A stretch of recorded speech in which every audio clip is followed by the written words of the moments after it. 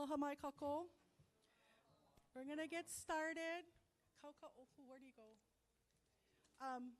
We had the community members request to open with protocol. So we're going to open with that as soon as they're ready to go. Just getting everybody in. Yeah, so everybody start heading in.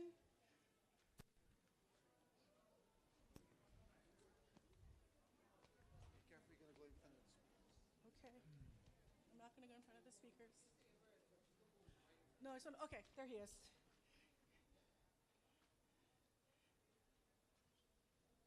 You ready, brother? Okay.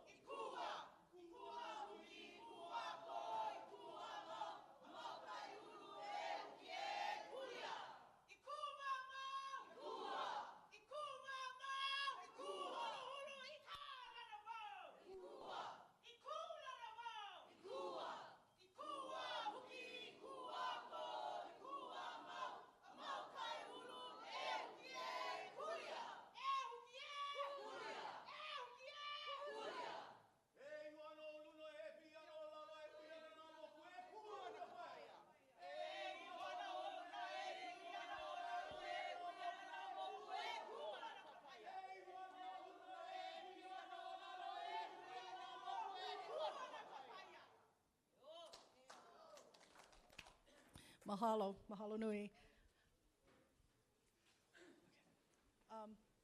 More chairs. Can we get more chairs? Okay. We're gonna need more chairs. Okay, we're getting more chairs, so please come in. Aloha, I know many of you. My name is Keha Watson. I'm facilitating tonight. Aloha, thank you. So tonight is about you folks. So we're here for the Oʻahu Lease Lands hearing, but it really is about getting testimony. So we're gonna have an opening from Colonel McGonigal, and then hopefully you registered when you came in. If you would like to speak, there is a second table that you need to register at. You will be given a number, and then you'll be called up in order in which you have a number. The goal is to give everybody an opportunity to testify at least once. So it's going to be 2 minutes. I'm pretty flexible with it. I'm just going to give the plot away. I'm not really uptight about the 2 minutes, but we want to hear from everyone. So you will be given 2 minutes. And then at the end of the 2 minutes, when everybody's pulled a ticket who signed up to speak, I will ask if there's anybody who didn't sign up who would like to speak. And then once we've gone through that group of people, if there is still time, people can come up and testify for another 2 minutes if you would still like to testify. So without further ado, Colonel McGonigal. Yes. Sure. I'm here to you're here, brother.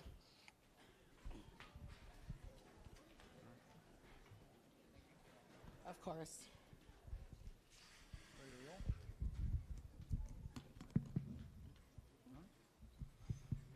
All right. Aloha and good evening. Mahalo first to the community members for opening this ceremony or opening our meeting here tonight. This is a public meeting, so we're here for you. I'm Colonel Steve McGonigal, the commander of the U.S. Army Garrison, Hawaii, and I'm responsible for the U.S. Army installations that are currently here on Oahu and Hawaii Island. Thank you all for being here tonight and taking time out of your schedule. Tonight's meeting is about hearing your comments on the Army training land retention and state lands at Kahuku training area, Kawailoa-Poamoho, and Makua military reservation draft environmental impact statement. The document was developed in accordance with the National Environmental Policy Act and the Hawaii Environmental Policy Act, and we are following both NEPA and HEPA processes as we complete this environmental impact statement. The Army currently leases 6,322 acres of state land on Oahu, of which 782 acres are at Makua.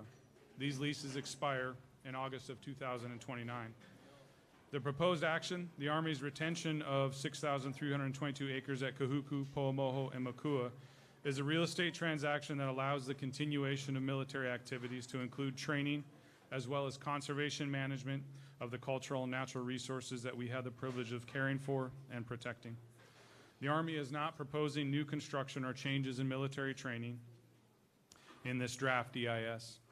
As an important step in the multi-year real estate process, the EIS allows us to take a hard look at the environmental impacts of the proposed action. It allows us to be transparent, and most importantly, it gives us the opportunity to hear your comments and recommendations on the proposed action on the EIS. The draft EIS analyzes environmental and socioeconomic impacts of 3 action alternatives: full retention, modified retention, and minimum retention. The minimum retention alternative applies only to Makua. The Army's preferred alternative is Alternative 2, modified retention at each training area. At Makua, the Army would retain 572 acres under Alternative 2. The EIS also analyzes the no action alternative. Under the no action alternative, the current leases would lapse in 2029, and the Army would conduct lease compliance actions as negotiated with the state.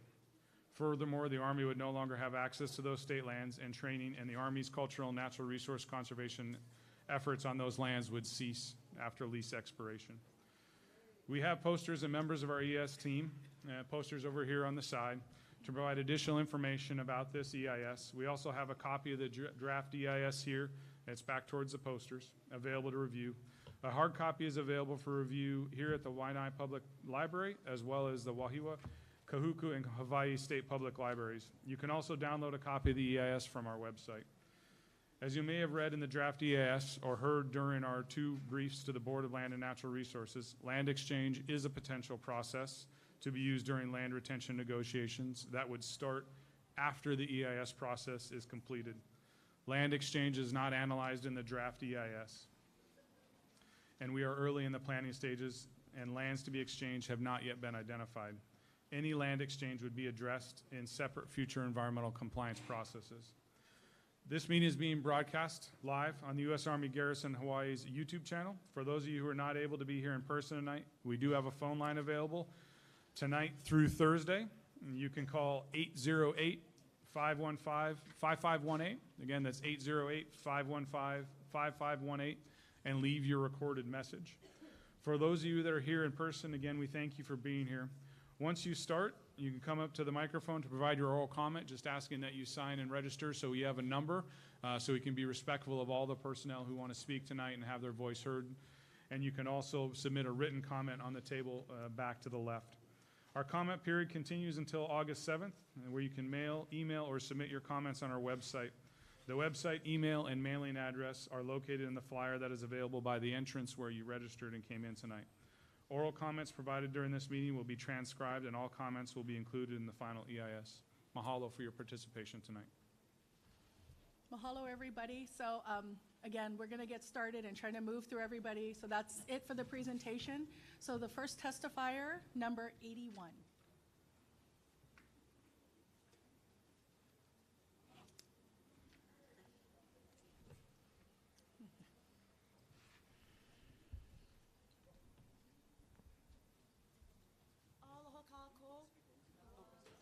Aloha kako, how's it?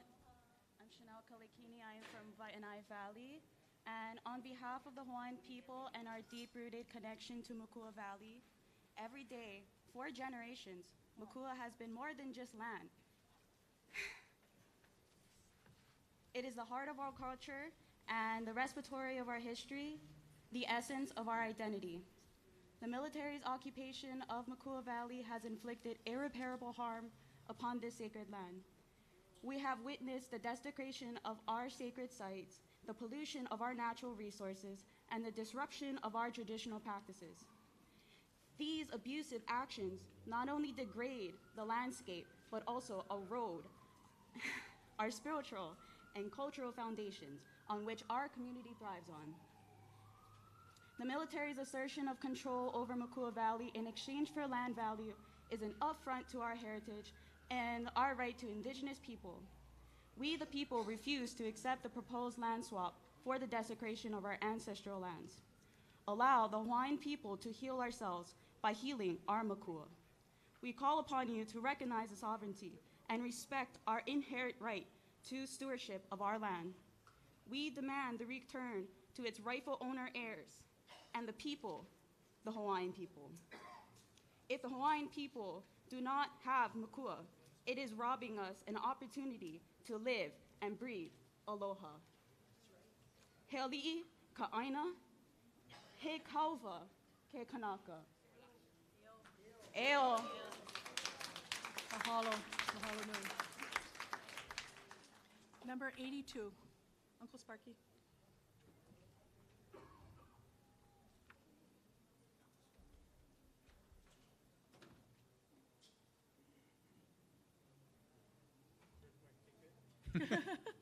Thank you, Uncle Sparky. Sorry. You said wait 20 minutes. No, I don't want you to get arrested, Uncle. Aloha. Aloha. Thank you for your courage coming into Waiʻanae. You can see some of the community involvement. So, over 2,000 pages. I don't understand what's written there. So I would like to suggest and recommend the Army coming up with funding so that we can go out and look for an expert to explain all of those words and the implications and the impact to us, so that we're not agreeing to something that turns out to be a lie. Okay, so that's one part. Ooh, what's going on here? This thing is taking notes, sorry. I lost my notes. Within the EIS, there's 3 options. We need a 4th option. And the 4th option is no retention, cleanup of all the land, and return it. Now, we've talked in the past about returning land, and the government, the military, has no mechanism to return land.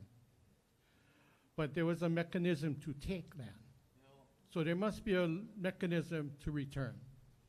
And the idea of cleanup means that it needs to be to our standard of cleanup so that we can plant food, so that we can live on it, and our children can grow up without risk of contamination, disease, or any type of issue caused by the contamination. So as with Red Hill, drinking jet fuel doesn't really work. And now that the court says there's no real connection to the illness and the cause. So we want to make sure that we can prevent some of that. So again, no retention, clean it all up, and return it all to the kingdom. And that includes a complete return of all the lands that the military occupies. And I notice within the military, you have all these different departments. You got Marines, you got Navy, you got National Guard, you got Army and Navy. I'm not interested in those separations because it confuses the issue. Occupation is occupation. The return is the return. So, as an occupying army, must be enforcing kingdom law and not the law of the occupiers. So how do we make that happen? And finally, clean all occupied land, restore it to pre-use and pre-occupation, make it 100% to our standard. So it's not the experts that are PhDs. We need our own access to PhDs to question and do peer review. Thank you. Mahalo.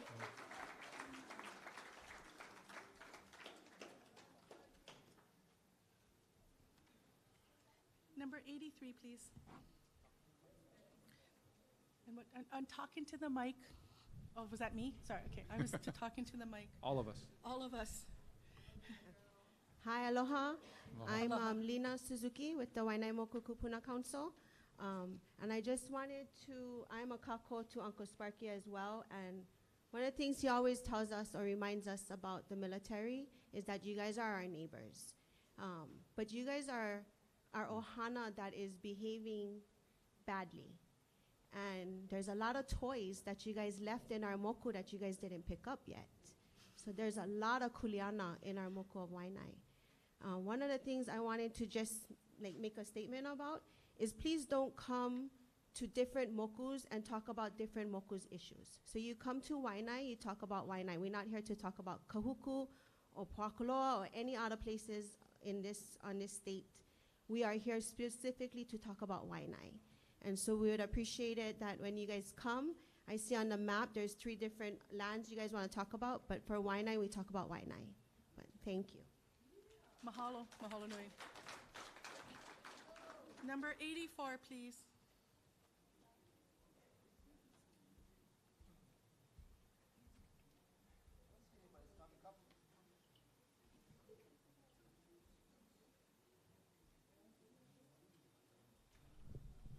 Yeah, thank you. Okay. Aloha, my name is Heleni Sonora Pale. I'm with Kalohui, Hawaiʻi, a native initiative for self-governance and self-determination formed in 1987 by Kanaka Maoli leaders on the island of Hawaii. This is a historic moment for our people. For over 131 years, Kanaka Maoli have borne the brunt of the weight of an illegal military occupation that has alienated us from our aina, poisoned our wai, desecrated our sacred and historical sites, and destroyed critical habitats for native and endemic organisms. The U.S. Army's 65-year leases of stolen Hawaiian crown and government lands at Makua, Poamoho, and Kahuku on Oʻahu need to expire.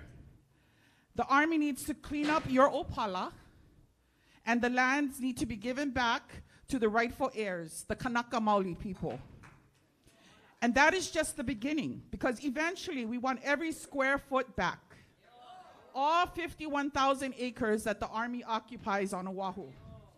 It is absolutely not in our best interest to allow the Army to renew their leases of 6,322 acres, which is home to dozens of endangered plants, birds, and fish, as well as the location of known and unknown sacred sites and important water features and sources. Let us not forget the U.S. military's armed invasion in 1893 here on Oahu, which led to the loss of political power and the theft of 2 million acres of Hawaiian lands. Let us not forget the decades of violence and abuse our people have suffered under illegal military occupation. How can we forget Joseph Kahahavai, Kimo Mitchell, and George Helm, all victims? How can we forget the now uninhabitable island of Kaho'olawe, which was used as target practice for decades? How can we forget Red Hill, where 93,000 residents, many of whom were your own servicemen and women and their children, drank contaminated water with the Army's fuel? And how can we forget Pohakuloa and the bombs still being dropped to this day? These are not the actions of Pono caretakers of this land, Papahana Moku. And as people of the land, every bomb that is dropped, every chemical released, every burial desecrated, every tree burned, every nest destroyed is an injury to us collectively. And for what? Hawaii is the command center for the U.S. military operations in Oceania. The training that takes place in Makua, Poamoho, and Kahuku is not for our safety and security, but instead is used in the oppression of indigenous peoples across Oceania and around the world to build U.S. empire. If the U.S. Army was concerned for our safety and our security, they would stop poisoning our land and water. Their presence here makes a livable Oahu near impossible. I almost fell. Yeah. Because like what happened at Red Hill, we are doomed to be the hapless victims of disasters caused by death games they play on our aina and in our moana. And when the water is undrinkable, the fish inedible, and the land is beyond repair, no one will be held accountable. No one will take responsibility. Our children and grandchildren are the beneficiaries of our action and our inaction. The Army admits in their draft EIS that retention of these lands will have adverse effects on land tenure, the environment, water sources, and cultural access and practices. In their own, they say it in their own draft EIS. The mitigation that is proposed to lessen the adverse effects is just the Army going through the motions and saying what it needs to in order to keep control of these lands, our lands. When dealing with the military, it is important you learn this term. We don't know what we don't know. The U.S. military is allowed to keep secrets from the public, even if it endangers human health in our environment. And they have done this over and over. In the EIS, there are blank spots. We need full disclosure in the draft EIS. We need to know everything. What's on our aina? Is this the future? It's my last one. Is this the future we want for our children and grandchildren? This is a once in 65-year opportunity to voice our opposition to Army retention of leases. Do we want our grandchildren doing this in 65 years? The U.S. military is destroying our island home, and the only future worth passing on to the next generation is a demilitarized one. And before you leave, please submit a written testimony. You can submit as much testimony as you want. There's a testimony table back there. Aloha. Aloha. Mahalo healani. Number 85, please. 85. Mahalo. Aloha ahi kako o ki ina ni Aloha. ko inoa. No ke avawa o Waiʻanae mai au. He haumana au. i ke kula Hawaiʻi, i ke kula nui o Hawaiʻi, mamanoa. My grandfather, Sergeant First Class John Rosario III, served in 2 wars for the United States. My dad is contracted with the United States military. He does engineering work for them. But both my papa and my tutu died early. My papa due to brain cancer, and my tutu lung cancer. My baby sister passed away at the age of 2 years old due to complications. And all of these deaths, I can't say 100% is due to the effects of growing up right next to somewhere that was consistently bombed. But I cannot help but think. And it's bad enough that I lost my grandparents early, that I lost my sister, but do I have to keep thinking about my children and their children? How much longer? And that's all I have to say. Mahalo, mahalo nui. Number 86.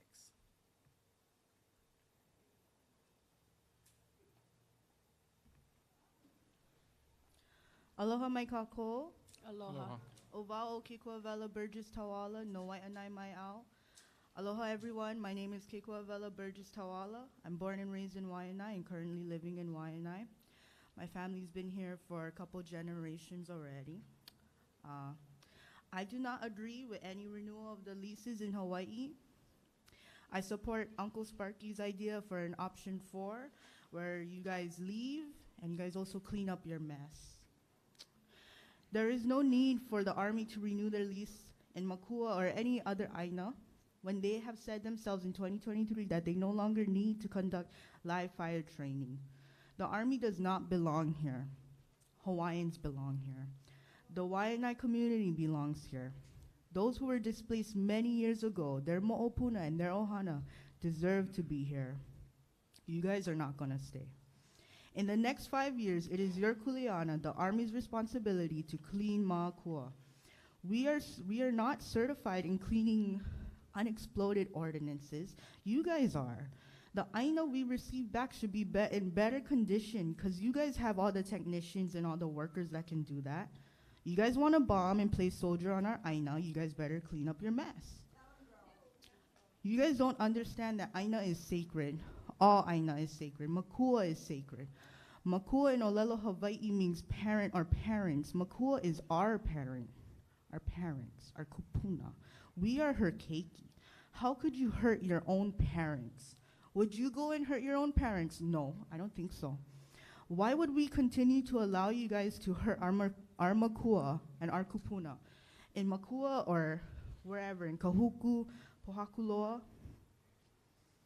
it is my hope, my dream, that one day, 60 years from now, I will be with my mo'opuna living and hanging out in Makua, whatever, having fun with them, playing with them, sharing with them the stories of Kamohoali'i and the mo'o that lives there, sharing with them the kupuna who have fought to get Makua back for us and for them. But most importantly, being able to be with them over there in Makua without the fear of being harmed. Mahalo. Mahalo nui.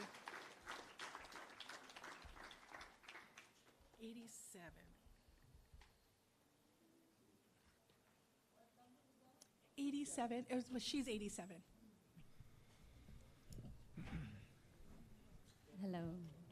Aloha. My name is Mia Lisa Otis. Makua Military Reservation is home to more than 40 endangered threatened species. In Kahanahiki Forest, there are canopies of 60-foot tall koa and kokui trees. The endangered and thriving birds of Poamoho, there are 17. Kahuku, there are 6. And Makua, there are 6, plus 44 plants. And the bird species are the ones that I mentioned. Along with the haha, hapu'u, and mamaki, which the Kamehameha butterfly thrives off of. There are still rare kahuli tree snails singing in the foliage. Then, of course, the Oʻahu, elepaio, and other endangered birds that are hanging on by a feather. The valley also contains many sacred sites. For decades, the military used the valley for live fire training, which sometimes led to wildfires that destroyed native forests and desecrated cultural sites. This is not a situation where the term "you broke it, you buy it," that doesn't fit in. You broke it, you fix it, and return it to the rightful owner in better shape. Don't even think of using your leftover unexploded ordinances as an excuse to keep the land. Here you are getting the protocol community consultation of 3 meetings in 3 days for decades of damages, just to check boxes that measly 2-hour meeting met whatever requirements you have. Some of you might be hearing, womp, womp, womp, womp, womp, womp, womp. But please take us seriously. I hope all these testimonies aren't falling on deaf ears. Speaking of which, what have you done to include those who don't speak English, like Chinese, Filipino, like the federal ADA law requires? Where would indigenous people be able to see this in their native language? And where can I get a copy of the entire EIS in Olelo, Hawaii, not just a summary? And I close, on behalf of the lineal descendants and Iwi Kapuna, we are putting the U.S. Army on notice. Mahalo. Mahalo nui. 88, please.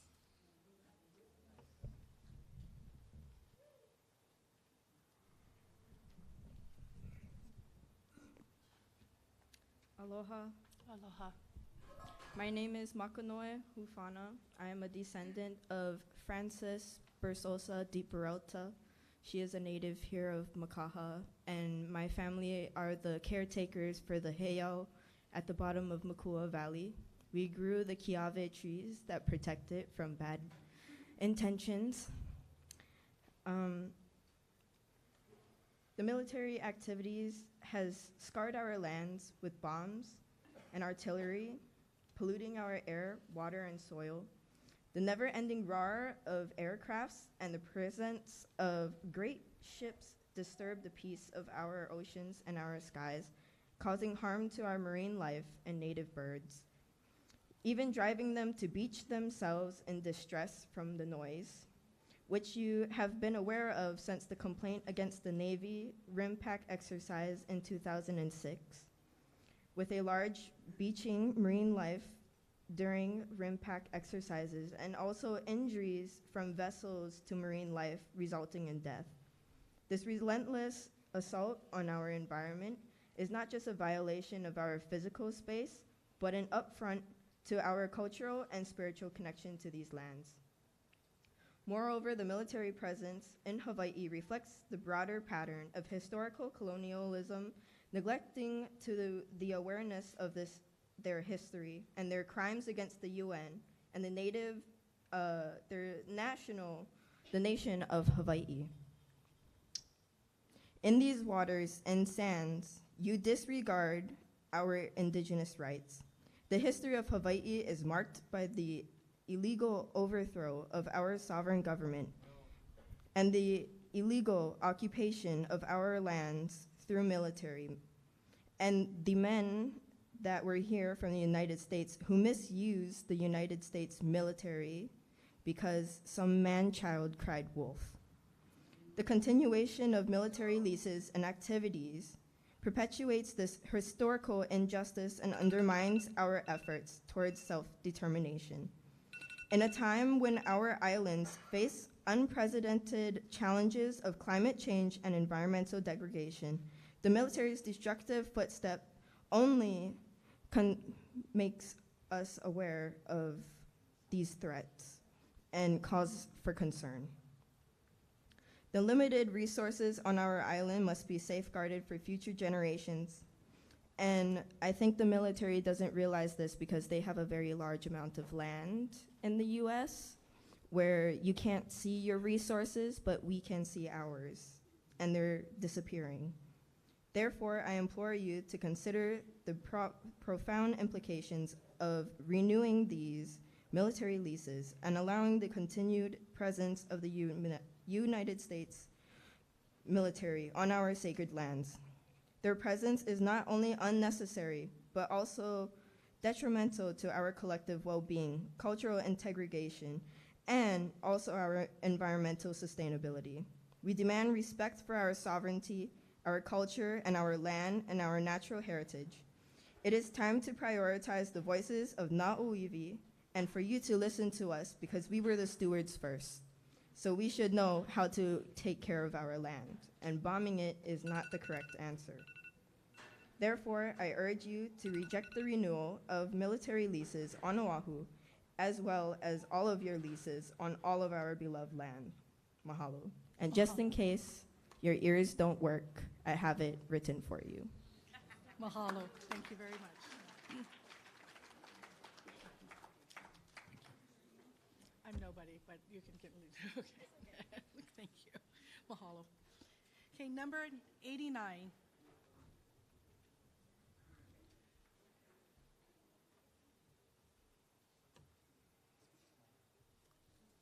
Number 89.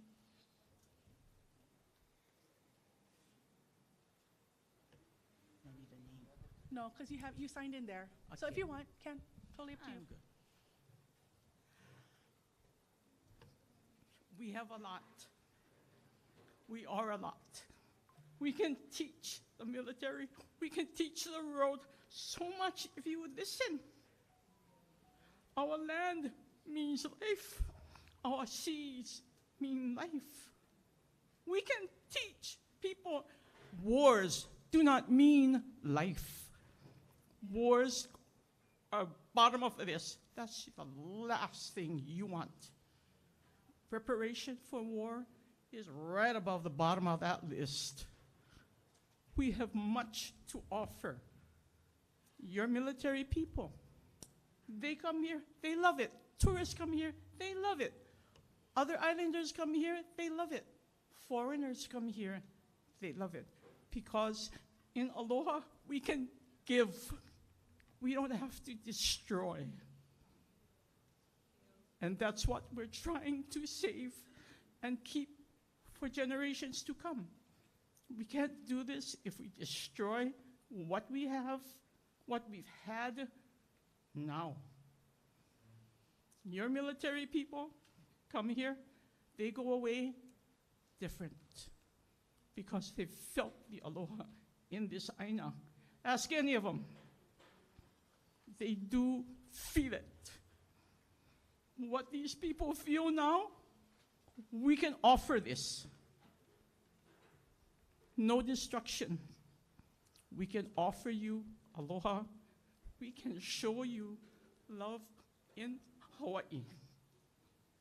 That fills our people, it fills our aina. We can share this, and we'd love to. Mahalo. Mahalo. Number 90.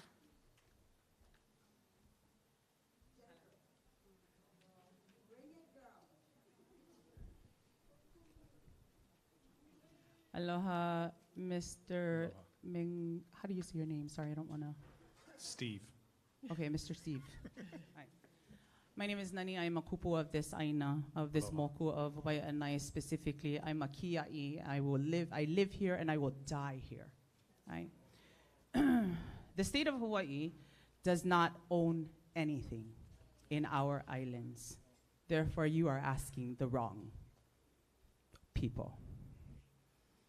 They don't own especially our lands. We don't even own our lands. Mr. Steve, we, including you and all you work for, are supposed to be stewards to these lands. This EIS document, all documents written by the United States of America that is present here, produced, issued, and signed, are null and void and do not apply to the Kingdom of Hawaii that continues to exist under international and national laws, under signed treaties the supreme law of the lands, in which your United States of America government has agreed to. Your document, as I read, and I only got up to maybe 100 at the most, it was ridiculous.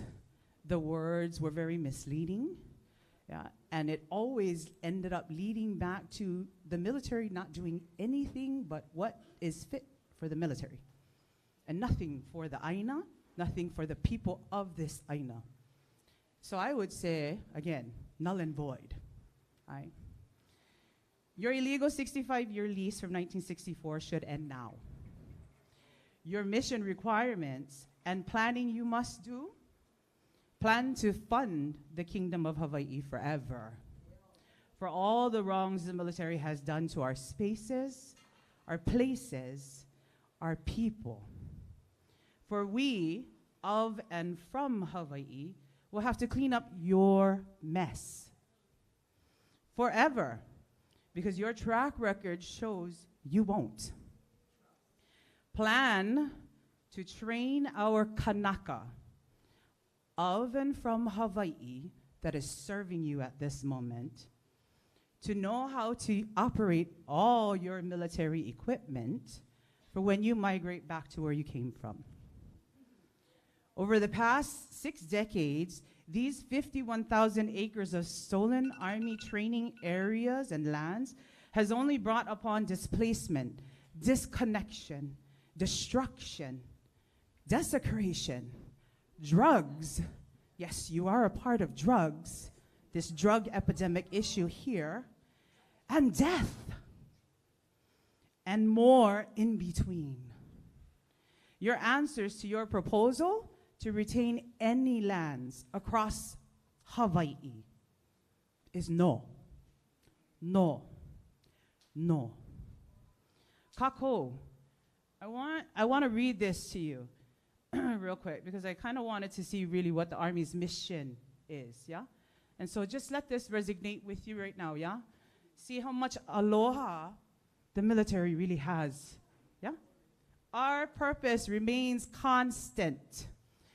This will defend has been our Army's motto since the Revolutionary War. It reminds us, sorry, hold on. This is my last thing. It reminds us that our purpose is timeless and clear: to fight and win our nation's wars. Their nation, not ours. When our Army hits the dirt, America means business. Our teammates don't want to fight without us, and our enemies are wise to fear us. I doubt that. We're not fearful of you. We are not a Pacific Army or a Europe Army. They're not even for us, Kako. We are not a brigade-centric or division-centric. We are a global force that fights when called upon at the scale required. To do that, we must stay grounded and dedicate our energy in 4 focus areas: war fighting, delivering ready combat formation, continuous transformation, and strengthening the profession. Does that sound like aloha to you? Does that sound like they care about our Aina to you? Does that sound like they care about us to you? You are on notice, sir. I'm a descendant of these Ainas and a kia'i of these Ainas.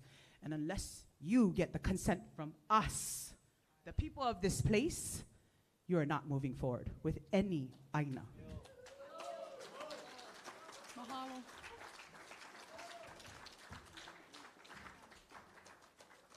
Number 91, please.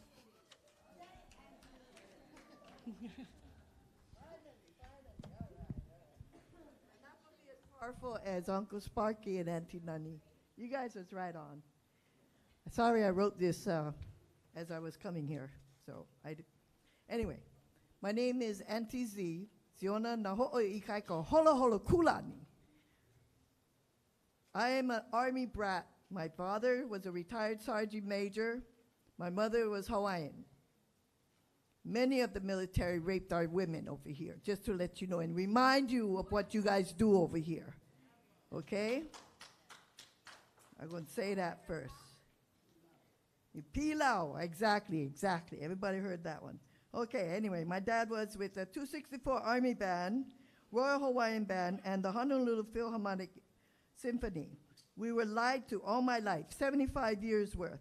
The military today has done more than $2 trillion worth of U.S. damage in Hawaii to our drinking water, our land damage with live ordinances still left behind. That needs to be cleaned up and cleaned up.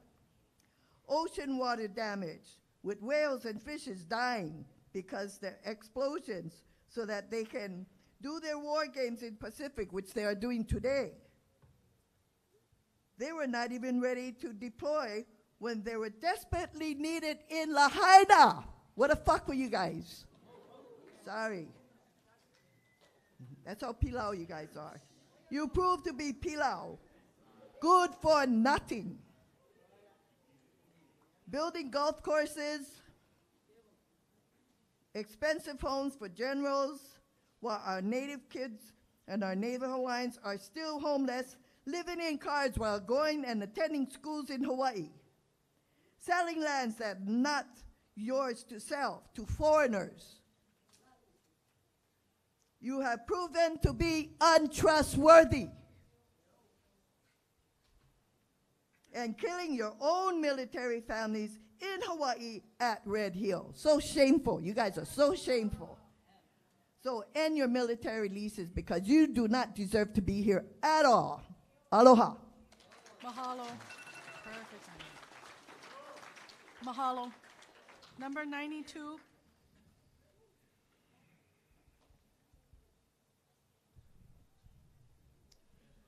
Hello. Hello. My name is John DeSoto. I'm a retired council member. Most of you know I get chicken skin because my mom was Frenchie DeSoto, the creator of the Office of Hawaiian Affairs. She was the one that went down to Makua and showed us as we were kids. She would go down to Makua and lie down in front of the bulldozers, the army tanks, and stuff like that to protest all the things that were happening up in the valley of Mauka from the highway. But I get chicken skin. I heard everybody that came up before me that spoke, and I get really chicken skin because it means a lot, and the things that I've done all my life, I've gone all over the world. I used to live in different countries, Czechoslovakia, I lived in Barcelona, racing dirt bikes, of course. But the dirt bikes is the one that gave me the opportunity to see and feel the spirits, what's up Mauka. Not just in Makua, but of course I was talking to Steve up in Kahuku, and it's like really unreal because I took all the Hawaii burial councils. I'm with Makaha Hawaiian Civic Club, so we get the Civic Club groups together, and what everybody that came up before me that spoke, I can see and I can feel what they're saying. That's true. And what the dirt bikes have done for me gave me the opportunity to go and see places and do things that not too many people have the opportunity and privilege of doing and seeing and feeling. When I take the Hawaii Burial Council, when I take the Hawaiian Civic Clubs, we go up, we've been up to Kahuku because we ride dirt bikes up there. I show them the villages that the military had in Hawaiian language that nobody knew about. So I would take them up there, and sure enough, there were families that used to have people that used to live there in the areas. And I also go say, to the kapunas, my, come, you guys go to where the village, all the grass is growing. And they'll look at me, and they'll shake their head. I go, why? He goes, because Mr. DeSoto, you're the one that come here all the time. You come and you go. You're not staying away and going maha'oi like the military does. And I said, okay. So when they see me coming, then the spirits know that I'm coming and I'm going. So that's what they felt. But, with the Hawaiian Civic Club, I'm talking like a chicken skin because everybody that came up before me, I can feel what they're saying and what it is. And the whole thing is I told at one time the military in Haleiwa, up Makua side, there's an old Japanese airplane that crashed during World War II. But they didn't know that. It was up in there. And when I ride the dirt bikes, I get to see all different areas. I got to see the archaeological sites that not too many people have the opportunity and privilege of doing, of experiencing. So when I told the state and I told the military about the Japanese airplane, they didn't know about it. But finally they did. And, you know, it was like, I didn't want to take anybody else up there because I didn't want to see bones of people that was in the airplane that crashed and stuff like that. But what I really appreciate, I wasn't thinking about coming up and speaking, but all those that came up before me and those out there that feel, we know what we've gone through, and we've been there, done that.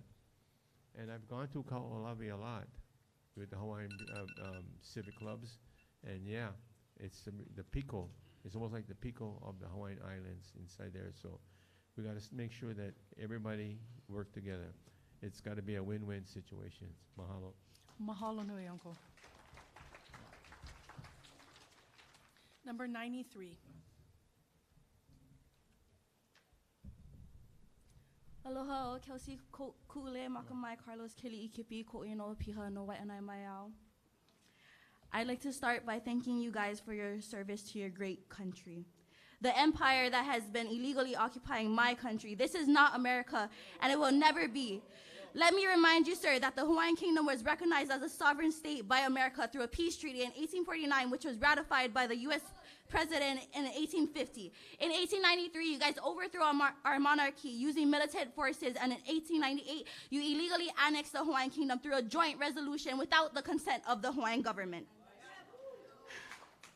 For the past 131 years, you have been illegally occupying the Hawaiian Kingdom in violation of international law, committing the war crime of usurpation of sovereignty. Your presence here has denationalized and displaced my people. A big example of this would be the homeless encampment not too far from here called Pu'uhonua, Waiʻanae. Let me remind you that the only legal treaty that has allowed your presence here is the Treaty of Reciprocity, in which we allowed you Pu'uloa, or as you may know it, Pearl Harbor. In return, you used your militant arms and your imperialistic beliefs upon the indigenous people of this land, Kanaka Maoli and Hawaiian Kingdom nationals, to continue a belligerent occupation of my country. All your claims to these lands are illegal, and you know it, and you should, and mark my words, you will be held accountable. Your American Constitution does not even mention the word environment anywhere in it. NEPA regulations were only made in the 1960s or 70s. I don't know, I'm not sure. I'm not American. You claim you need Makua in the name of national defense for wars that you started. You claim to know Aloha Aina, but all you know is desecration and genocide. I revoke my U.S. citizenship, because where will you deport me when you are the one who do not belong here? Let the record show that I cannot wait until America is held accountable for all the war crimes and human rights violations inflicted upon my people and country, the Hawaiian Kingdom. He Hawaii au mau mau. E ola mau ke au puni Hawaii. E o. Mahalo.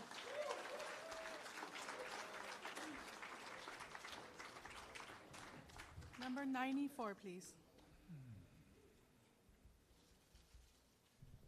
Tall enough? Okay. Oh, Susan Gorman Chang Ko Inoa, no Eva Beach Mai Au. Military leases are a classic example of what Western culture has done to attempt to sever the connection of Kanaka Maoli to the Aina, and serves to harm us all. The Aina has been bombed, shelled, and was used for live fire training, which was only discontinued when the Army was forced to do so because of a lawsuit. Military is not required to clean up until leases expire. Allowing new leases and thus retention of these lands by the military will exacerbate intergenerational trauma and further alienate Kanaka Maoli from these Aina. I have some specific requests about the EIS. First, I'd like to request more time to review this EIS.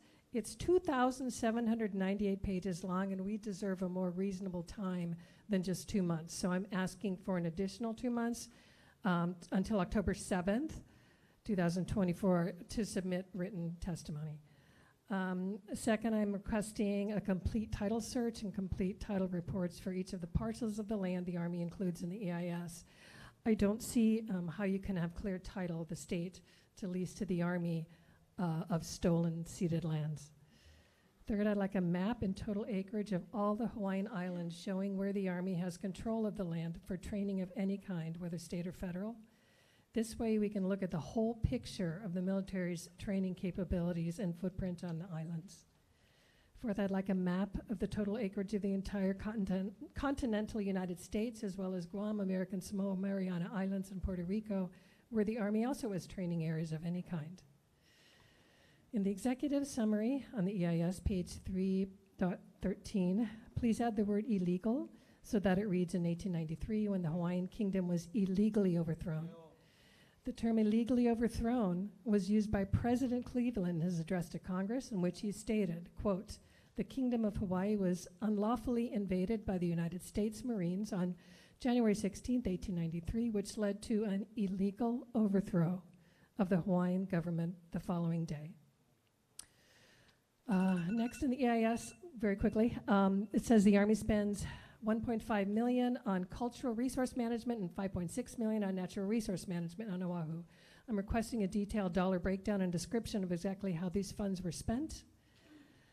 And lastly, allowing these leases to expire to acquire the military to clean up the unexploded ordnances, munitions, and all their pollution on this aina, and to restore the land to a healthy condition is an important step in healing. Mahalo. Mahalo. Thank you very much. Number 95, please.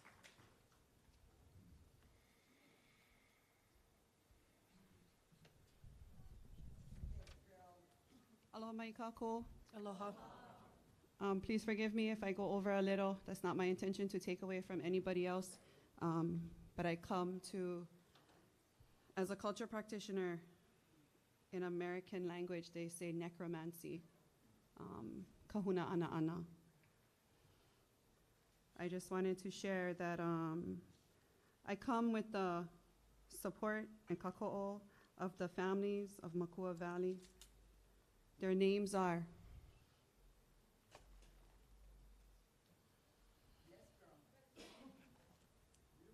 Kaheana, Land Commission Award 5667 Apana 1. Kaheana 5667 Apana 2. Kalauli 5556 Apana 1. Kalauli 5556 Apana 2. Kalua 6134 Apana 1. Kalua Apana 2. Kamaka Kanai, Kanai 2 and 5.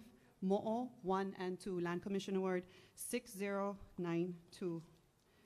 I have brought my kupuna here to bring the truth to this circle, to this building, to this issue. My aumakua ka moho ali'i, my kupuna ka moho ali'i. The akua kane lonoku kanaloa and tutupele. My kaulas, ki i ali'i ua akua lele, ahi au, and po'okela. I am Kahuku Koi. I am a lineal descendant of the last chief of Waiʻanae. His name is He'ulu. As many may be here as the same family as well. I come from the house of Mahi, the house of Keawe, house of Moana. Ulu, Hema, I is my ohana. I am of the CEO of Kekuanaoa Foundation, a member of the House of Heirs, whose goal works to educate and protect the interests of Kanaka Maoli, Ali'i, Konohiki, and Crown lands. I would like to remind the occupier, as we are all aware we're in occupation. I'm pretty sure 99% of us are aware we're in occupation. Thus, that means FM 27-10, laws of war, dictate our occupation, which means, as Uncle Sparky had stated, the laws in Hawaii is the kingdom of Hawaii. This is a violation of international war crimes. Your US Inc. and your USA, de jure and both de facto, are in occupation, and through the Queen's letter as an armistice, stated conditions to the de jure that it is your job to protect the interests of Kanaka Maoli.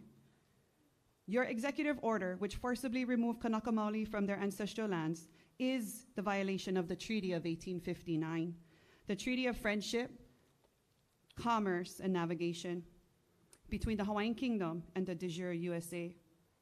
This means, for those who don't understand, all Kanaka Maoli rights are acts of genocide upon our soil by the occupier. Because every law upon our soil should be the kingdom. And I say this because I teach this to Kanaka Maolis. These rights are being violated. Who holds you accountable for the 131 years of occupation? This is being heard and petitioned to the heavenly courts of EO. My testimony is held and heard in the heavenly courts, which means all of those who I have stated has heard this petition.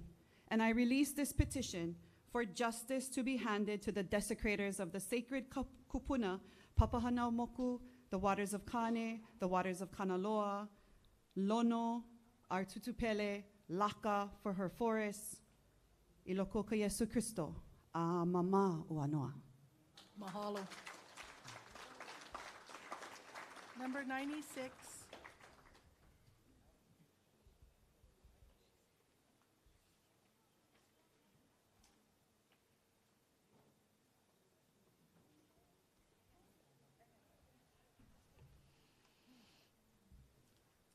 With her permission, right, Inez?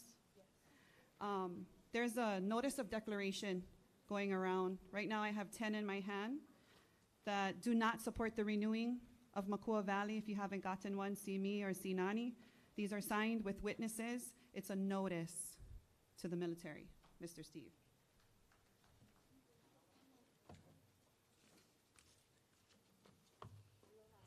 Aloha. I was over there wondering why they sent you and how what you did, bruh. Like, if you volunteered to sit here in front of us, but you know, a story for your grands that you did. I'm also a lineal descendant. I'm Haumana. My name is Inez. I'm long-time resident of Waiʻanae. I'm a resident of Oʻahu. I am a Hawaiian Studies major, hold a bachelor's degree in Hawaiian Studies, and what you're looking at is exhaustion after studying for 6 years. And I have so many stories at 47 years old of Waiʻanae.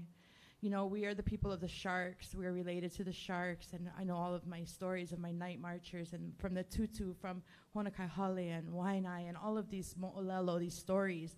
And then I go to college and I have them reinforced and confirmed, and I'm just a collector of stories. Made it into Makua and saw the beauty of Makua, you know, and what I am so exhausted from is not having my answers. So I'll go to my professors at Hawaii Nuakea and say, so the military did this. They're occupying Makua to keep us from Kukani Loko, from the birthing stones, and they don't want us to go into Wahiwa and be able to walk over the mountain to reach our sacred areas, because these are chiefly places that the Konahiki need us to access, you know, and there's no answer. When will you guys tell us, yes, that's right, we did this to you? Yes, we're sorry. We did block your way.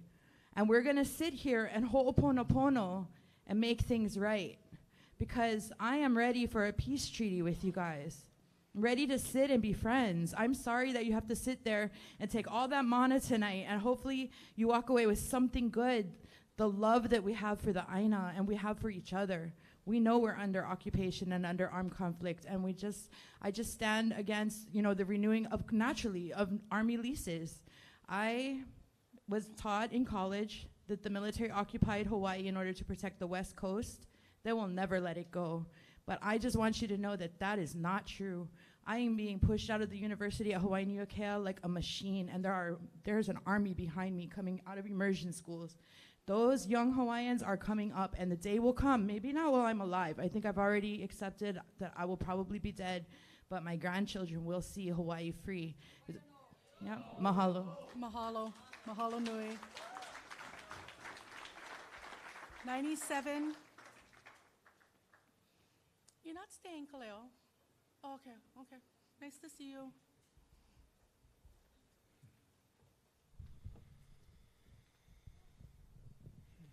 Aloha. Aloha. I don't have a written statement. I'm not Hawaiian. I don't have Hawaiian lineage. My 3 kids are part Hawaiian, of my wife of 42 years. As you can see, I'm former military. I give you credit for sitting up here in front of the firing squad. It must be hard to do all by yourself. I give you props for that. Well, you're not military I'm either, but teasing. yeah, no, I get it. But I've trained at Pohakuloa. I've trained in Koho'olawe. I have trained in Makua. And at that time when I was training, we just follow orders. Just like you do. You follow orders from your higher ups. And I appreciate that. But Makua Valley, that's the only one I'm going to speak of so far for tonight. Makua Valley should be given back to the people. Should be given back to the leeward coast.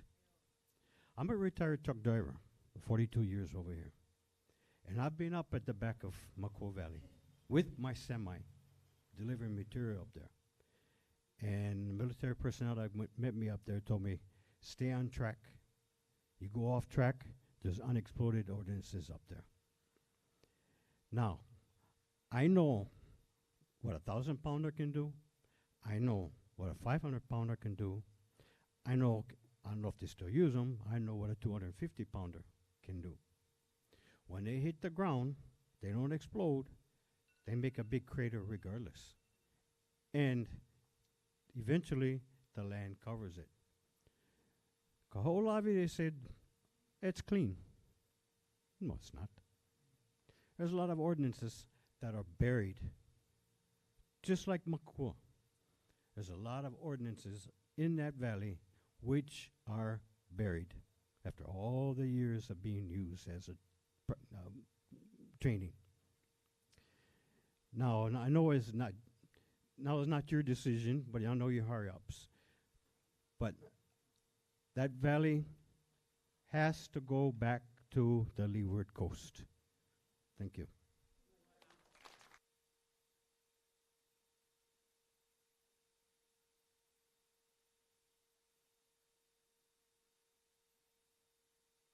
Keep it to 2 minutes. Okay, I'm going to kindly ask that you folks try to keep it to 2 minutes, please. Please.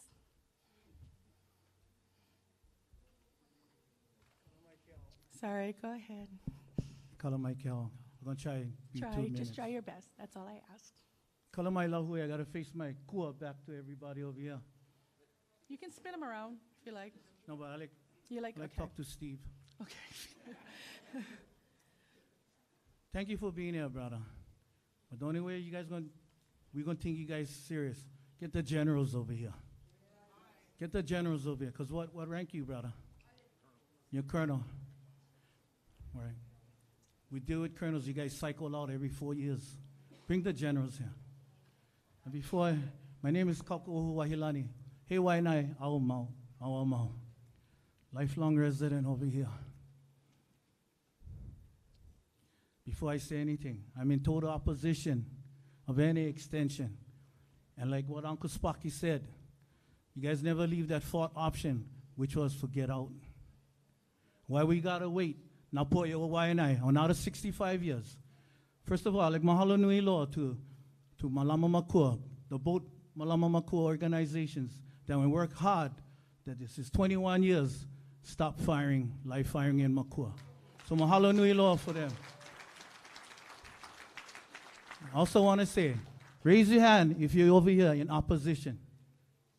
Somebody take a picture. Somebody take a picture. Steve, take this. You get on phone, Steve. Take this picture and send them back to the generals. Who's over here in opposition? Raise your hand. Me and your picture. He took the picture. Okay, he got everything. Thank you, Steve. And the difference, yeah, we also got to address the guys that freaking bankrolling the United States military complex. Yeah. Like Sister said earlier, January 16, 1893, the USS Boston was at Pu'uloa. Then they would head to Honolulu Harbor, January 17, 1893. I'm going to talk about the elephant in the room. You guys already know, because you guys, the military got enough information by Dr. Keanu Sai, who went before the Army some years back. So you guys know about the illegal occupation, right? Everybody know. There's no treaty of annexation. It failed twice. Joint resolution is only on the metes and bounds of the United States of America. We 2,500 miles away. You guys came like on bad cancer, never left. And we, Steve, me, as well as every Kanako Iwi over here, and as well as every Hawaiian citizen and Nomokoko that love Hawaii,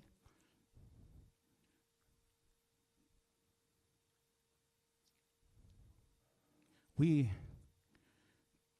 are here to let you know, as I'm saying from our brothers and sisters, our Native Americans, respect our existence or expect our resistance.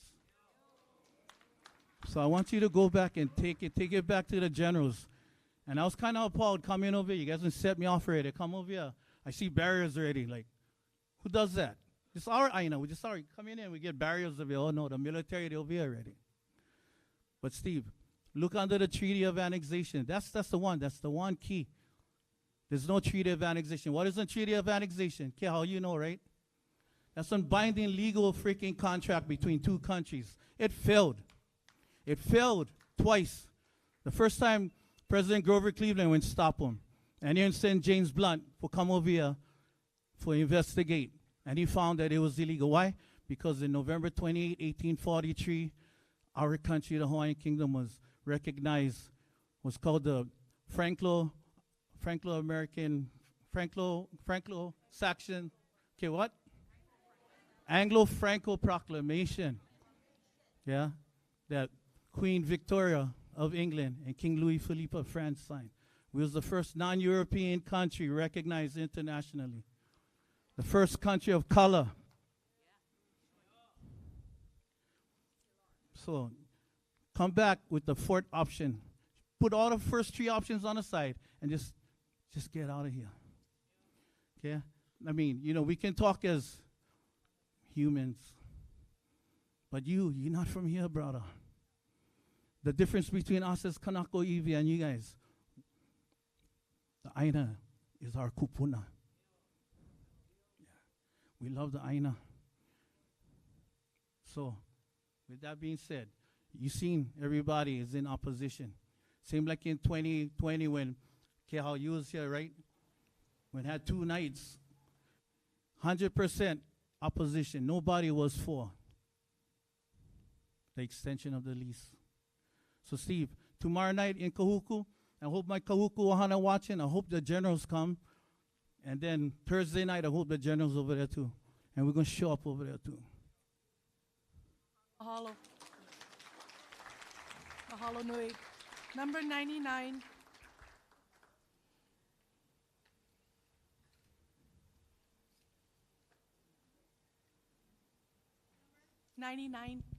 She's coming. He was 98. Aloha mai kako, Colonel McGunego and honored dignitaries, police. All right. I am simply Maka'ainana. I am Hanai. I came stationed here in 2008 with the United States Army, Schofield Barracks, as a diesel mechanic. I'm just going to read this. Since I'm Turtle Clan, the Water Clan, Nahonu. The sea turtles are my relatives. I'm of the Iroquois Confederacy from the first consensus democracy of Turtle Island from the Finger Lakes area of New York. The Kanakamoli took me under their wing. Their kumu as their haumana, and they're my kumu, and educated me with the GI Bill and the vocational rehabilitation program here in Hawaii. With much patience, much ha'a, humility, so that I could obtain a bachelor's degree in art history and Hawaiian studies. And I also went on to Hawaii Pacific for a master's, mahalo, to study social work. But I believe it's my kuleana now. I'm simply a maka'ainanan, Hawaiian subject. This Hawaiian kingdom, this country here, this country It's a country that the European Union doesn't recognize, they ignore, NATO doesn't recognize, our allies don't recognize. And that needs to happen. That needs to go to Biden, President Trump, our commander-in-chiefs, like he said, our generals, and they need to recognize that. Now. It starts now. Change starts now. No more the heva eha from President Clinton, I'm sorry, we took over your kingdom. No more the fake apology. It starts now with you, sir, Colonel.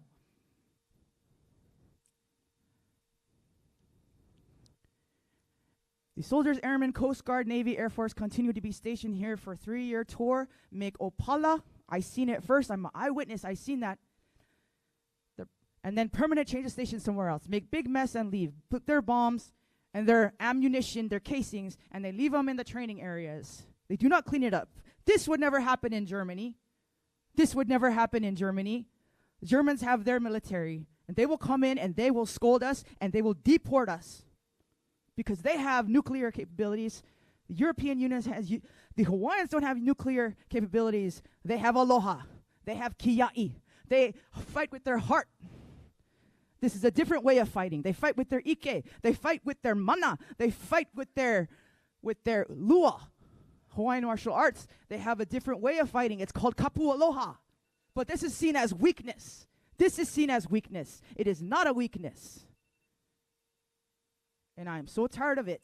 This has caused their youth, they're homeless. They don't have one home. Their youth suffer from youth suicide. They lead in suicide on their own country because of this. Heva. We cannot ignore anymore. Mine too. Native American children kill themselves because of this war. No more. It stops now. Let the generals know. These people are not afraid to die for their land. I am not afraid anymore. I've already fought. I'm sorry. I'm tired of it. Can you wrap? This is on Hawaiian time. Ahupua'a o Waiʻanae. The homeless are living on beaches, priced out by the military discount, because the military is over here taking up all their land and all their funding, all their economy, all their jobs, all their housing, and your ali'i are living in dump. No electricity, no water, no, none of it, no food, no nothing.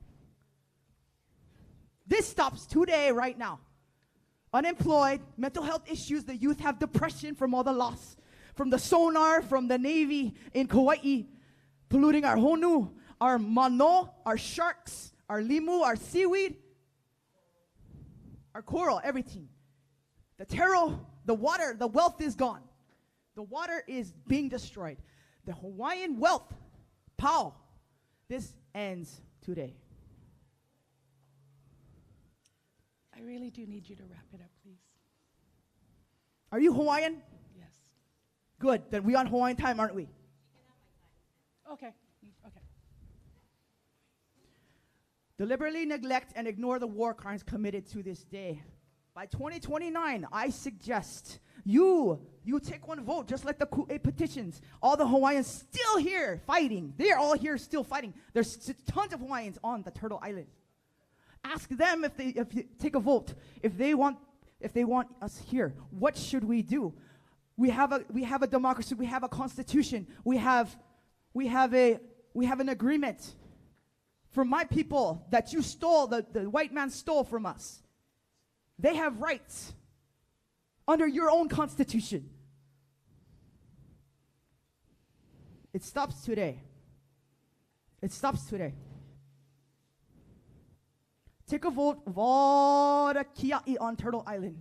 See what they say. If they check Makua and they find bombs and their keiki go on there on all this pollution and they find pollution, then it's pauhana. It's over. You gotta go. We gotta go. We gotta figure this out. This cannot keep happening. This genocide and ethnocide of their culture, their religion. It is a religion.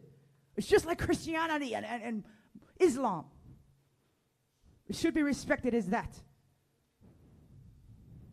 Nuclear weapons are attracting our world aggression and pollute.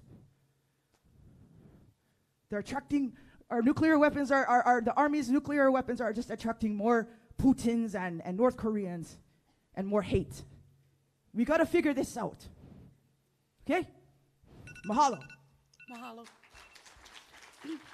Sis, what number were you that you gave her your number? No. What was your number?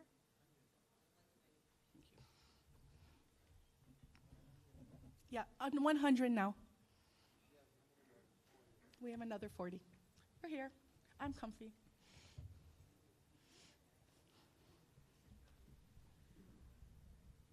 Aloha, my name is Tressa Hapi. I'm not Hawaiian, but no makaha maio. This place built me, made me who I am today. Auntie was up here earlier, was talking about how, still not really even an apology from the military, and it made me think of a quote from Malcolm X. If you stick a knife in my back 9 inches and pull it out 6 inches, there's no progress. If you pull it all the way out, that's not progress. The progress is healing the wound that the blow made, and they won't even admit the knife is there. So that's sort of something to think about through this whole thing. And for context, I am working on a PhD in botany at the University of Hawaii at Manoa, so I'm going to focus on a lot of the environmental stuff because that's what I know best. I've actually been able to work, and actually still am, I'm going into work tomorrow with the Army Natural Resource Program on Oʻahu, which is composed of community members, local people, cleaning up the Army's messes. We're funded because the Army got sued, and it's a great job. I'm so fortunate that I get to see Makua, that I get to go into these places, but it shouldn't be a privilege. Everybody should be able to access their natural resources. Everybody should be able to hear an elepaio singing, but there are so many of our keiki who don't even know that any of that is up there because all they see is haolikoa and guinea grass and all that fire risk, and they don't get to see Hawaiian nature. They don't get to see the things that all of these mo'olelo are about, and I think that that's a real shame. And there is mention that it could be, a problem for natural resource funding cuts with the loss of this land. And I say, we'll make it work, because I know every single person in this room is committed to this aina, is committed. And just wrapping it up super fast, when it comes to environmental protection, the military is not great on it either. Again, we're cleaning up their messes all the time. CRB introduced 13 years ago at Hickam, Chromalida odorata, devilweed, extremely noxious weed, introduced by the military. The brown tree snake, which has completely decimated Guam's native bird population, was introduced by the military in the 1940s. There's a $2.13 trillion military budget in 2024. That's just this year. And for context, I had to do this math, and despite being a PhD, I'm not that good at math. 2.3 trillion is 2,130 billion, and there's a billion is a million.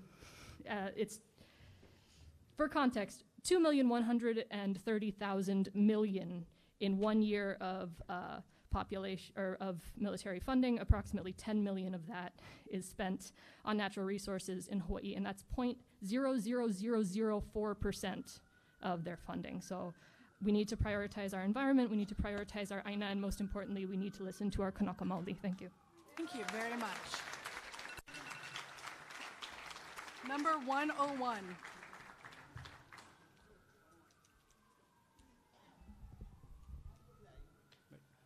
Donovan Tuisano, longtime resident, Waiʻanae Makaha.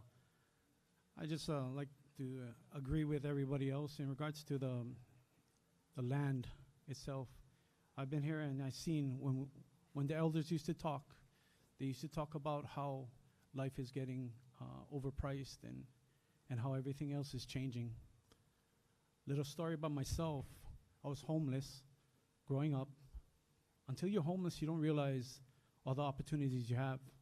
The military gave me the opportunity to join the military and actually swore the oath to the Constitution of the United States of America.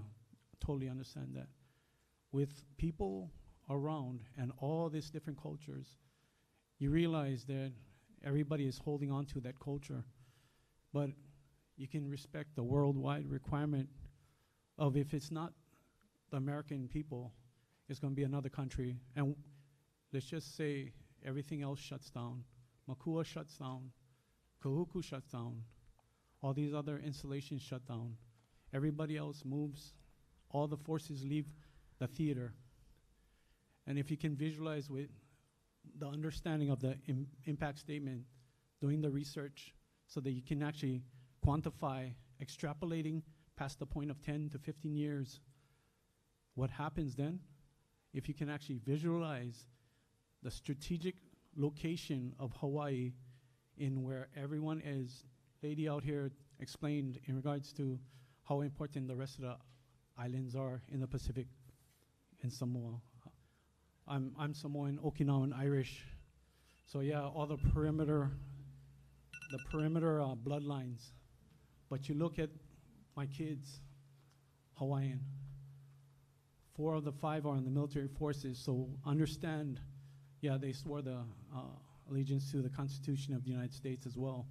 Yes, we all feel the pain of everybody else, but with the research you guys do and put into the EIS, what that entails is longer research and explanation, like the gentleman said, in regards to simplifying it, so I myself, as a Waiʻanae High School grad, can actually read and understand what you're trying to say, so we don't have to talk like lawyers.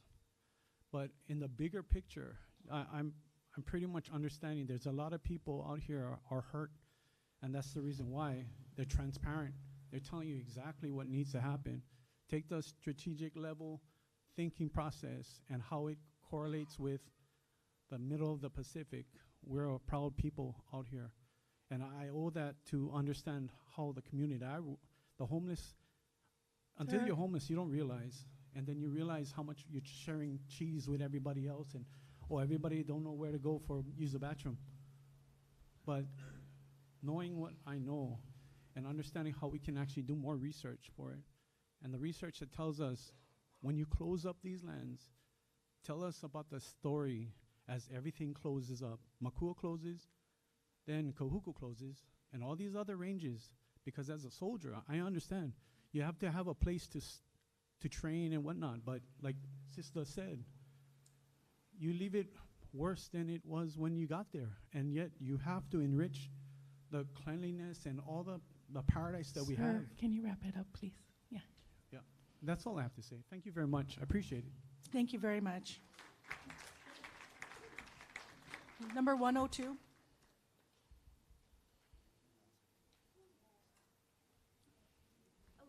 I'm Laura, and I will keep it quick. I just want to say my personal belief, I've learned so much living here that give it back. There's no reason to keep it. The unexploded ordinances, the safety issue is not enough of a reason to keep it. However, you've already mentioned that your preferred option is number 2, a modified retention. So it sounds like this might just be, checking the boxes, and, I understand that's how you do things. For the next one, maybe advertise and let us know. I received nothing in the mail. I had no idea this meeting was even happening, except for these kind people. Nothing was sent to I know you have everybody's address.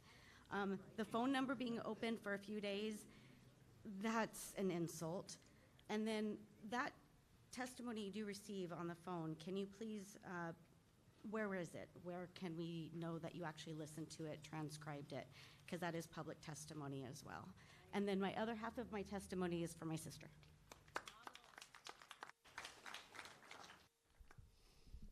Aloha kako, aloha Steve. My name is Ekini Lindsay, and I am from Waimea, Moku o Keawe. I was just acres away, born near Pohakuloa. However, I am in support of Makua. I would like to bring in my kupuna as well as Queen Lili'u o Kalani, and to echo again, in 1893, after Queen Lili'u o Kalani was disposed, hundreds of armed American soldiers and Marine landed on Oʻahu to support of a new government, equipped and ready to fire and kill our kupuna, who were armed with prayers, scriptures, himene, church hymns, tea leaf, and pa'akai. That's what our kupuna was armed with against your guns and transmissions. Upon research, their very own Honolulu resident, retired colonel, served in the Army Reserves for nearly 3 decades. Her name is Anne Wright. She quotes in an interview with the Hawaii Public Radio on August 20th, 2021. In a snicker manner, she quoted, "The military's actions do not demonstrate a great concern for local communities. Their culture and their history, the U.S. military generally wants as much as they can get, whether it be weapons or land or whatever. They don't care at all about our cultural interests." Colonel Wright is well aware of national security concerns. However, despite of the military-occupied lands through military and the history, she chuckles. The $1 a year lease and what happened 75 years ago with World War II. Today, the military needs to make rational and diplomatic decisions, especially pertaining towards a multitude of concerns for us here, the Kanaka, the people of Hawaii. She emphasizes there are already thousands of acres in Kaneohe, thousands of acres in Pearl Harbor, thousands of acres in Schofield. The 30,000 lands are not critical for use, she states. Enough is enough, Steve. 23,000 acres in Pohakuloa that is used for administration purposes and is clearly far away from active training zone. This can be given back to Kanaka. There are many, many other stations that qualify, or not qualify, pardon me, that each Marine base have thousands of administration acres that are used for administration alone. These acres can be given back to Hawaii. Steve, I hope you are able to accumulate all of our mana'o here. Think of your grandparents. Think of your great-grandparents. We would not bomb on your grandfather's or grandmother's grave. That is hewa. Think what you're doing to our Makua, all of the history. With Auntie Lynette Cruz, we traverse up to Mokaena. It is a heiau on Makua, and we go and we clean there every month. I don't know if you have been there, Steve, but we would like to take you up there. I would love for you to feel the spirit, to feel the embracement of our heiau, of our history. Would you please come and join us? Steve, mahalo. Mahalo. Sorry, I'm getting told the list is getting long, so I am going to have to try to hold you folks, please, please, please, to 2 minutes. So, number 103. 103? Oh, Auntie. Matt.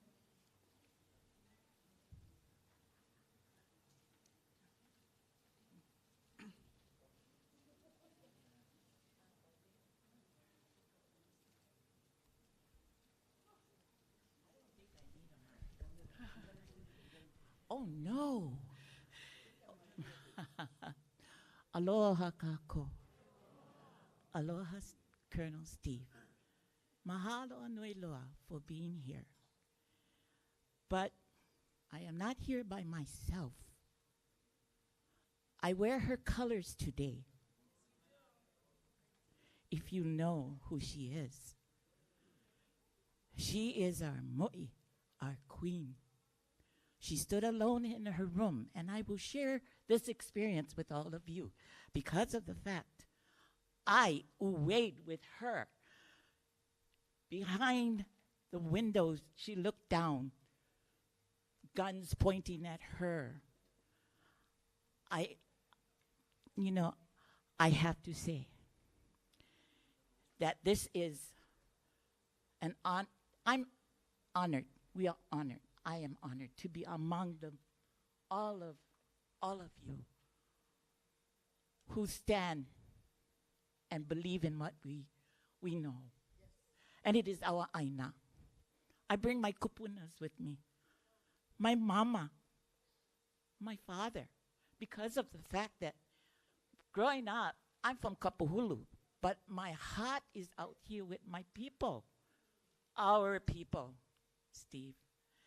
And I've been listening to all of the words, and believe me, I have taken it all in, like the Queen has taken it all in. And she had every right to uwe for her people. She had every right to have to say, you know, take it upon yourself, because you have to take it upon yourself. You,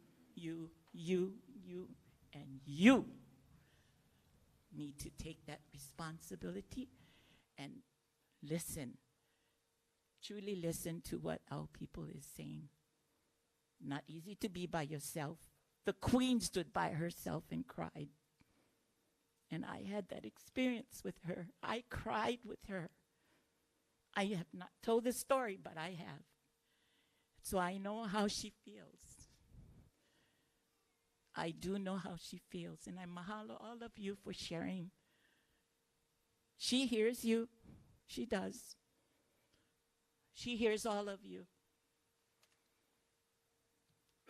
And the one thing that we know of is, say it, A-L-O-H-A.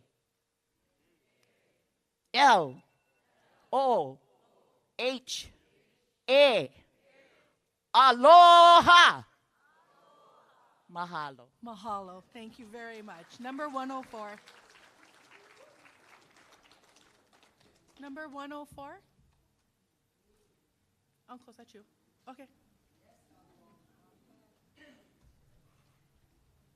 Aloha. Sir, have you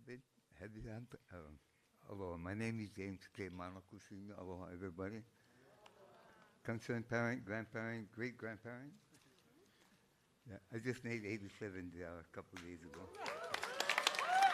Oh, 87. 87, no, that's too old. 78. Just trying to change the numbers around. I like changing my numbers around, but that's too old. I normally changed it around when I was younger. But anyway, I've hunted that area. I've hunted there since in the early 60s with I learned how, what we call, the Hawaiians call it subsistence hunting. So I've hunted there when I walked next to a bomb almost as big as that jello thing there. I don't know how big that was. But if you look in the records, it was the second bomb hole above the flat in the river. There was two of them in there. Live bombed, I found out later. Because they went put one little thing there and the thing went boom. But we used to go in there. You know, when we rest, when we came up, let the dogs run around, look for the pig. And so that's how dangerous it was. In fact, when you walk in the first river there from the highway, and you walk straight in, we used to walk through the grass there. So when you watch the fire burning and you see it boom, boom, boom, boom, that's where we used to walk to go to the first pocket there. That was a very productive pocket, by the way. And you can see all the bombs that goes off. So that's how dangerous it is. So we really need your help. Yeah. And so when the people gave up the land, sir, they gave it up willingly. And the reason they gave it up was because they understood that when we went to war, it was important for our children to learn how to handle what they were going to handle, whether it was a gun, whether it was a weapon, whether it was a cannon, whatever kind of weapon we knew, because as a hunter, I knew that if I went into the mountain, if I never knew how to use what I was using, I would come home without anything. So we also knew that when our children went to war, we wanted them to come back. So it was important for us. So when you asked us that you needed the valley or wherever you needed, we accepted what you needed. So now that you're through, we want it back. So we're asking you, we want it back. Thank you. Thank you. Thank you very much. Number 105.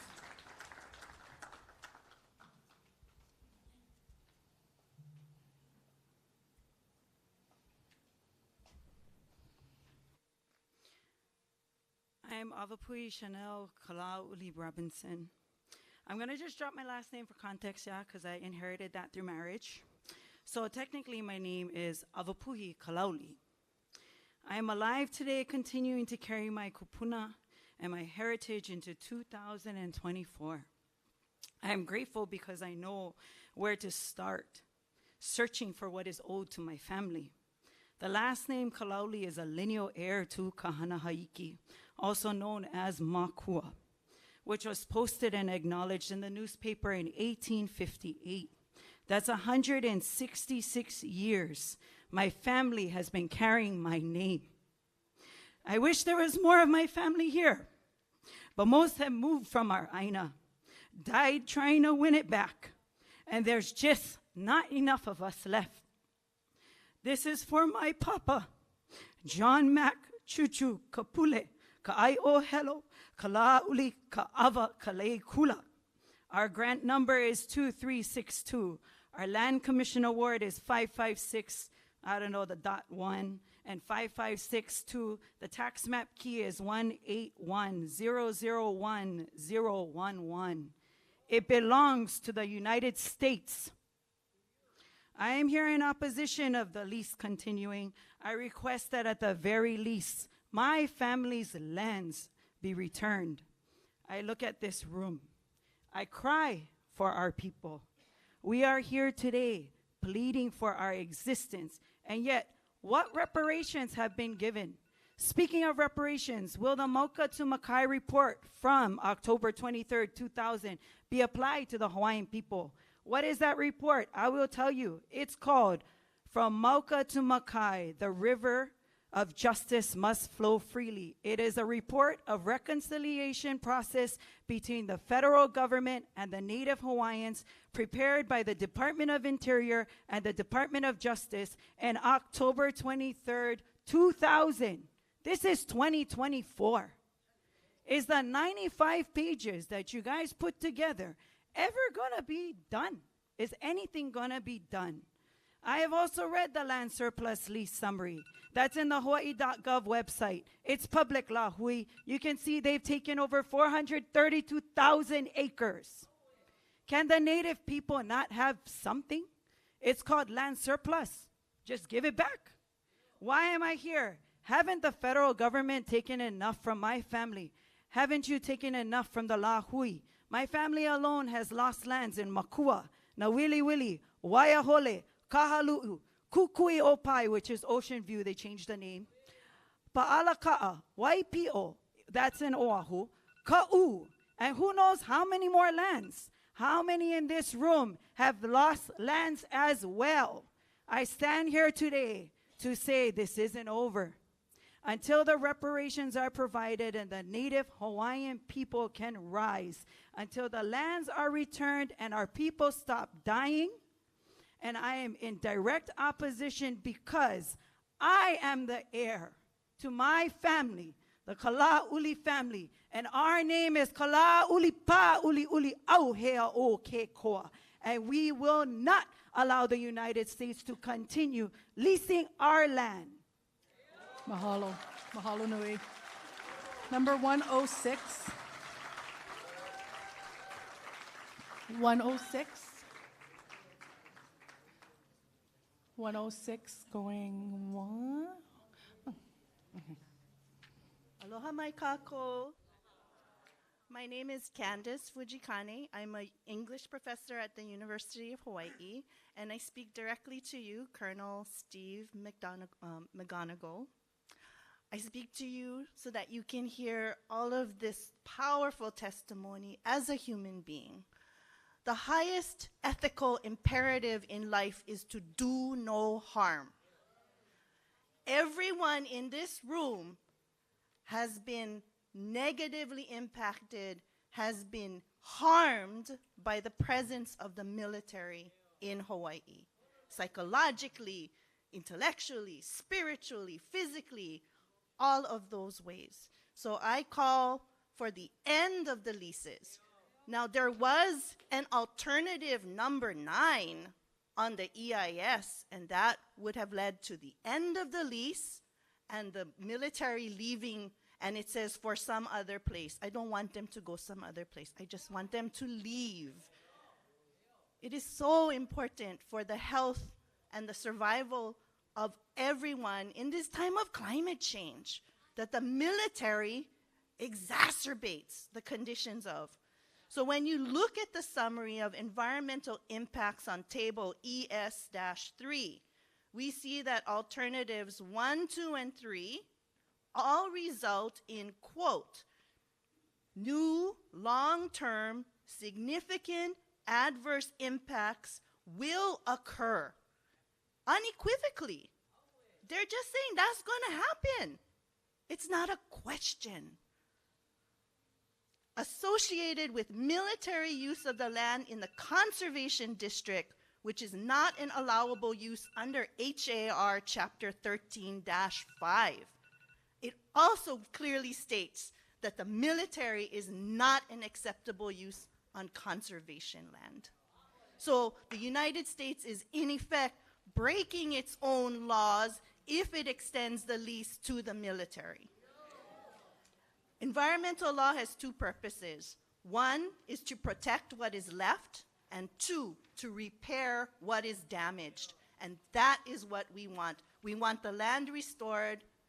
We want the land to be able to heal so that the people can heal. Thank you. Mahalo. Number 107. I didn't do that. You did that. I didn't do it. I didn't move. Oh, yes, loud and clear. You know, I'm not nobody special. I like say something. I'm Kanaka, born and raised over here in Waiʻanae all my life. I know one thing, the military government, you guys don't care about us Hawaiians. You guys don't care about us. You guys take, and you guys destroy, bro. Everybody came up here before me. You listen to their voices. I don't know if you, Mr. Steve, can feel. You feel their hurt. Do you hear the pain in their voice from what these guys fighting for and what they go through? Because I do. And everybody else in this room do. You guys just take from us. You guys take our sacred lands. And what you guys do, you guys drop bombs on them. Like somebody said earlier, no, you wouldn't like nobody come bomb your grandparents' grave. But you guys do that to us local Hawaiians and stuff. You guys do that. That's not right. And you guys, it's time for go home and give us back our land. And just give the Hawaiians back what we deserve. And stop taking from us, guys. Because you guys is killing our culture. We're already dying, fading out. But you guys adding to them, you guys just destroying our lands, killing our culture. And that's not nice, and that's not right. And you know that's not right. So enough is enough. Thank you for being here and taking this all in. Aloha. You have a good... Aloha. Mahalo.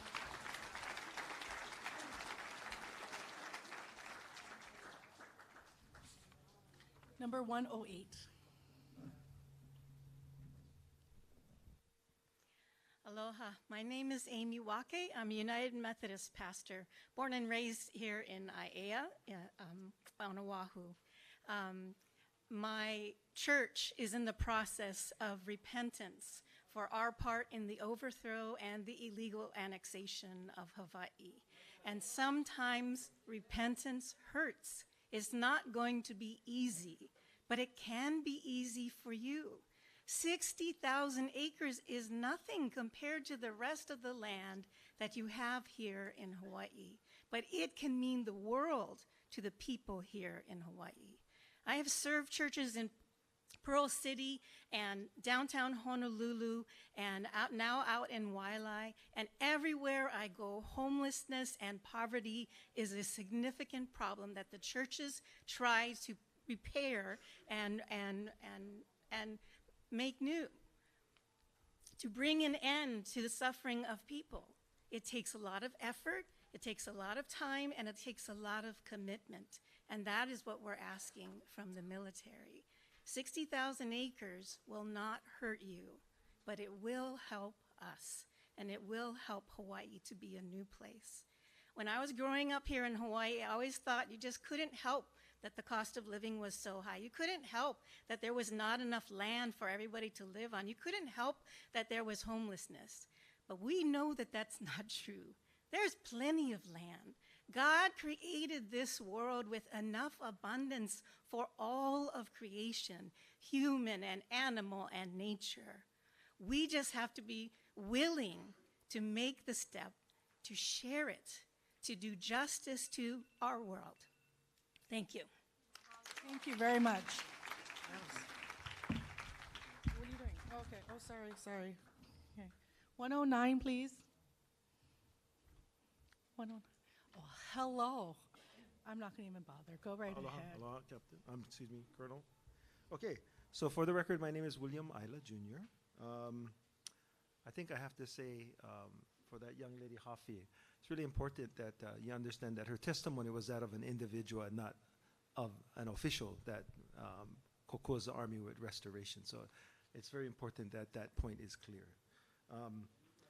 Okay, so I prefer the no action alternative, that the Army keeps its promise made to Uncle Ivanhoe Naivi in 1941 and all the other families who were forcefully removed.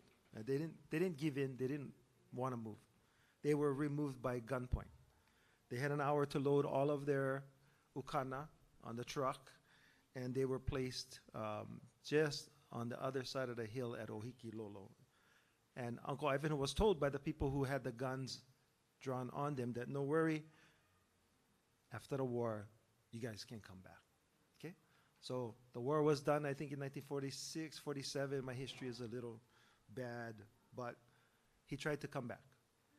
And then in 1963, when that lease was about to expire, Uncle Ivanhoe, with the help of other folks, went to the legislature to try to get the 1964 lease not expanded. So I would say not only return the acreage that you're talking about, the 400 plus acreage, but also return the 4,000 plus acres of ceded lands that were taken during that wartime. It wasn't with the permission of the people of Hawaii. Yeah. Very important about this question. He who controls a question controls the answer. So this is for the EIS. The EIS is flawed. The real question should be, what is the impact of 100 years of military occupation of Makua on the generations of people from Waiʻanae? That really should be the question. We should be studying that.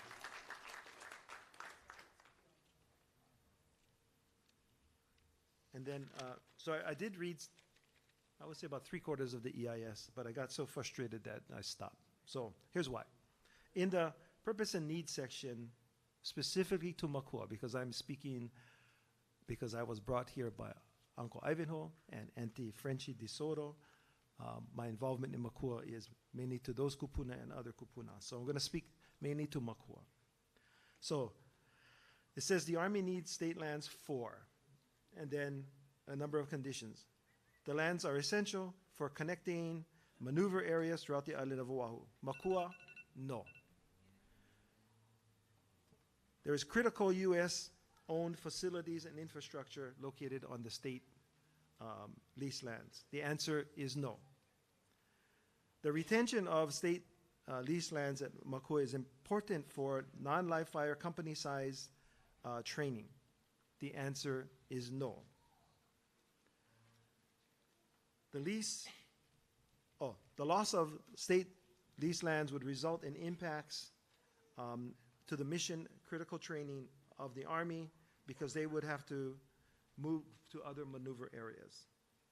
Other lands are not available. That's not true. Other lands are available.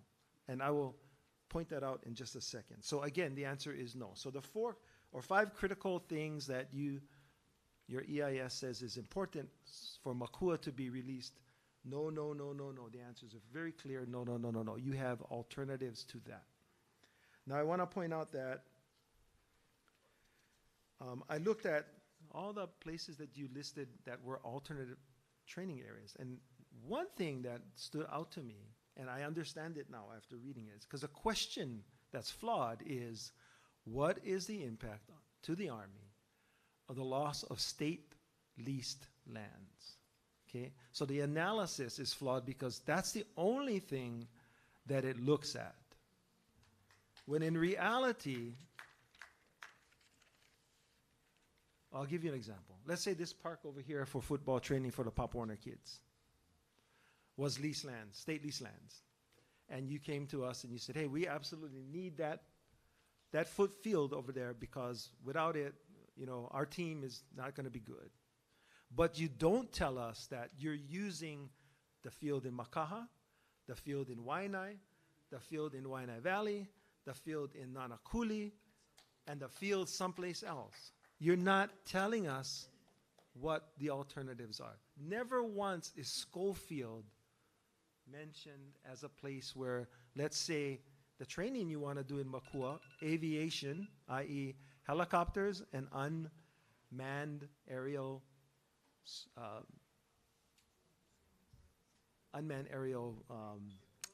drones, okay? You can train with drones anywhere that you have land right now, including Schofield, but Schofield is not in here. So if Auntie Frenchie was here, this is what she would say to you, because I know Auntie Frenchie pretty good. She'd say, what? Look like I get stupid written on my forehead. Wait, I gotta turn around, I gotta look. No, nobody gets stupid written on their foreheads over here. So the EIS is a bunch of shibai. You try to focus our attention on what is the impact to the military on these specific lands, but there's no analysis of other lands that are already available to you where you're flying helicopters and where you're flying these unmanned drones. And so that is a critical flaw. I suggest you go back and talk to the attorneys, especially in light of the Supreme Court's decision regarding Chevron, where there's no deference to the official government agency anymore. It's not, we got to defer to you because you know what's best. It's like, let's go deal with the facts. And the fact here, Colonel, and I like you, you're a good guy. Fact here, Colonel, is your EIS is flawed. Your analysis is flawed because you're hiding the ball from us. So how can we truly comment if you're hiding the ball, right? You're only telling us about that football field over there, but you're not telling us about all the other football fields that you already get training. And that maybe with all those football fields, you have enough training. You don't need that one over there. So you don't need Makua. You can give Makua back, just as I think everyone in the audience is saying. And please take this message back from Auntie Frenchie. We no more stupid written on our foreheads. Okay, thank you. Thank you very much. Number 110.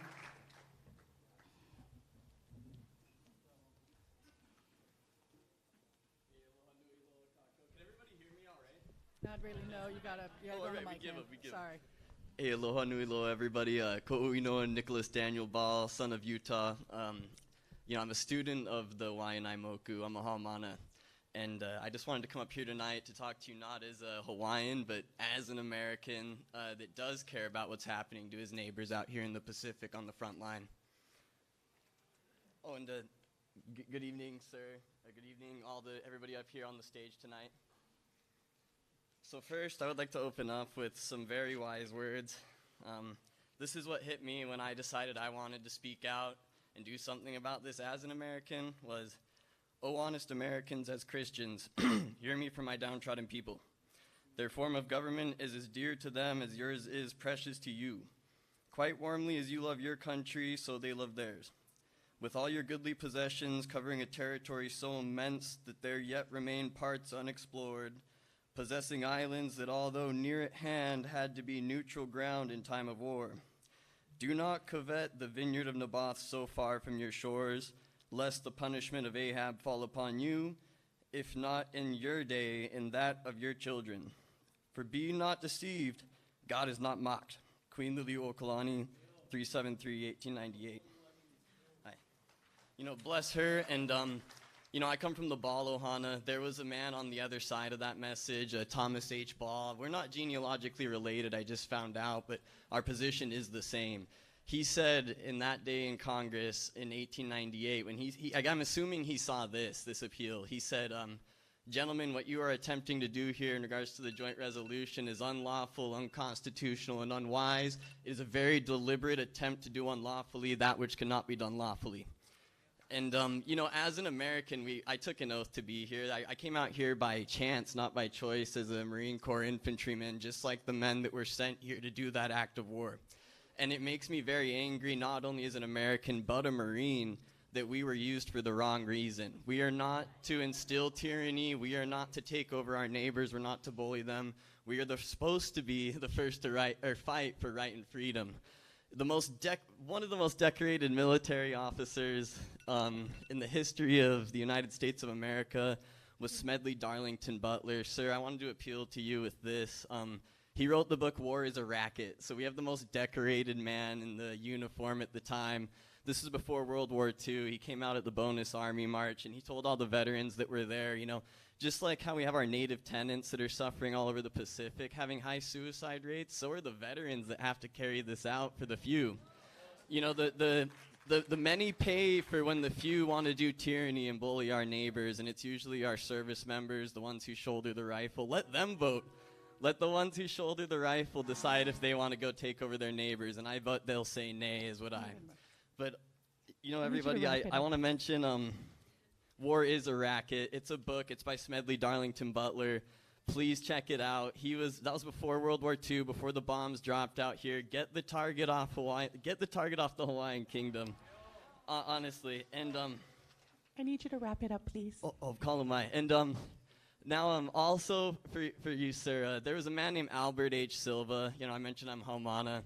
He was a Waiʻanae, a huge man in the community, from what I understand. And he said, this is his word. Sorry if I butcher it. I'm pretty sure I can get it right, though. He said, when the Waiʻanae way and the Hawaiian way is when they come to you and ask you for help, they're giving you a chance.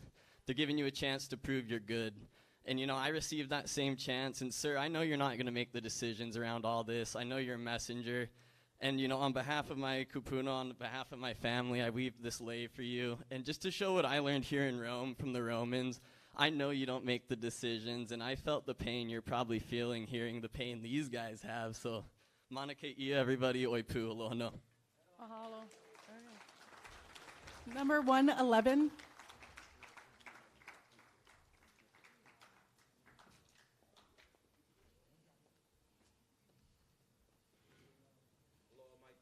Aloha, Representative. Can you hear? Yeah. Okay. Aloha, mai kako. My name is Cedric Asuenga Gates. I'm a lifelong native of the beautiful Waiʻanae Coast. I'm born and raised Makaha boy. I'm here to stand with my community of 96792 to testify on behalf of the 25,000 plus residents that I'm honored to represent, to tell the military that Makua Valley should not be retained by the U.S. Army, especially after 2029, and should be restored and cleared of all UXOs and be returned to its rightful people, our community of Waiʻanae. As the representative of 96792, every year I introduce legislation to return Makua back to our people because it's obvious that it's the Pono thing to do. But we haven't seen the support for the bill because I know the military opposes these type of policies. But now you have the opportunity to take that upon yourself. Most recently, we added Lualualei Naval to the list of lands that we would like to also see returned to our Waiʻanae Moku in the legislation that we introduce every year. Our community and I also strongly supported a bill that was introduced in Congress by former Representative Kahele, named the Leandra Y Act. Through this process, my heart and mind are with the many Ohana and Lineal descendants who were once caretakers of this sacred place, but were evicted from Makua during the war and land grab. It was a bittersweet moment to be in Makua with our kupuna to celebrate the U.S. government signing of a document stating there will no longer need Makua for live firing. If that is truly the case, I see no need to retain this sacred aina.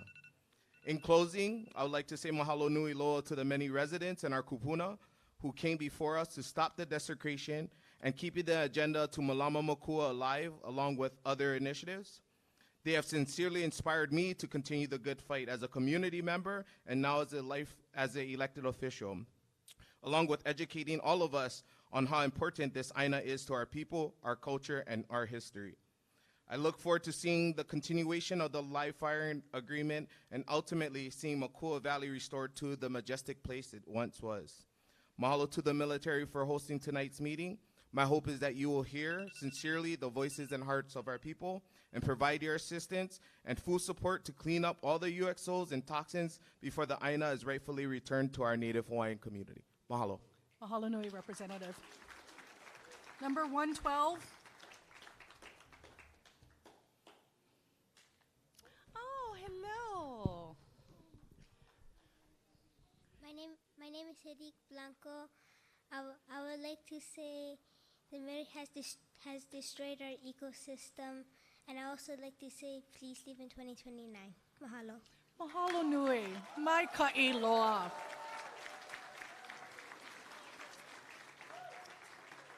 Well, I don't know who can come after that, but 113.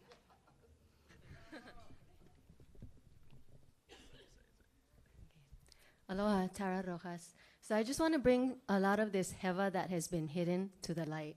So from this www.history.navy.mil, the development of the naval establishment in Hawaii, but includes the Army, and administrative history. It says right here, just excerpts. In 1895, when the Royalists attempted a counter-revolution, an American warship's presence dampened the possibility for success. The provisional government under Sanford Doe made the final appeal for annexation when the military necessity of the islands became apparent. This is false narrative. Hawaii was thriving before you all arrived. Annexation was approved on July 6, 1898, and on August 12, 1898, the U.S. flag was run up over the palace, Hevaloa. And by the way, that's false. There is no treaty of annexation. And it says here another excerpt, the connivingness of the military here in Hawaii. One of the early concerns of the growing station was that the Army would make claims on its property. Because of their facilities as wharves, cranes, artesian wells, and coal supplies, many requests were made by the Army for their use. By February 1901, the Army had made application for the privilege of establishing on Navy docks movable cranes for handling coal and other stores, a saluting battery and a flagstaff on the naval reservation, and an artesian well of its own. All these requests were rejected by the Bureau of Equipment on the theory that once granted, they will practically constitute a permanent foothold on the property and end in dividing in between the two departments or in the entire exclusion of the Navy Department on the ground of military expediency as established by frequency of use. So I say to that, so if Kanaka Maoli can, by frequency of use, take back and live on their land, then all land should be returned.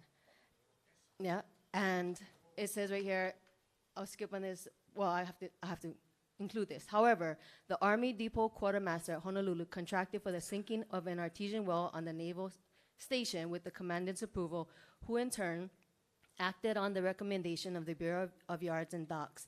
The flow of water obtained amounted to over 1.5 million gallons per day, sufficient for all purposes of the Army and Navy. The Bureau of Equipment felt that its word of caution was justified when the Depot Quartermaster in 1902 let it be known that any water used by the Navy from the artesian well was only given by courtesy of the Army. So all this usurping of the land continues in this document. Basically, there's no price on the land. And I'm just going to end with this last one. It says at the end, in an intelligence report of 1928, the commandant accused the territorial governor of playing politics on the racial issue. He felt that the governor and administration resented the keen interest manifested by the Army and Navy officials in the population problems of the islands.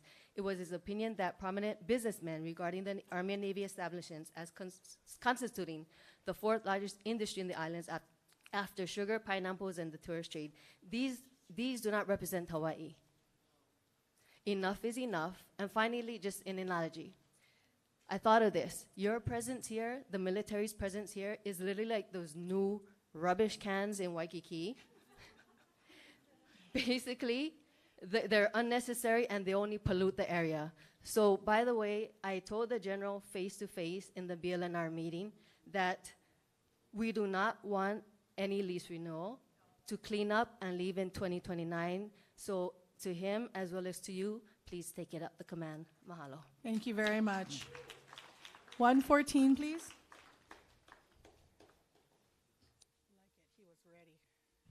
Hey, mahalo. My name's Kileona. I'm not ancestry from here, this is Moku, but I have ancestry to Kauai and Hawaii Island. I do teach over here, though, and I see Hamana of mine passed in this crowd, and that makes me so damn proud because my largest piece of activism is education. So I'm not speaking on behalf of Waiʻanae today. I'm speaking on behalf of all the kupuna before me and all the generations that will come after me. We are the people of this land. My ancestors died and became this land, fed the kalo that created my ancestor, that created me, and I will become the soil to become the next generation's food. You guys don't understand that, and that's the problem. You don't understand that we are this land. Desecrating this land is desecrating us, literally. This land was illegally occupied in 1893. There was no treaty of annexation. The treaty did not get 2/3 of the House votes. A joint resolution was passed, which is not used for international suits. Therefore, today, Hawaii is still illegally occupied. You broke your own constitution to do that. There's no treaty. The audacity that you even have as a military to think that we would ever allow a renewal is ridiculous. The reason being, look what you've done already. Mokapu. You dug up over 4,000 of our ancestors to build the Clipper Golf Course in the name of national security. You took Kaho'olawe, our sacred navigational island, and bombed it to the point where it's unsustainable today.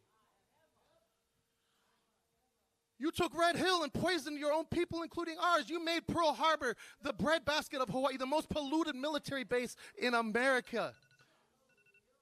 American occupation, for that matter. You guys have a history of not cleaning up. The pillboxes are evident of that. Military take up too much Hawaii. What we need is more of you out of here because we are being priced out. We make up 19% of the state's population, the illegal state. We make up less than 12% of this island's population. We are the minorities in our own land. 60,000 acres is nothing to you, considering all the land you already illegally occupy. We are the houseless. We are the homeless. We are the most incarcerated. We are the most impoverished. What Uncle Sparky said was right. We need a fourth option. Because the fact that you're not giving us that option is the same thing you did with statehood when you gave us two options to stay a territory or become a state. No independence, which is bullshit. I think my shirt says enough of my positionality on this. But at the end of the day, I hope to God that you guys actually listen to all the people here, because if that gets renewed, we know that this was a bunch of bureaucratic bullcrap and our voices didn't even matter, because I think we have spoken. Aloha. Aloha. Mahalo nui. 115, please. 115. Aloha kako. My name is Hana Malia Rossetti. I carry my grandmother's name, and I'm here for her today, our kupuna. I'm here for my students, for my own keiki, for our future. I'm here for the people who came before me, for the people who will come after me, especially for them, because especially as a kumu, as somebody who grew up in this community, and who is now raising the future of this community, I need you to know that it's time to leave.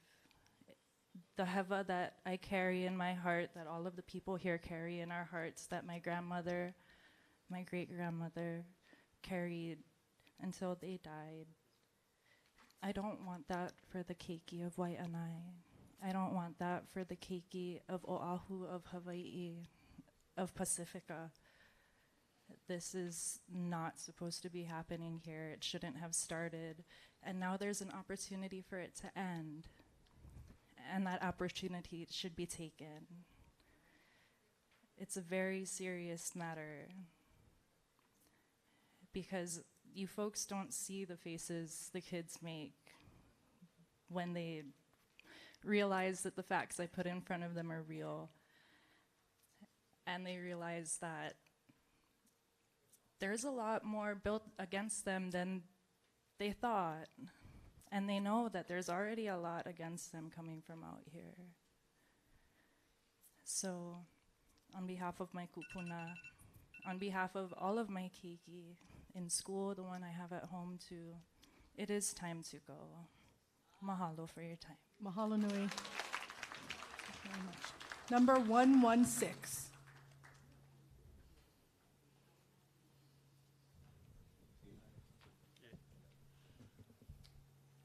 Mahalo, guys, for giving us this opportunity to talk. My name is Dr. David Klein. I finished my doctorate in chemistry at the University of Hawaii in Manoa. During that time, I took classes with Hanani Trask, and I learned a lot about Hawaii, having been from Texas when I first got here. After that, I went to Kaho'olawe for 40 years. I was there when the island was given back. Kaho'olawe was cleaned of 75% of the UXOs after $350 million was spent, and there's still more UXOs coming out today. On Kaho'olawe, they told me one time, if you buy a car and the police stop you and they tell you your car is stolen, is it yours or is it stolen? You've heard today, I think you're dealing with the state and they're dealing with the stolen land. So you're trying to buy something from a place that doesn't have a legitimate title to what it is you want. Makua stopped live fire. So why do you need it? Because it's expensive to clean up. That's the problem. There's no islands in the Pacific that need that training anymore. And having been from Texas, I can say that I know there are 29,000 Native Hawaiians on the Hawaiian home list that has been there since 1921, and they could certainly use the lands that the military is not really using for anything now. My suggestion is to take this and move it to Texas. They like you there. They have 1 million acres of land in Texas. They want you in Texas. Mahalo. Mahalo nui. Number 117.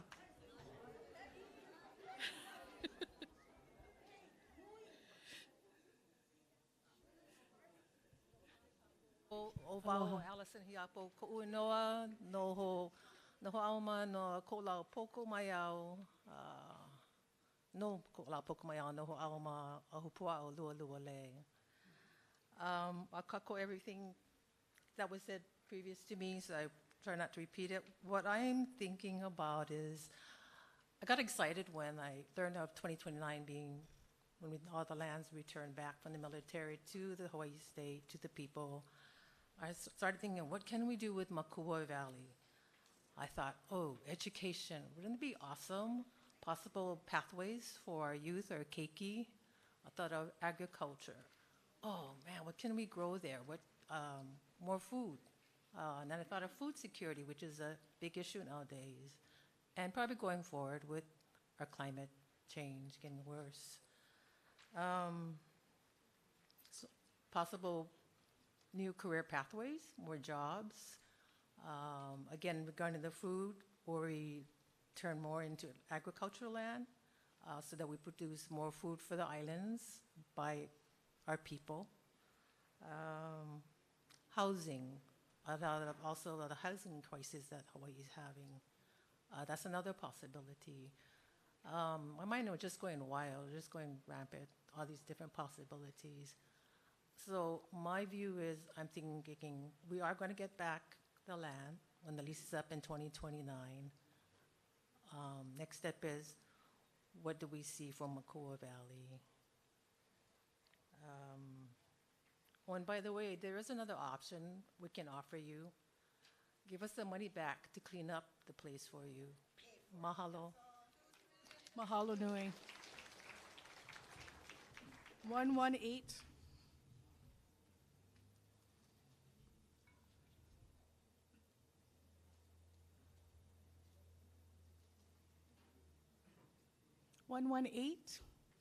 Going once, going twice. Okay, 119.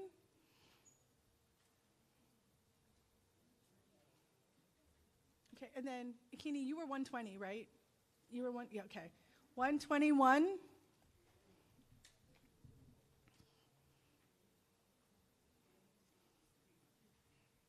What number are you? 121. No, 119. Okay. Did 118 ever show up? No. No? You Okay. Go for it. Okay, sure. Okay. Okay, aloha. I'd like to divide my testimony into two sections. So the first one I would like to speak to you as a human being, as to everyone who's part of the U.S. military here representing the U.S. military as on the human level. And the main thing that I want to say there is that when I speak to the U.S. military, I want you to know that I'm not speaking to you. And I want you to know why, because all of the things that we collectively have to say to the United States military, for one thing, they may be harmful to you to hear them and not be able to do anything about it, but it's also very, very harmful to the people to speak to a human being. You know, that's the way that aloha works, right? That when we give our aloha, we're speaking truth. Even if it's hurt, even if it's angry, it's still aloha. And to present this truth to you in aloha, there's an expectation that as a human being, you will reciprocate and take this very clear message. This is a very clear message. And act accordingly, which would mean to do none of the options. You know, it would mean to end the lease. We know from history that that's never happened before. So I just want to say, I've got something to say with that. I want to say something to the United States military, and I want to be very clear that I'm not saying this to you, okay? Because in order to protect our health, I think that we need to be able to speak clearly only to the U.S. military, and my young folks over there who have been helping out might be able to help me out in this. It's very short. No lease on stolen lands. Don't touch us with your bloody hands. U.S. military out. Real peace is what we're talking about. Take your bombs, take your trash. Shove them up your boulder dash. Rise up, coup and fight. Against this Hava empire's might. For future generations' sake. Hamu, you United Snakes. USA has got to go. With this dog and pony show. Hamu-oya. Hamu-oya. Aloha Aina is the way. Not the bloody USA. Occupation is a crime. In Hawaii and Palestine. People stand as one. Unstoppable by any gun. Bombs are nothing to our lives. shove. Aloha means resist this shove. Cool air. Every day. Cool air.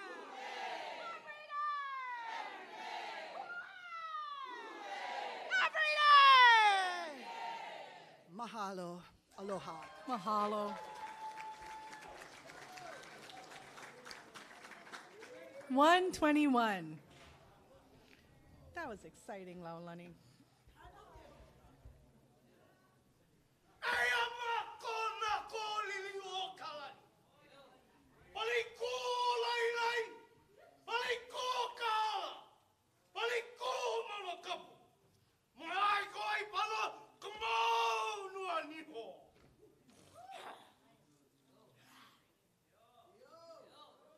Aloha mai kākoa pau. Aloha. My name is Elton Maglianes, aka Poki. I am the lead of, or initiated Waiʻanae's first halimua. I also represent Nakua Mauna'ala, and I am in opposition of the extended lease of Makua and any other occupied space the military has. For generations, havoc upon our land, desecration on our resources, unusable resources literally blown to smithereens, decimated resources, ecosystems that cannot be replaced. This is what you guys did. You hear it from our people. I am here. I was here back in '97, seeing Aole and Beat It.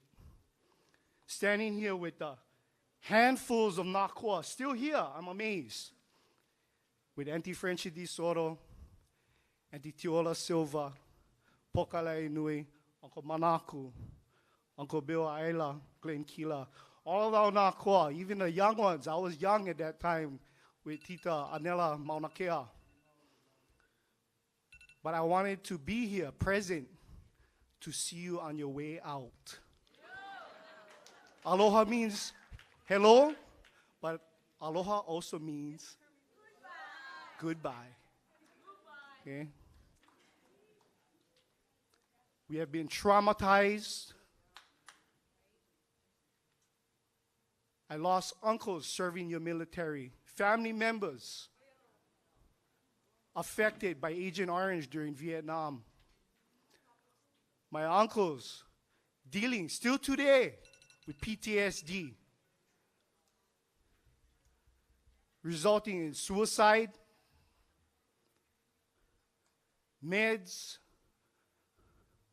Okay? Our people cannot take this anymore. And thank goodness Lahui brought your kamali'i. They have to be here.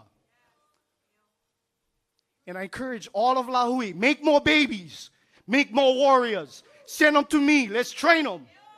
All your kani, send them to me, let's train them. And show the military what real Koi is about. Mahalo Steve for catching all the spears today. Takes a real man to be, and for catch all the spears, because you get all of these invisible spears coming at you, bro. And I see them. In your head, your ear, your knees. Brother, you got to, okay? So when you go home, before you go home, jump in the waters of Makua. Give them to Kanaloa. Pure all that ihe out and repent. Repent the heva on your leadership. Mahalo Lahui. Make more babies, more soldiers. Mahalo. 122, please.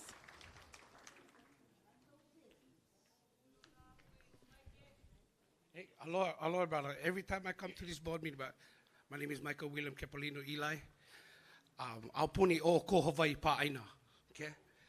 I come to this board the board meeting every time, and I ask the military, de-occupy, ko Hawaii pa'aina. You guys gotta go.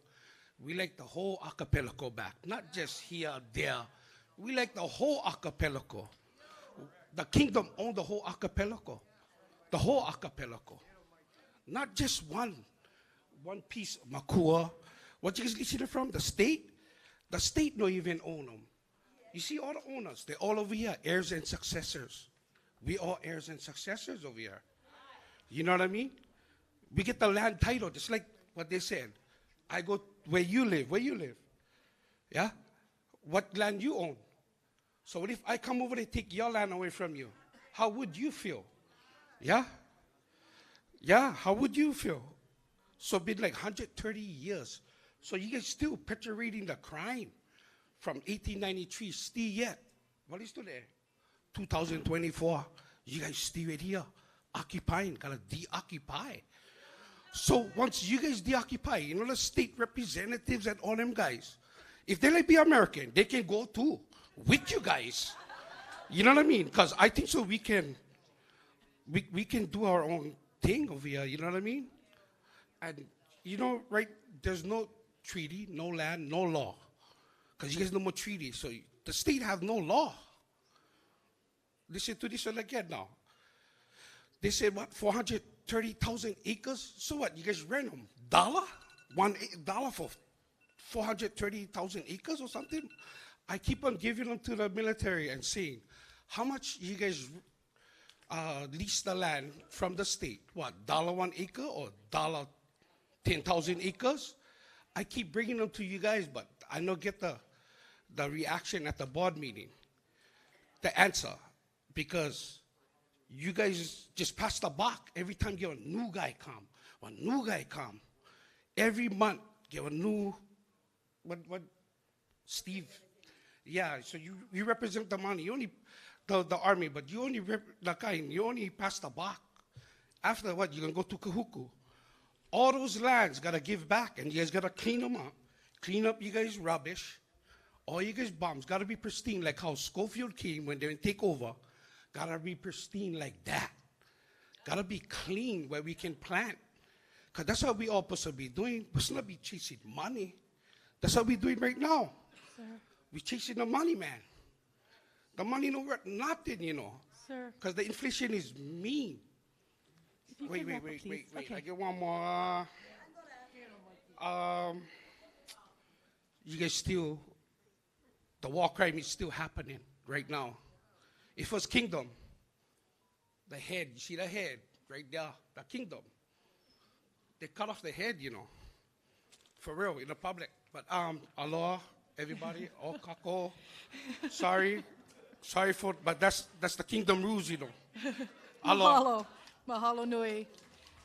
123. Auntie, are you 123? Thank you. Thank you for your patience. I'm not 123. I'm Johnny Mae Perry.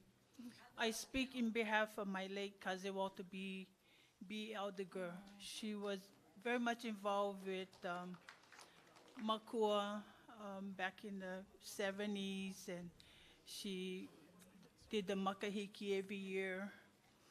And she was very close to Leandra Y.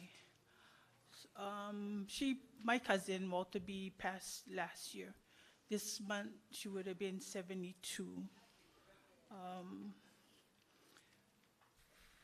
So I think I will answer that she probably would say no action, dismiss from Hawaii. Mahalo nui. 123, please.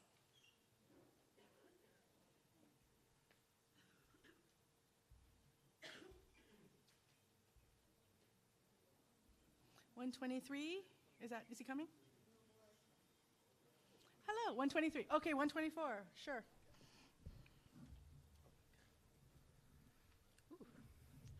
Aloha ahi ahi kākou. O vau o cross makani crab, no Waiʻanae mai au, he puao o ke ia wahino holike, o ka poe o Hawaiʻi. Aloha, my name is Cross Makani Crab, born and raised in Waiʻanae, and I'm here to testify against the renewing of military leases. I would like to share an olelo no eau, or Hawaiian proverb, ho'iho ike ehu mehe moila, returns to the broiling sea like a moi fish, which means people who leave home to get better skills eventually come back. Let me stress, You're not talking to dummies over here, okay? Or degenerates. There are people here, including myself, who have left our home to become more educated, and there are those who have educated themselves from the resources here. And we all gather here today to speak our truth. Our truth is that we have suffered enough. We have suffered enough. For the second draft of your EIS on page 445, section 5, page 27, lines 11 through 14, under unavoidable significant adverse impacts, specifically cultural impacts. You folks state, a large new lease would sustain feelings of emotional and psychological distress, as well as an ongoing perception of that their traditional and culturally important land is under an unjust military occupation.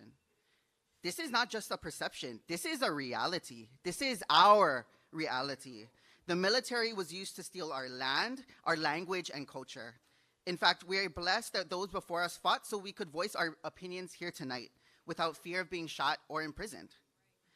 I want to feel bad for you folks having to deal with all of this. I really do, but I cannot. Your institution did this to itself. And it's a legacy that you folks are going to have to decide if you'll be on the right side of history or not. Give the land back and clean up your mess. I call my Uncle Israel Kamakavivo Ole into this space when I say, from West Makaha to Mount Ka'ala, Eola Makua. Mahalo. Mahalo nui. 125.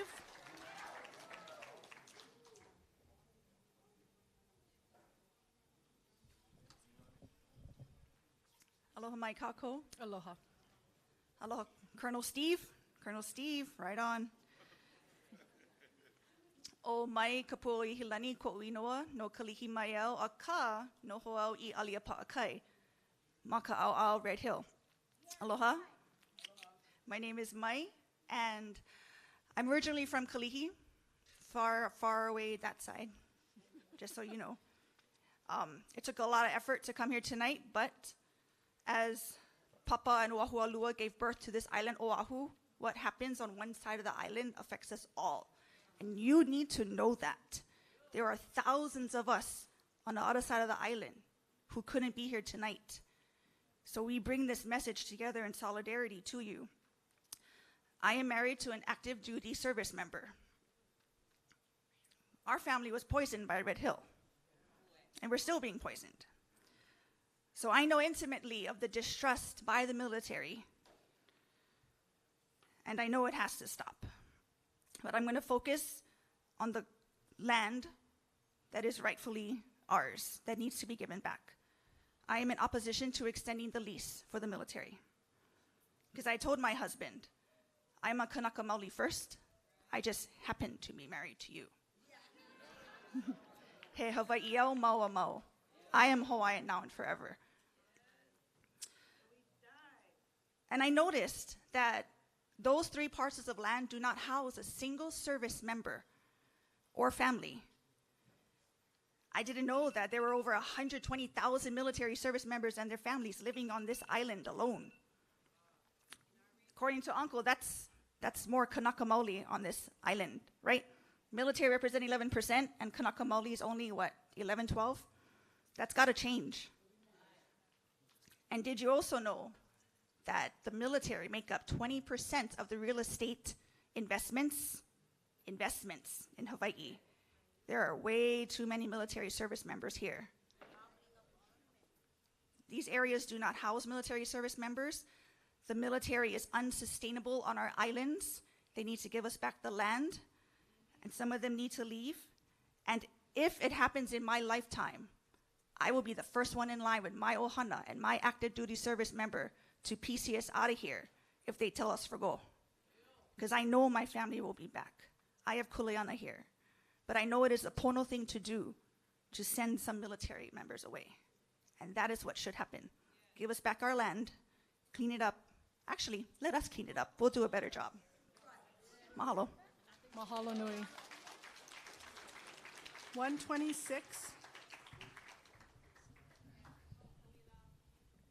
Aloha, aloha kako. My name is Kawailoa-Poamoho. I gotta talk real fast because I gotta talk about 100 years of ruins within 3 minutes. Oh my goodness. Sorry. Okay, so I'm from Ko'olauloa, but I have experience, I have aloha for Makua Valley. My personal experience at Makua Valley in 2009, a friend and I went to the valley to do community work. When we signed our waivers, it said things like, your entire reservation is dangerous and unsafe due to the presence of surface and substance unexploded ordinances in bold letters and capital letters. Says that in capital letters.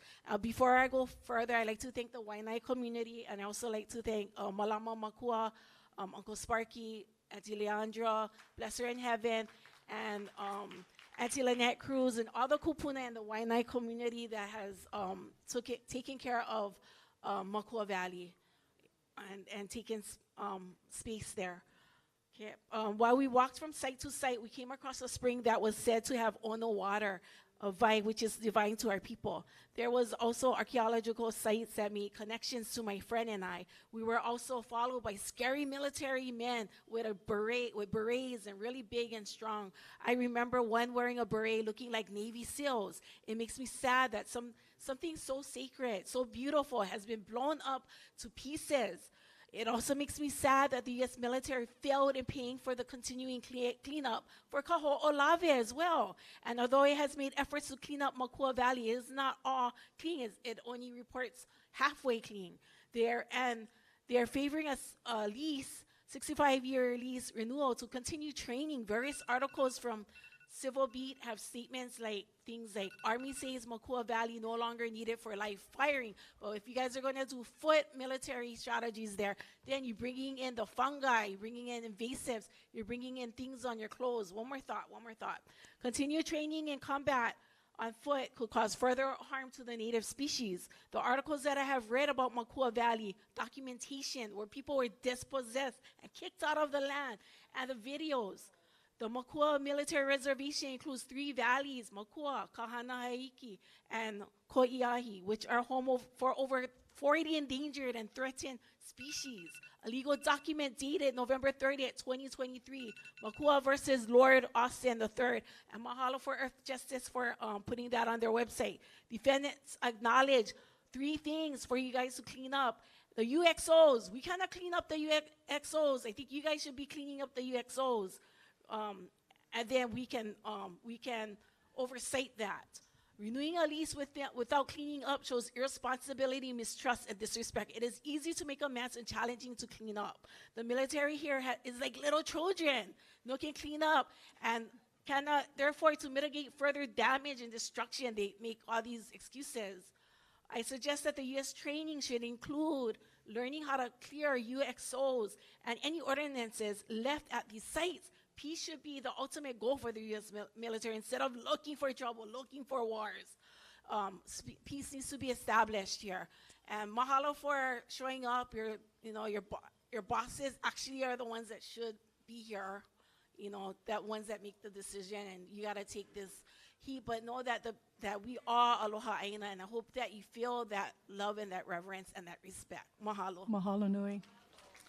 127, please.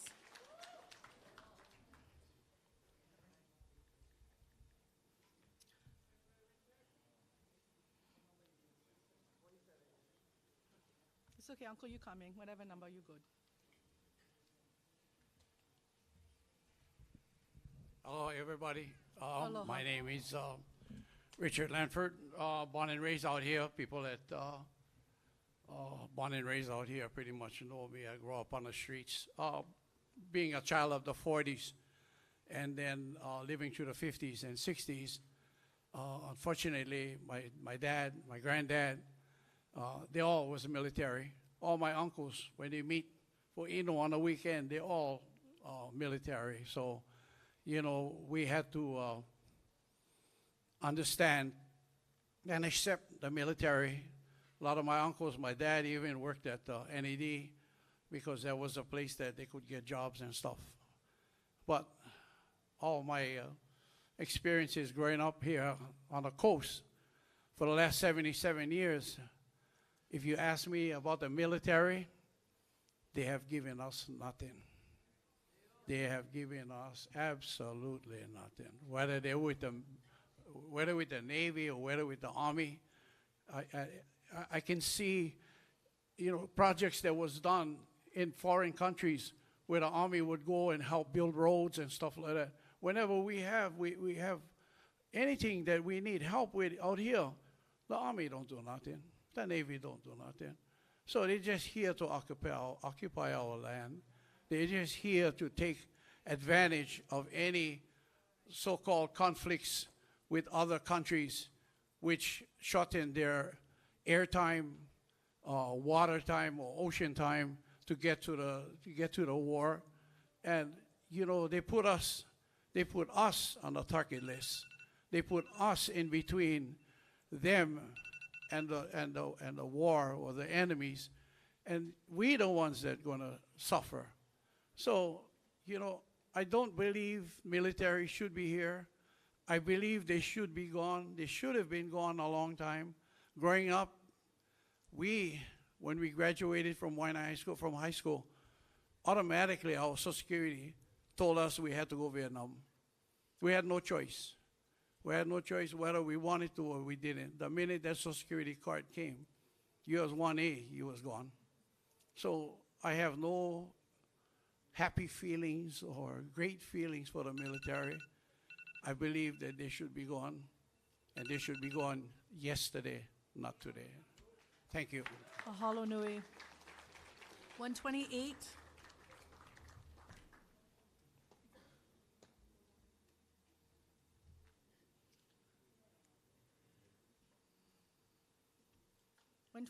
Okay, 129. Oh, 128 coming? Oh, sorry. Sorry. Aloha mai kako. Aloha. My name is Kawailoa-Poamoho o Kalani IU. I was privileged, I am privileged to learn from Uncle Sparky that the kahuli snail only sings when the Aina is happy. Generations currently and past have yet to hear the kahuli snail sing its song. After visiting Makua, I got inspired to write a short song. I'm just going to share a little bit of it.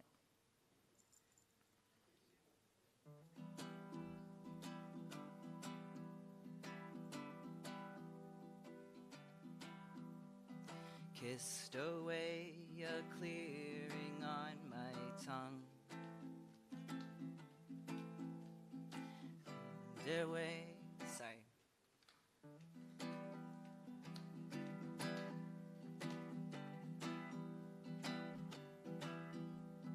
Kissed away a clearing on my tongue. Burned it slowly in the dawn, making room for kamakani in my lungs, to sing for lambs swallowed by the sun. I know the keiki, they understand. I know they'll be okay. They're asking about the waters they'll find upon our way, remembering our kupuna, learning how to say their names. Ho'oku pa'e la hui e ala e. Ho'oku pa'e la hui e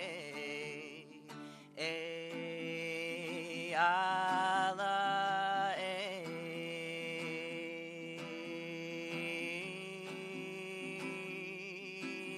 ala e.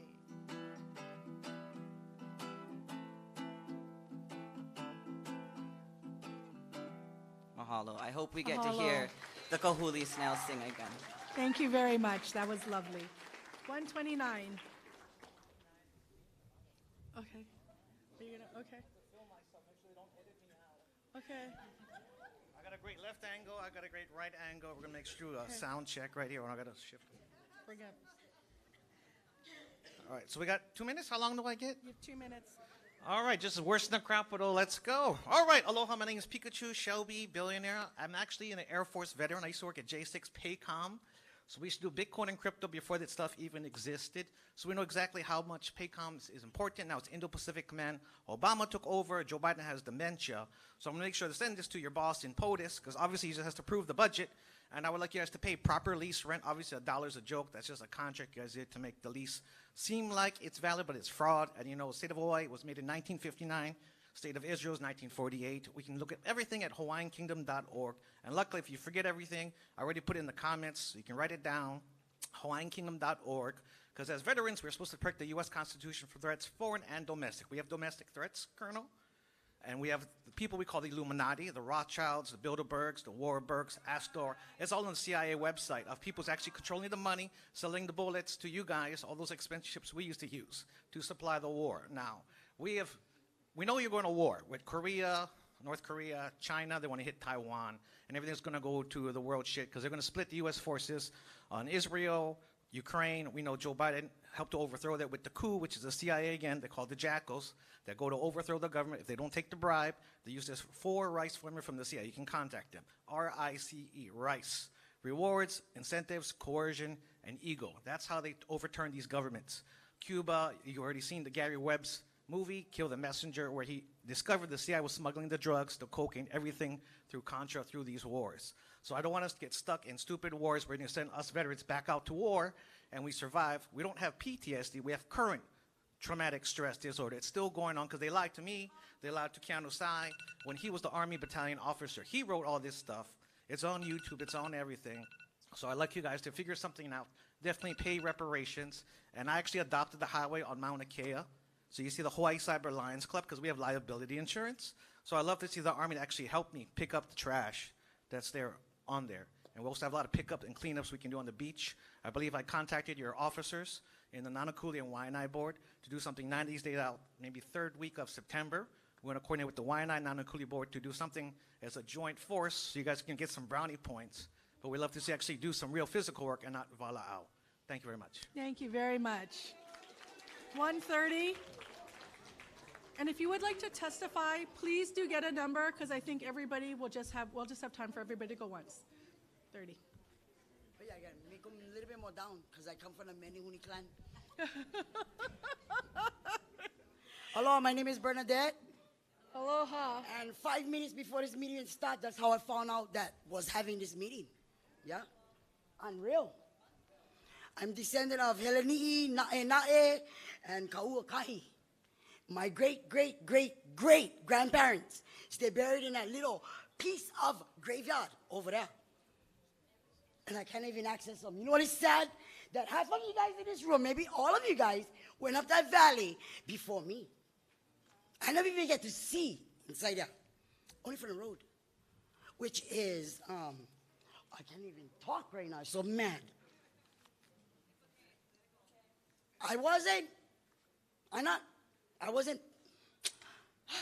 never had one choice growing up. My generation, we got stuff with everything.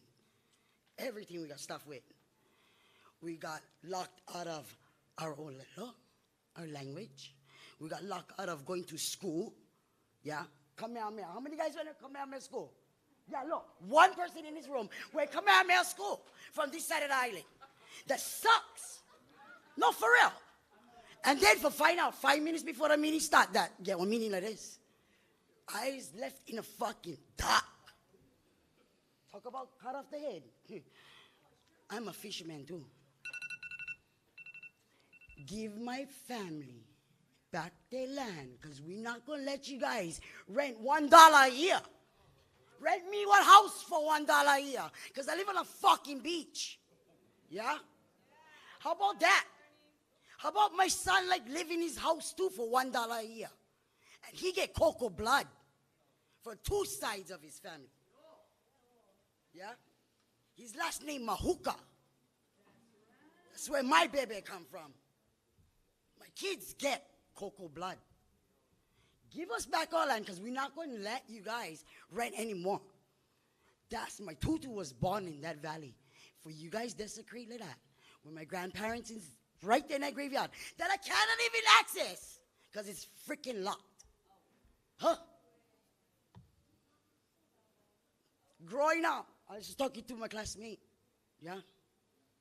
Growing up, we heard the bombs. Try sleep, gotta go school the next morning with bombing coming over that mountain. Wake up, walk to school, ashes falling on your head. Yeah? That's the kind of shit we remember. You guys didn't stop bombing way long time ago. What, 21 years ago? Should have been before that. You guys should have been out of there a long time ago. Clean up the land. No, cousin said it. We gonna clean up the land. Because that's our kuleana. Yeah, for maintain, perpetuate, carry on. Teach the younger generations for do. I'm just so grateful that my tutu lady will teach me what I know today. My tutu man will teach me what I know today. And that shit can be learned from a book. None of that can be learned from a book. But today you can go back to school, you can learn. Because 2 semesters ago, I found out about this damn lease, and I was not happy. Whew. Lucky I don't speak Hawaiian yet. Because we'll get them all in Hawaiian. But anyway, I am not in agreement for your ordinance, and I would like to know how long this damn thing was out, because it says from June something to something, something, something on a piece of paper that we have to turn in some comments. This is my comment. No, we're not letting you lease any more land. Mahalo. Mahalo nui. Number 131.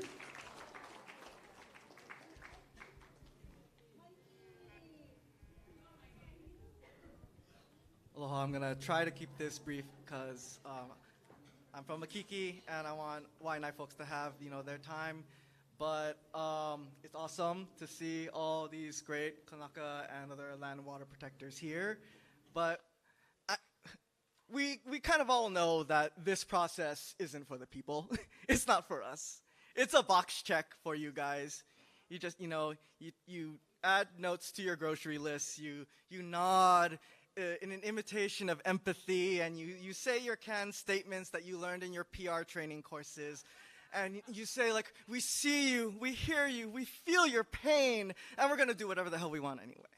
I mean, like, we learned this from Red Hill, all the meetings, all the public comments. This is not the draft EIS. This is the public comments for just the scoping hearing. And we have till August 7th to submit comments for the draft EIS. But all of this is just a waste of paper, yeah?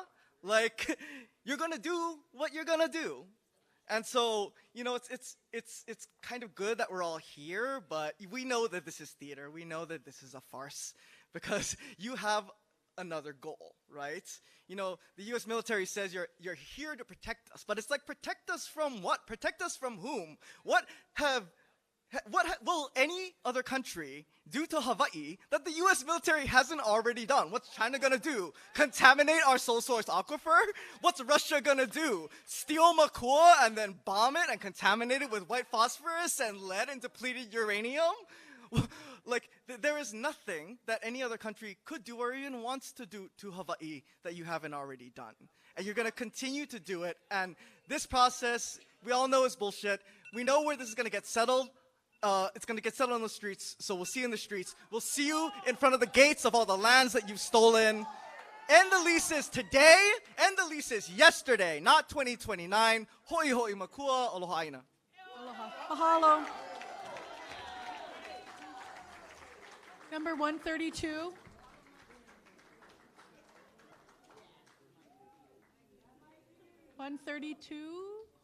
Okay. Finally. Aloha mai kako. Aloha. I am born and raised from Oʻahu, Kalihi Palama. Both my parents are Hawaiian by blood, even my 2 grandmothers. But I was a Navy wife for 17 years until my husband retired just 1 month shy before we, the Hawaii military community, found out our frickin' Navy lied to us, covered it up for us. That's why my youngest son was sick. Since we moved back home and we're living Pearl City Peninsula for 9 years to today. Anyways, that's not what here I'm to talk about. Sir, Colonel, where the hell is Pentagon? Because as far as I know, attending majority of our Navy Red Hill, Pentagon military executive officials and their staff have been coming here to Oʻahu. But I know they're not going to do shit because they're brainwashed too. What fuels me is that yes, I was poisoned, my family was poisoned, my home island, Oʻahu, was poisoned, all our drinking water is poisoned, and our state wants to go ahead and allow you folks to get the land titles. Bullshit. I don't trust our Department of Defense no more. I don't trust our military no more. And as far as I know, a lot of your soldiers, sir, when I was just an island girl growing up on this island during the old school era of 1990s, I remember my homies at Schofield was the ones that taught me about our endangered native snails. And I was brainwashed. I was Americanized growing up here, just like many Hawaiians here on this island. Even though I went to Catholic schools, we were still brainwashed. And I just want to tell you, they were the ones that started to wake me up slowly about Makua Valley and about the bombing of Pohakuloa and Kahuku. They were pissed. They're like, how come you Hawaiian girl, you local girl, you don't know this shit? I'm like, no. We were taught that we lavishly took America for Hawaii. That's what we were taught in school and by our elders. So anyways, then 2002, I attended a Hawaiian technology business school in my mid-20s under OHA. We went to field trip at the Nanakuli Ka'ala Farms. And Uncle Butch was our host. And I remember I was sitting there, I heard booms. It sounded like a war going on. It sounded like a war. It sounded like fireworks. I was like, what is that? They said, that's Makua Valley being bombed. So this was the start of me learning to be decolonized slowly. That was 2002. I became a Navy wife by late 2004, early 2005. We moved to Yokosuka Navy Base, Japan by 2005. I was so homesick. And this is what a lot of our born and raised Hawaiians and born and raised locals have to understand when they move away from Hawaii. They have to learn that when you become homesick, it's actually our kupuna, our ancestors, Keakua, trying to tell us, hey, you need to wake up. It's time to start fighting and speaking up for our home islands. And that's what I started to do in Japan by 2006. I wasn't brainwashed to just become a Navy wife and be lavished by you all and be lavished by our senior leaderships, seeing them brainwash us too. I was meant to learn the Navy politics, learn to have trust with our military community, and then learn the proper Hawaiian history to mend my homesickness and fight with the indigenous people of Japan and those in Okinawa and the people of Japan that wanted you all out. That's your guys' host nation, Japan. They don't like you guys there. A lot of them don't like the gaijins there. And it hurts me as a Hawaiian because I know the Japanese people loves Hawaiians. And then we come back home after San Diego, after Japan, San Diego, and here. Sorry, can you wrap it up? I'm sorry, I'm going to Okay. wrap it up. Thank you. 2015, we come back home. Sir, this is what I really need to tell you. I know you're just a colonel, which is equivalent to a captain in our Navy, but I need you to go up the chain of command and speak for your Army, because I told this to Vice Admiral John Wade and Barnett, Commander for Navy Region Hawaii and Pearl Harbor, back in January 2023. This shit was pissed. I was pissed. I was holding this in my fucking heart since 2015. Come home, I accompanied my, back then, active duty Navy husband, he's retired now, and we went to the in-dock briefing to welcome hundreds of Navy sailors on sub-side of Pearl Harbor. I was on a sideline, and this one woman from MFSC, Military Family Support Center, behind Ruby Tuesday's Moanalua Shopping Center, she tried to introduce Hawaii to all the roomful of sailors and say, stay away from all the Hawaiians, Stay away from all the locals because they're angry at the monorail. They cause all this, they cause all that road rage, and the Hawaiians don't like Americans, so they're equivalent to terrorists. How do you think I felt about that bullshit? But you know what, since the 1990s, I've been hearing from your soldiers, sir. You guys been saying that bullshit on Schofield too, brainwashing your own soldiers to fear our own people, born and raised from Hawaii. I did not become a Navy wife and then have my husband retired to just go ahead and continue being brainwashed as an American. Fuck no. I listened to my kupunas. I listened to my dreams in my sleep.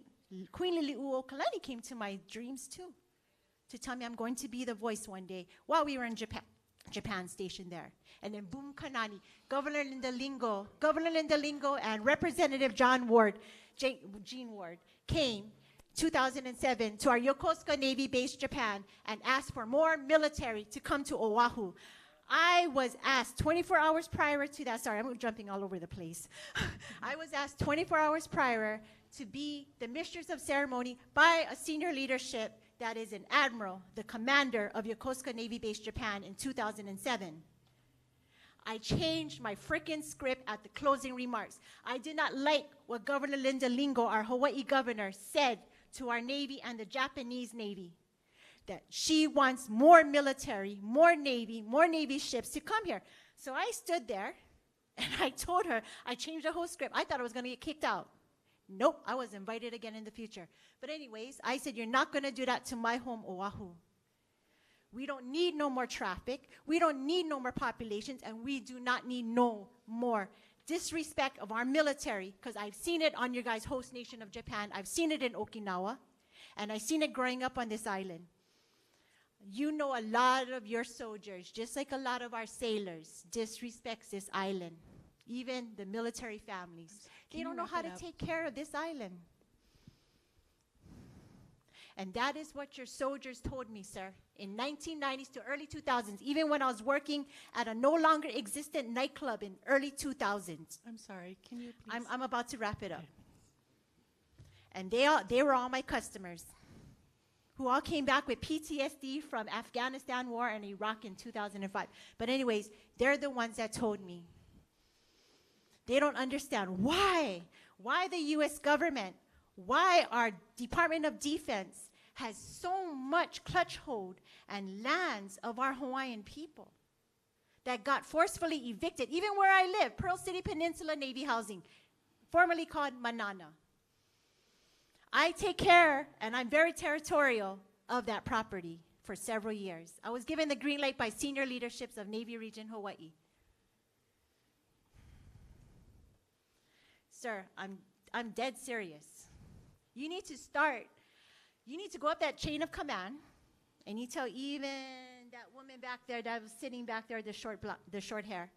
She was at the BLNR the last time back in May. She told our state that even if you folks land title this lands, you guys are not going to real estate. That is some bullshit.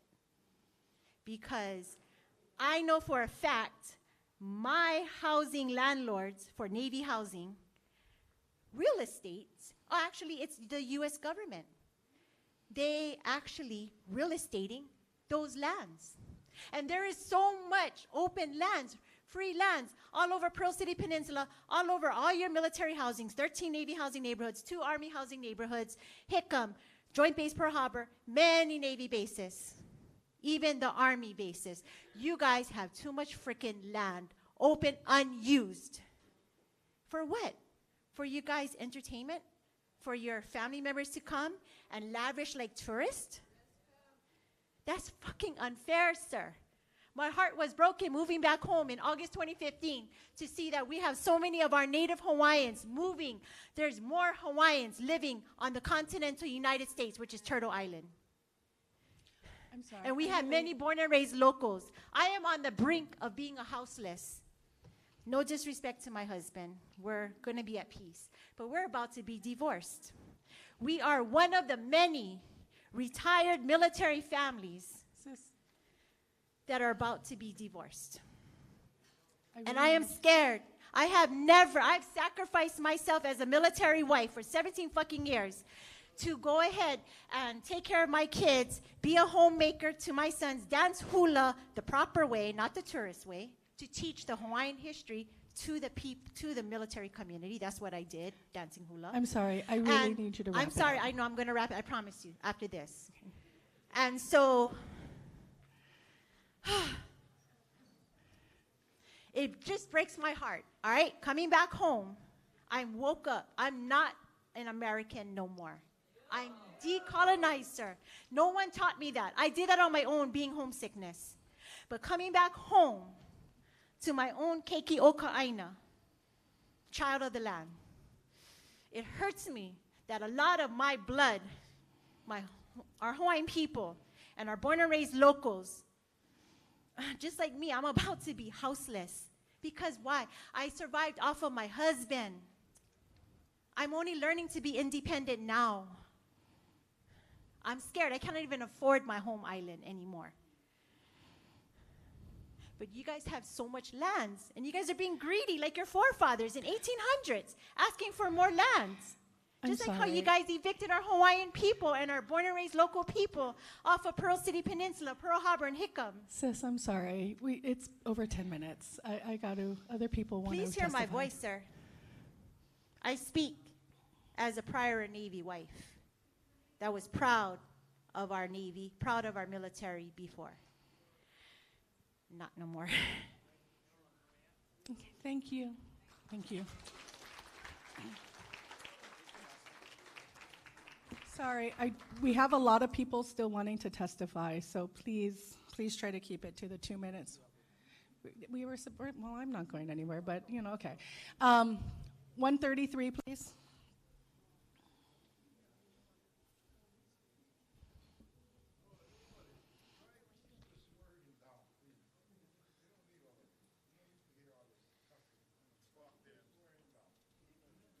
Aloha mai.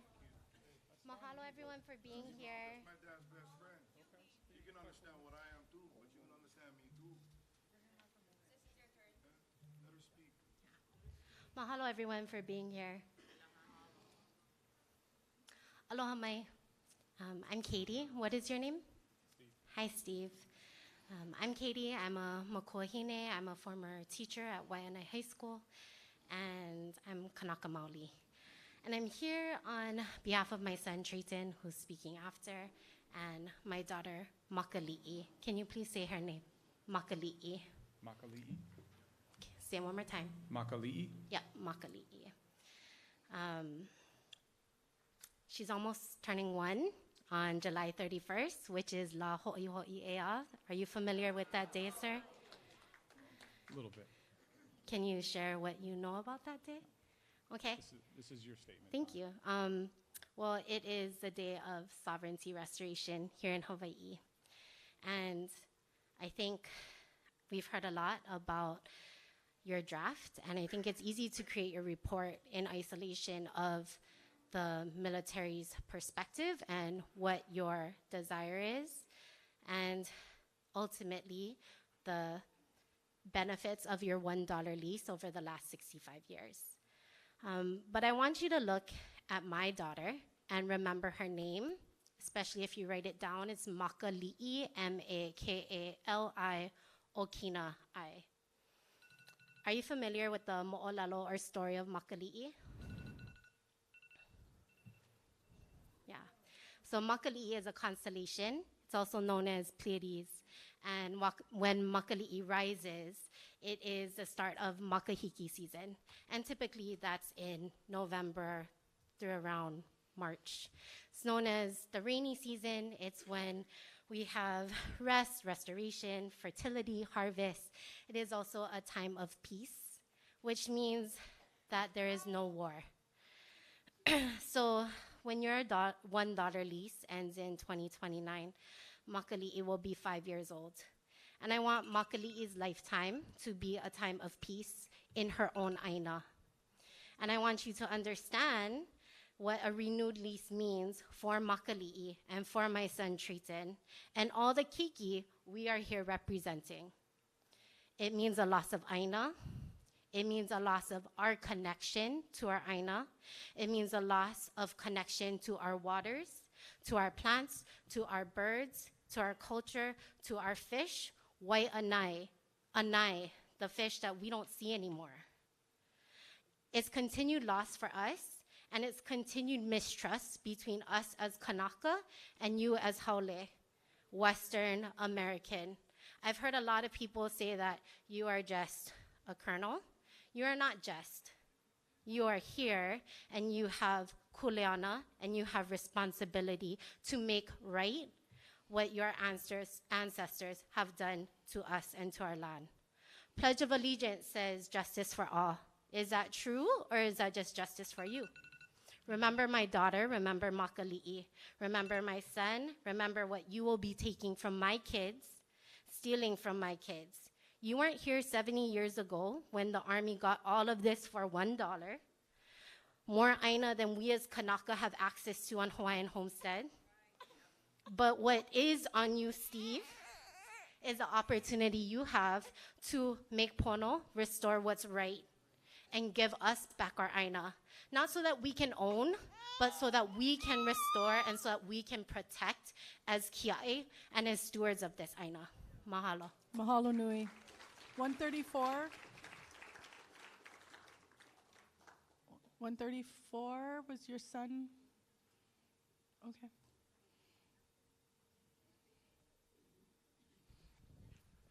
Aloha.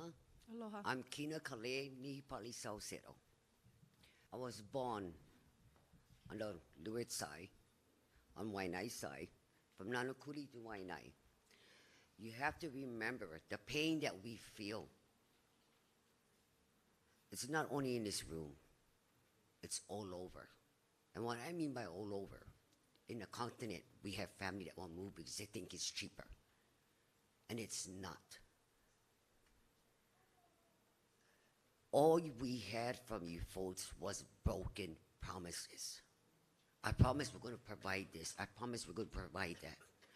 Broken promises. Okay? When you folks first came, 604, you folks dug up EVs from the rest camp. Transferred one section at Makua side. You guys dug up. You guys turn around for burial inside, dig up more EVs. Okay? And then you guys turn around and dump them at the army yard. It's at Makua. They put it there. How would you like I go there and dig out your loved ones and treat them like opala? They are not rubbish. They are my ancestors. They are spiritual healer to all of us. They are our spiritual leader. You folks destroy them, but they live on within us because the spirit, with the blessing of Keakua, it would always live within our hearts. We're not going to stop. All I'm going to say is, your opala, your broken promises, we could never clean that land the way it's supposed to be. Because my brother had turned around during a high wave. He got the back part of torpedoes that came up on Makua side. He used it, his truck, to drag it up. I still got it. And people think, oh, how did we get a land at Kehau? Let me tell you, I have to buy that land. My ancestors, my family land back. I did not inherit. It was stripped it. I brought that land back. A majority of Makua side is all real estate owned. They're not from here. This Kaneka Ole worked her Okole off with my husband's help to buy a piece of my land back with my family name. So what I'm asking you, sir, you know, you're the messenger. It takes a lot of the messenger. Stop the broken promises. Shut you guys' doors. Clean it up. Because that land could never grow fruits or any type of food to feed what we need to feed. that land could never, but all we can do is grow primera flowers. Flowers that you folks know when you come into the airport, the fragrance. Because we could never, I would never allow any of these kanakama oles to feed our own people poison lead. Poison. Decades and decades of poison. Why not stretch snot? How many years you guys been spray on that land? Our people did not know what that is. You folks been spraying that and coating that on that land for keep the dust down. It breaks up through the years. It goes in the ocean. And you wonder why people get sick, and you wonder why we're angry. Do the right thing. You came enough. Aloha does not mean resilient. Aloha does not mean dumping. Aloha does not mean bumping. You bumming. Aloha does not mean any of that. We showed you many years of aloha. Where the hell is your aloha? Mahalo. Zero. Remember that. We are dried of aloha. So we need to heal ourselves to find our aloha again. And to do that, you folks, aloha noa. Mahalo. Mahalo. 135. Hello, Senator.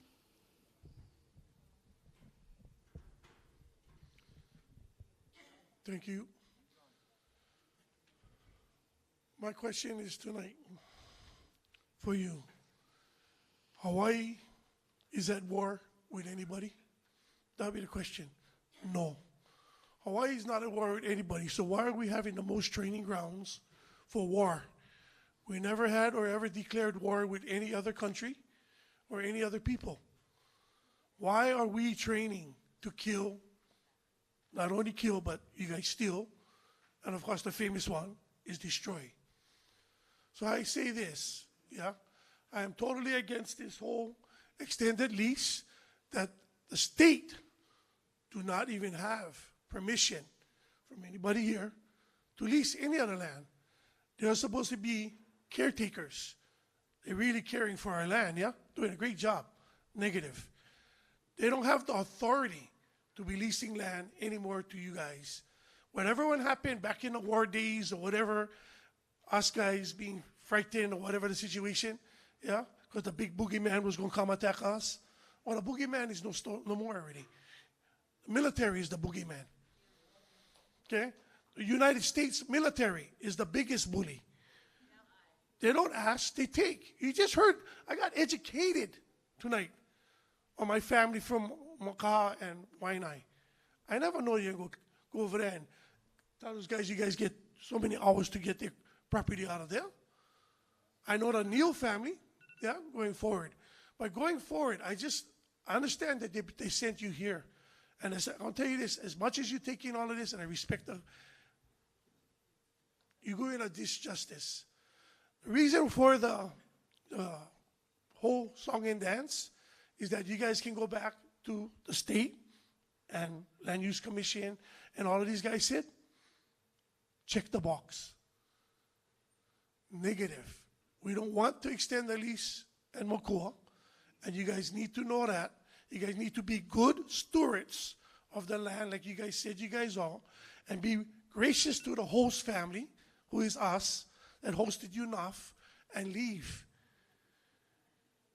You know, I understand that when he sent you, for whatever reason, the rest of the people are probably cowards, yeah, hiding behind one desk. But the bottom line is, we need to have better, not saying that you're not, better representation of the leaders. Because you know why I say this when it comes to military? By the time it gets to the guy on the top, done. You're not going to hear none of this. None of this, what you guys just heard. You know why that Wahine, when she went to Japan with her husband and felt ill? Again, sir, we're connected to the Aina. When she had to leave, that was the feeling she had. And every other Hawaiian that goes to the continent feels. You never have that feeling. Because I'll never go to your property or your state or your island where you stay and evict you guys. Senator, if you can wrap it up, please. I get 10 more minutes. I was counting the other guys. No, just joking. But the bottom line is, as she said, I came here as Kurt Fivella, but I am a state senator, and I know you guys got my letters, because I am for no more lease extensions to none of the establishments that we have. I get one more before I leave. You can answer this or not. Do you know where Pearl Lagoon is? Do you know where Pearl Lagoon is? Where? Pearl Harbor. That was the most place that you could get food, everything. The Hawaiians was just flourishing with these things. And guess what happened? They dredged it. They made tombstones for people. Again, an act of war, finishing up on the Japan situation. Hawaii was never in war with Japan. America was.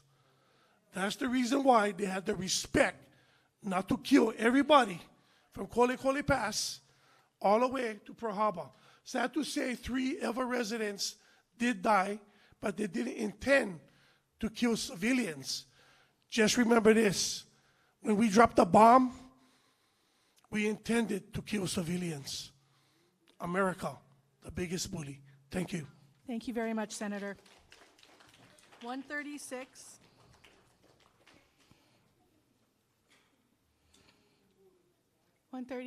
Is that you? 130. Okay.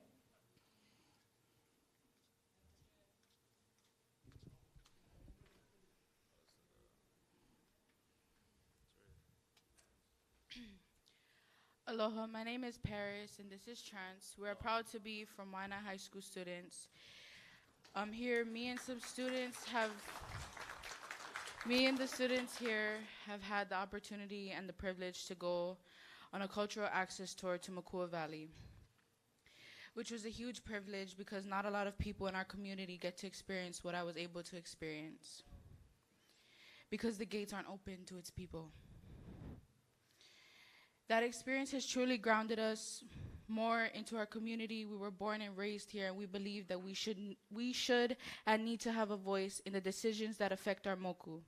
Like Makua is not a place for bombing, it's a place of healing. Come on now. Last week during a cultural access to Makua, something resonated in us. How grateful we are for our kapuna for fighting for our lands. Now it's our turn to pick up the baton and continue the work that we were meant to do. During the cultural access, one of my kumus said something that motivated and inspired me. This isn't exact words, but it's still relevant, right? How hard would you fight for your land if it was taken from you overnight? Also, mahalo nui for all the kumus, aunties, uncles, and all the cultural practitioners for all the work that they had to do for us to have access to these sacred places. Please, malama Makua, and return Hawaiian lands to Hawaiian hands. This is why we oppose the extension of military leases. Aola! Mahalo, Maikai. 137.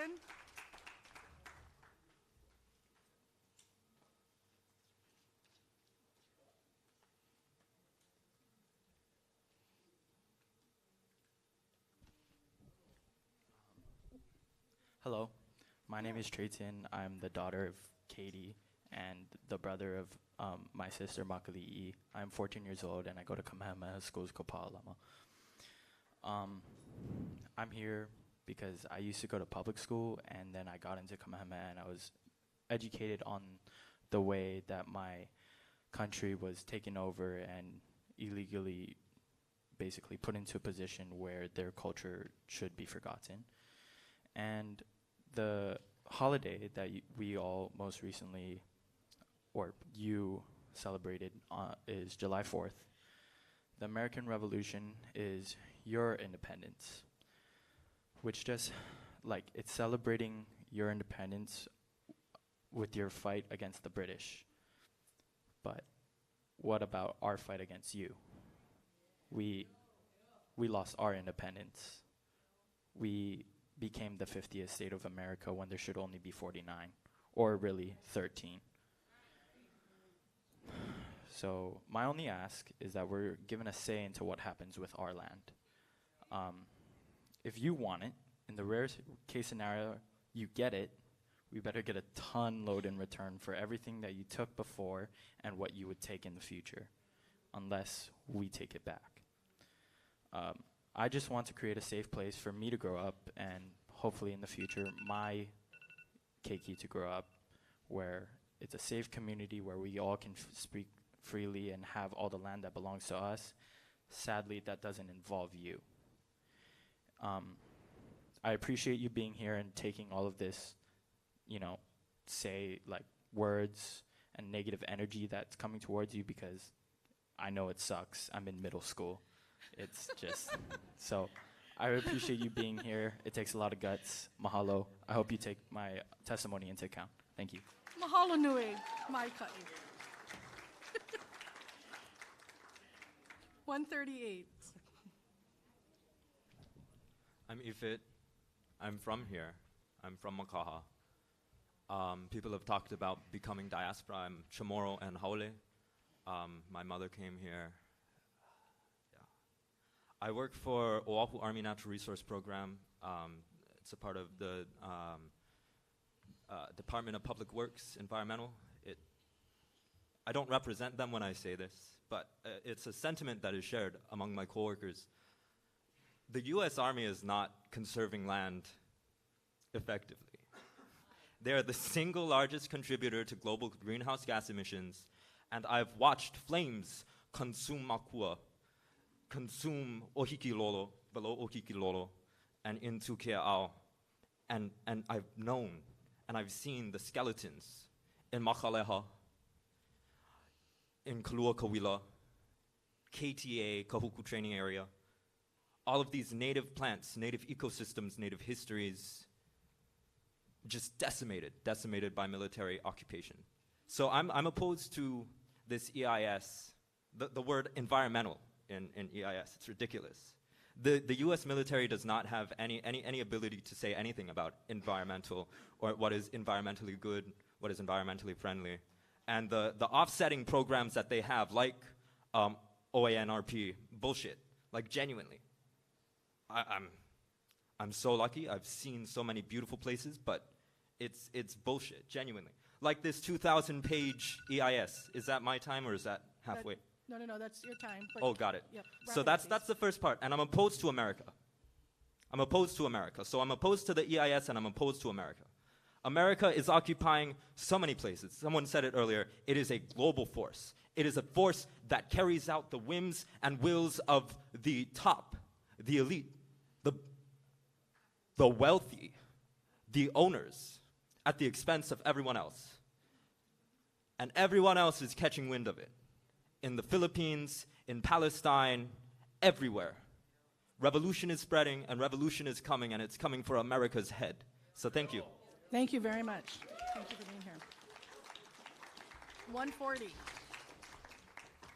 So yes, the little bell is the 2 minutes. I just am nice and just press it again, so I'm going to be in trouble later. It's okay. I'm happy to hear from all of you. Kyle, you need no introduction, but come on, brother. Aloha kako. Aloha, I'm Kyle Kyle. Kajihiro from Mo'ili'ili. Dr. I'm Kyle Kajihiro. I'm an assistant professor at Ethnic Studies at UH, and also with Hawaii Peace and Justice.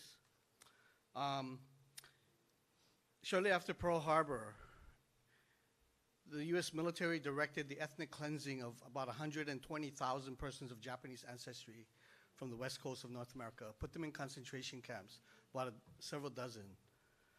It arrested about 2,000 persons of Japanese ancestry here in Hawaii. I recently went to a Tule Lake pilgrimage. Tule Lake was the largest incarceration site. About 18,000 persons of Japanese ancestry were imprisoned there. At that time, it was the largest city in Northern California.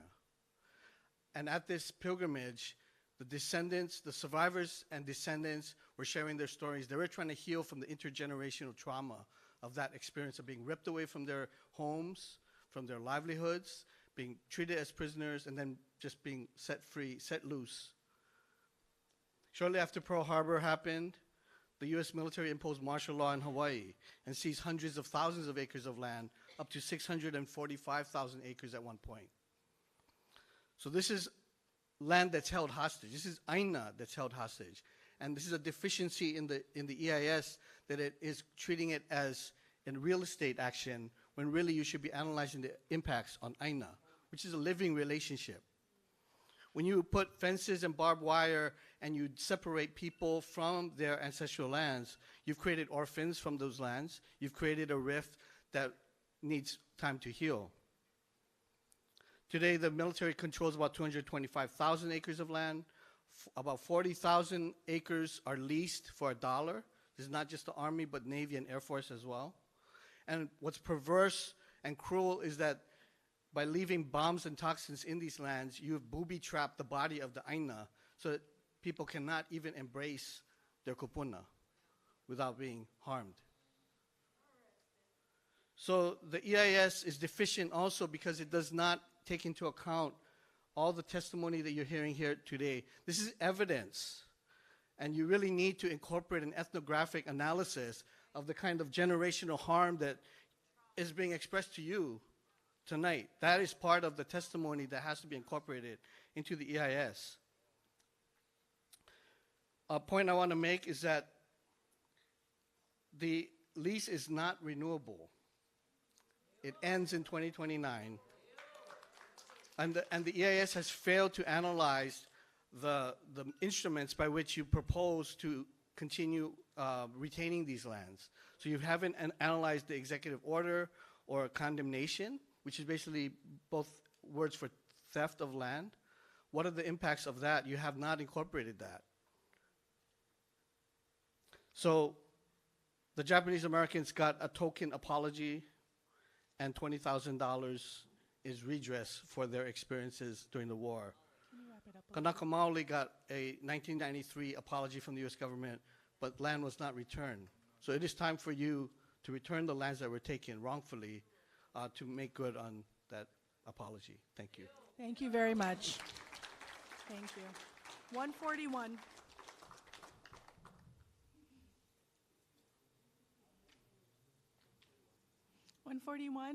Okay. Oh, it was 140? Yeah. I thought Kyle was 140. Oh, sorry, 140. Hello, friend. It's been a minute. How are you? How are you? I'm good.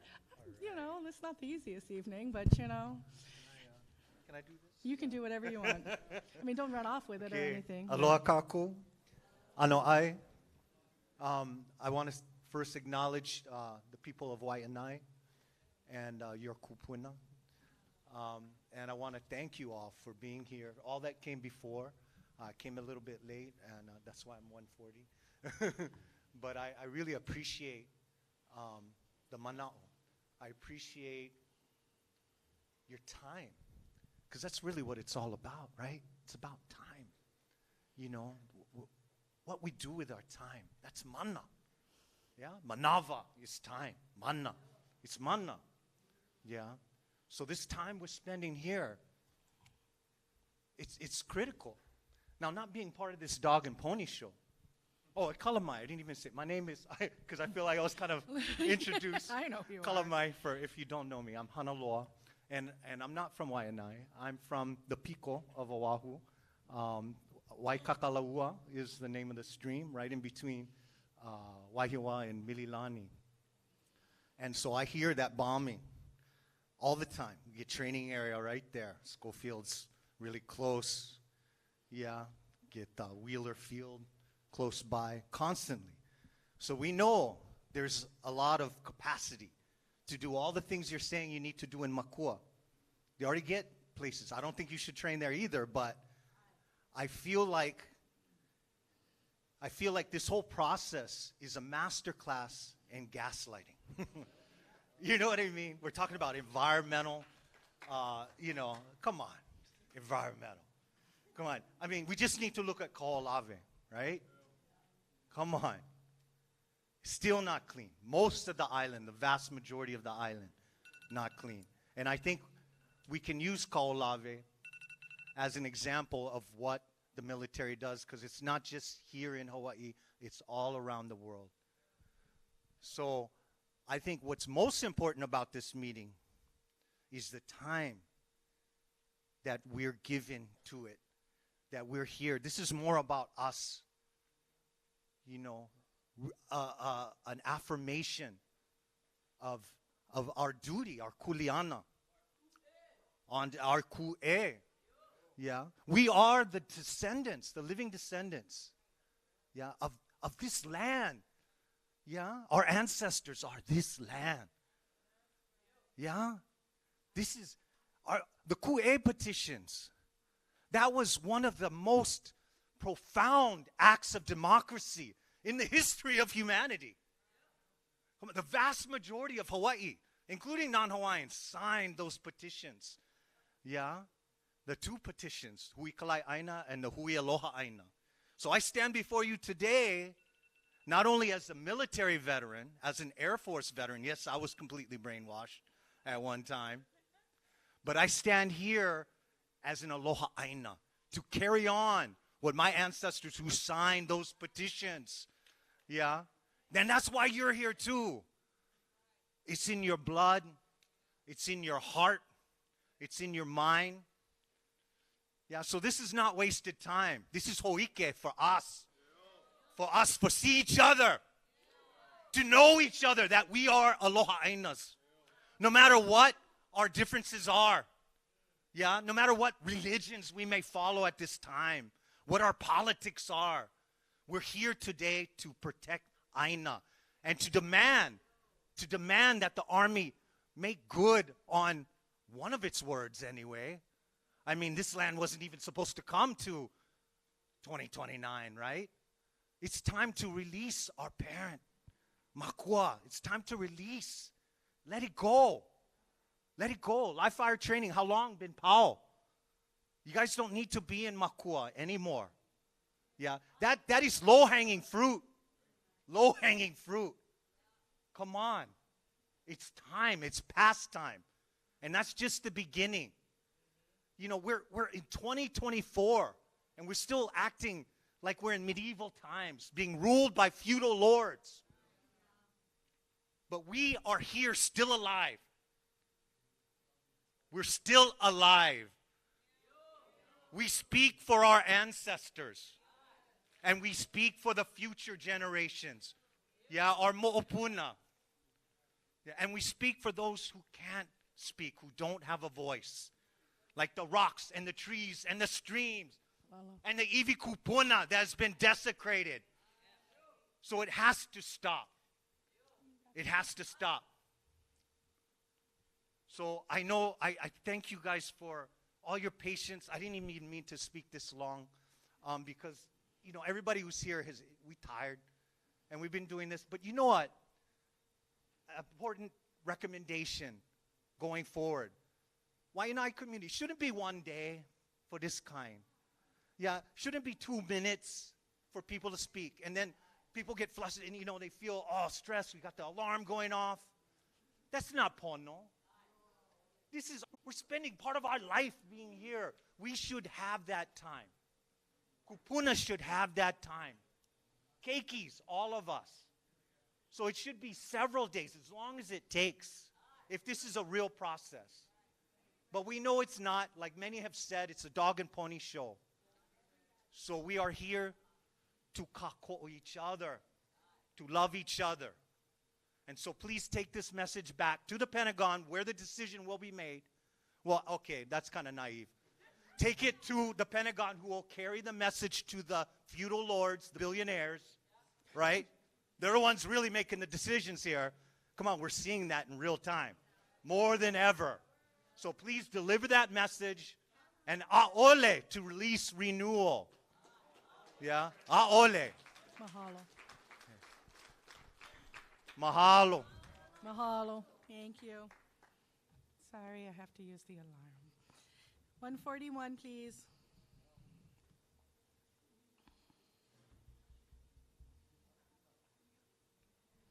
Kind of short. Mic check. Okay. So my name is Emily Kondagawa. I'm here as a kia'i to Makua, and I wrote my stuff down so I can be on time, I hope. So for the record, I am here to testify in total opposition to any renewal of U.S. Army leases. The common refrain in this effort to irresponsibly secure lease renewals is that you folks want to be better neighbors. If the United States were serious about that, you'd be looking back to 1849 and those precious few years that you bothered to honor our own treaties, your own treaties with the Hawaiian Kingdom. We're all here because we love something, bone deep. So my question is, what do you love? What do you worship that would require you to commit genocide and rationalize destruction of life itself on every continent for hundreds of years? What is your reward for abandoning your reason and your humanity? We know that this is for show, for the US military, for the fake state, like every other public comment opportunity for every lease, for every proposed project. So I ask, where is your respect for the people? Where is your respect for Hawaiians? Beyond rhetoric, beyond pleasantries and checking boxes, the United States of America is having an identity crisis as the influence of your brutal empire dwindles. America is spiraling, trying to manage appearances because your national narrative of exceptionalism is struggling to match up with our lived reality of the heva on the ground, from Palestine to Congo to Puerto Rico to Hawaii. You folks are dealing with a community who knows who we are, who knows Hawaiian history, who knows world history, knows American history better than most of you. And we were all tested under the Malu of Mauna Kea, and we have been grounded in ceremony. The people do not consent to suffer these indignities for another 65 years of unmitigated poisoning and desecration, let alone another 131 years of illegal US occupation. You will meet a level of resistance that all your readiness exercises could never prepare you for, because the US empire doesn't want you to give in to aloha, a resistance movement that actually invites you to reconnect with your humanity. It may be dangerous, but it's fun to take your humanity back from the empire you were coerced into serving, the empire that threatens to withhold medical care, housing, food, and shelter from you if you disobey. So please use this opportunity to become the conscientious objectors that we know you can be. Refuse to be complicit. Help lead these fascists that you serve down the dignified path of deoccupation, clean up, and ultimately a treaty of peace between our two nations. Mahalo. Mahalo. Thank you, Emily. 142.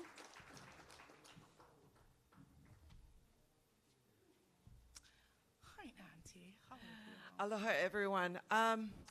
I have a whole list of things here that I wanted to talk about tonight, but I'm going to put it aside, and I'm going to acknowledge this very beautiful woman that came in and spoke about her life.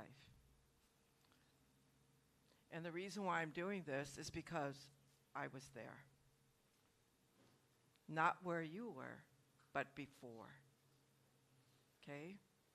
My Lai massacre started in March of 1968. May 13, 1968, a lot of our husbands was activated.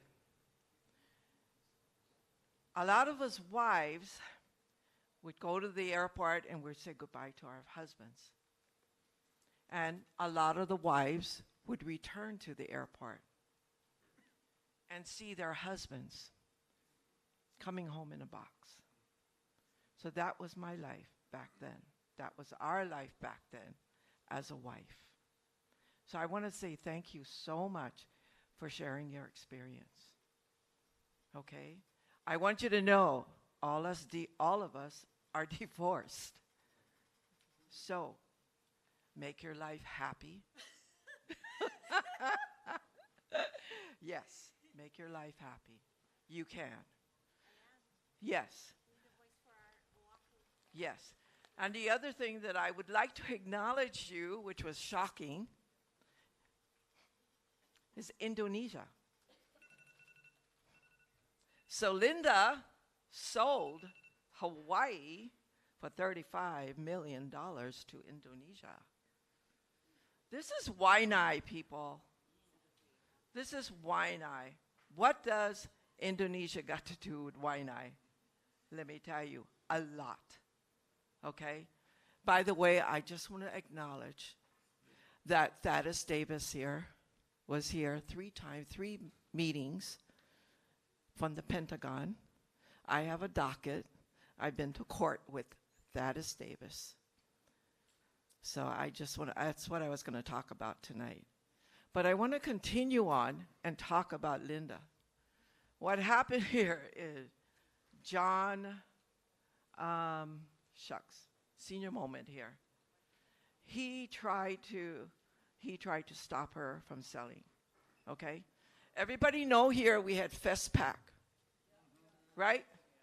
Okay, Maluku is a nation that was not acknowledged, was not on the list. But guess what? They were here. The question that they questioned me about was Indonesia. And I went, what? Because they have, their lives is just tormented by Indonesia. So I said, you know what? You like learn about Indonesia, come out to Waiʻanae. I'll show you where Indonesia is. Okay? Indonesia is in Nanakuli. What are they doing in Nanakuli? Oh, Hawaii architect. I took the Maluku women to the graveyard. And I said, this is Nanakuli graveyard, and Hawaii architect used the drones. What did they use the drones for? They use the drones so that they can own the graves, they can own the genealogy. That's what they did in Nanakuli. And then I took them to my Hawaiian homestead. Auntie, I need you to wrap it up. No, please. I took them my Hawaiian homestead up here in Waiʻanae Valley, and I told them, look at the sign here. It says G70, Indonesia. Okay? You see those posters they're taking down? G70 is on the poster. So what do you think is going to happen to Waiʻanae or Makua? What do you think is going to happen to us? How about Chaminade, University of Hawaii? How are they connected to Chaminade, University of Hawaii? We need to look deeper, and I don't know how to do that. I was talking to someone out there, and what they told me is, I know a lot, and all this stuff that I do, but I need to bring it down so that all of you understand what I'm talking about. People, you need to rise, okay? Tonight we need to rise. And we need to take a look at what this beautiful woman said tonight. So again, I have a whole list of things that I wanted to talk about, especially about Thaddeus Davis and being in court with him. Thaddeus Davis from Pentagon, I have a docket. I was in court with him, with Judge Beretta and Judge Kennedy, Atomic Energy. So I didn't do too well because we are all downwinders, and that is the case. I don't know how to bring it down to bring it down so that you can all understand me. The only time that Schofield's bomb Auntie, on we the have other side is when the wind is blowing this way. Okay? Is when the wind is blowing this way. And they do it a lot, all night long. The other thing, too, here is Thaddeus Davis did a buffer zone, a 3-mile buffer zone from Kolikoli Pass. I don't know how to get you to understand that Maili has the highest rate of cancer among our children. I don't know how. I don't know how to bring the details forward. So, what you all doing here tonight, you need to rethink about that buffer zone that Thaddeus Davis did while he was here. Thank you, It gives Auntie. them the right to bomb. We are downwinders, and it needs to stop. Secondly, 900 tons of nuclear debris from different in 2009 and 2010, he's writing, 900 tons was trucked over to Makua. What they did with that 900,000 people, they made 2 fire lanes because that meets the NRC. They made 2 fire lanes from Mauka to Makai. So all the 900 tons debris is underneath the fire lane. And that meets the NRC rules. So, again, what Thaddeus Davis was doing here is they cleaned up 253 acres of the bombs that was dumped after World War II off our shorelines. Only 253 acres they cleaned up. And now they're clean. There's thousands of bombs out there on our shoreline. Depleted uranium is up on Maʻili shorelines. Auntie, we really... Depleted uranium, where our children swim, is all up along the shoreline of Maʻili. And it's documented and researched. It's there, in fact, on record. Okay? Thank you, Auntie. Thank Okay. you. So I'm going to stop here. There's more to say. I just want you to know there's more of thank you again for sharing, because I was like taken by what you had said. I just want to back you up on the evidence. 35 billion. Yeah. So, Thank you. Thank you all. Thank you very much.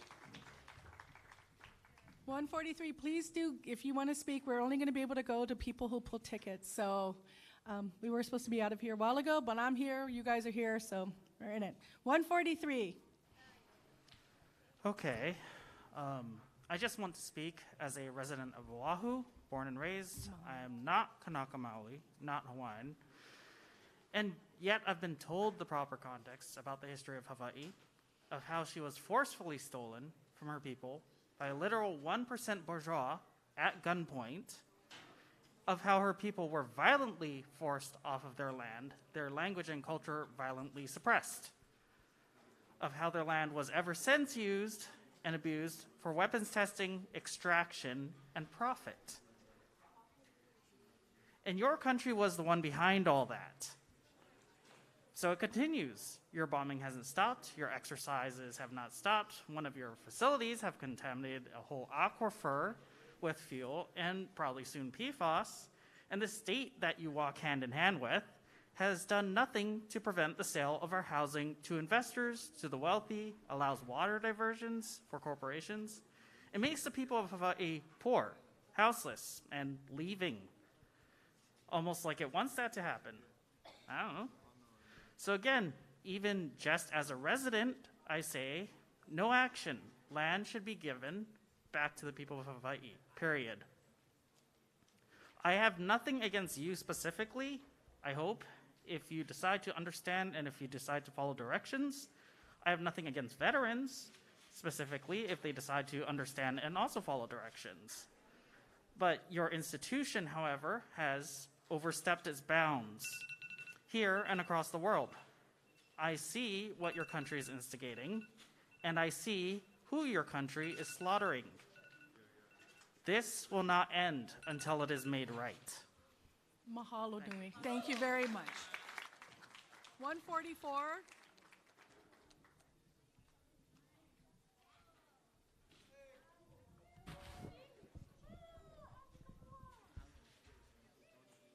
Aloha. Aloha. Aloha. Kapua kila ikoa kamai. Aloha. Ke hao mahalo for coming to our Waiʻanae community. As many of us are already woke, we know that we're just going through a farce process. But in this process, let us educate you in what we have learned. Most recently, in 2014, when the Department of the Interior came down to Hawaii to speak to the Kanaka, to speak to the people of Hawaii. We told them, we don't want to speak to you because our kingdom continues to exist despite all the lies that America, this fake state, and all the governments that were too afraid to stand up to America back in 1893 to this day. But we Kanaka Maoli, we are teaching our children, our mo'opuna, our history.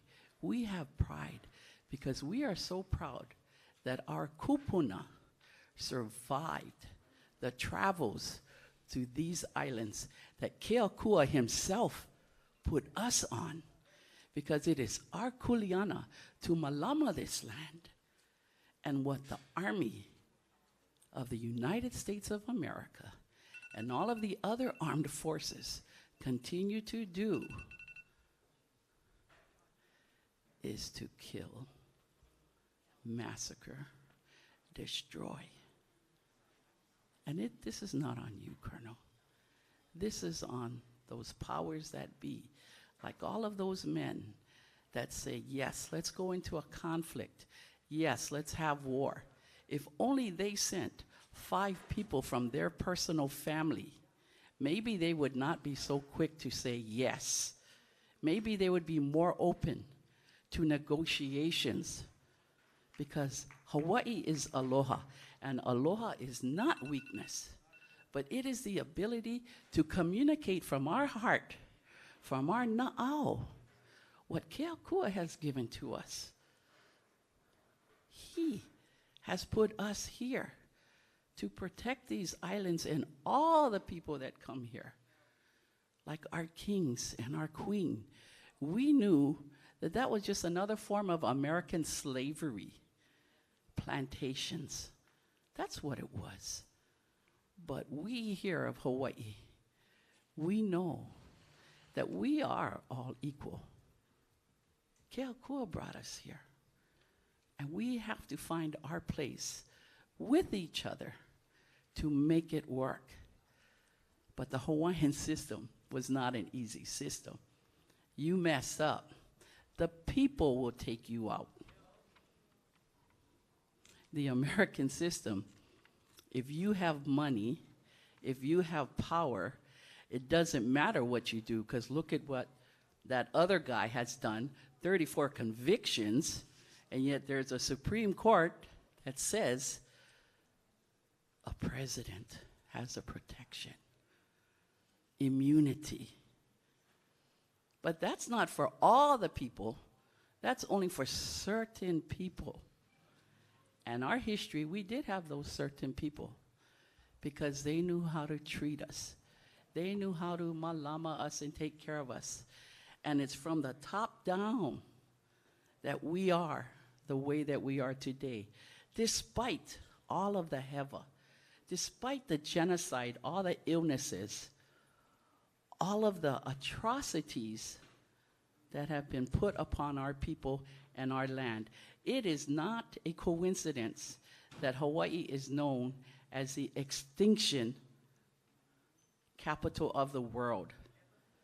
It is because of foreigners, foreign species, coming here and not recognizing the value of what Keakua put in the middle of the largest ocean on this planet. It is not our intent to destroy, to overcome, to conquer. It is our intent to exist as one with our akua, with our beings, with each other. And that does not mean that we do not have discord. Of course we do. But one fallacy, our people, is don't let them try to tell us that we have to be one. Ole. We do not have to be one. We just have to rise up. We have to rise up. Can you wrap it So up, regarding this EIS, there is nothing environmentally sound, as so many people have shared. I oppose the options, the alternatives that that report provides us. But we don't have to stick to that report. Like William has said, we want the alternative of no. No. Ole to the American military destroying our lands. And although other people have been generous to say that we will clean it, we'll clean it with the American dollars. And it won't be no 400 million. We are talking in the billions, just like Lahaina, just like what RIMPAC is doing to our ocean, to our animals, and here in this hub. So mahalo ke hao, mahalo for your patience, mahalo. Thank oko. you so much. I appreciate it. Thank you very much. 145, please. Aloha mai kako, Afrika ke Aloha. Maderas ko inoa no Waiʻanae mai hao. Mahalo la hui. William Ayla, amazing to see you here. I've seen you inside when I was against you on one side. I look at this room, I see plenty of people aged in this room doing the same meetings. Yeah? Every year we sit inside this dog and pony show thinking you guys taking you guys' notes, but when you guys walk out the door, it goes right into Opala.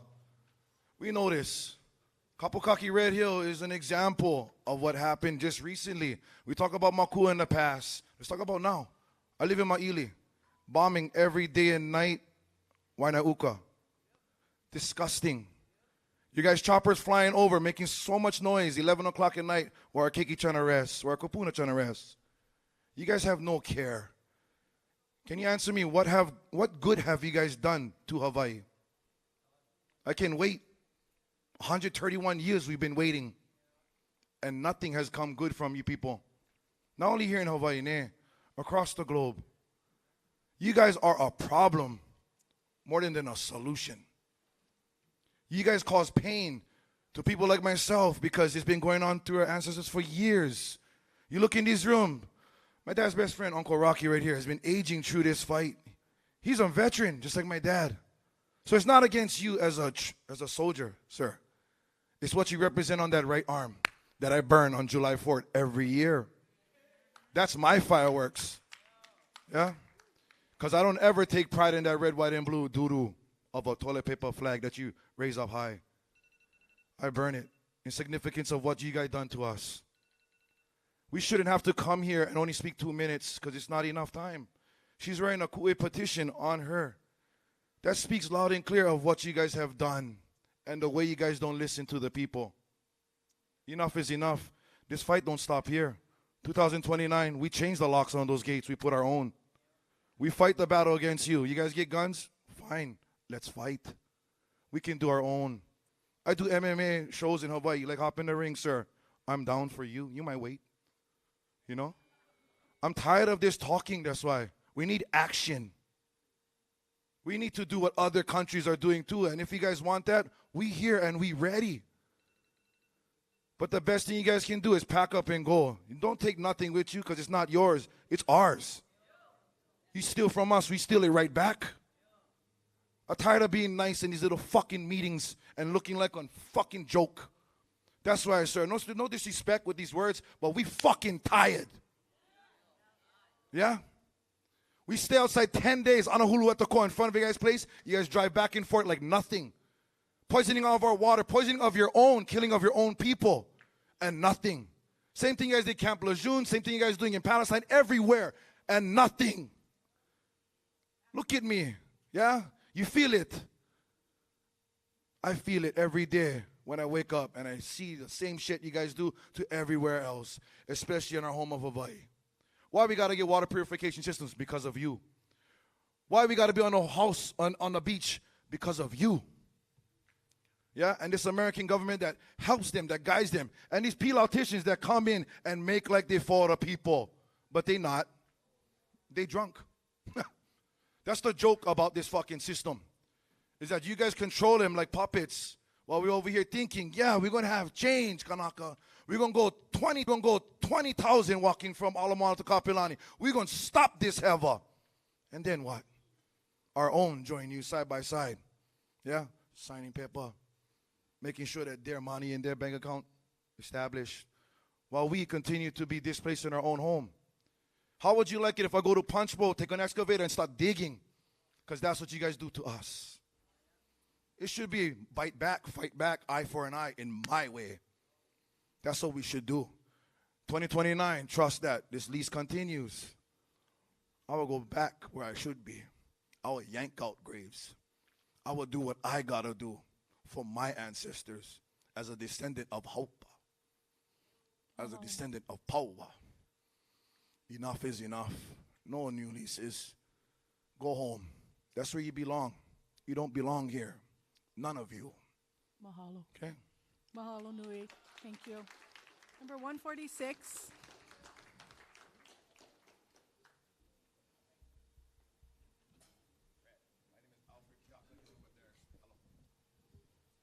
That was Mr. Medeiros. Thank you. Aloha mai, everyone. Aloha. My name is Michelle Napu'unoa.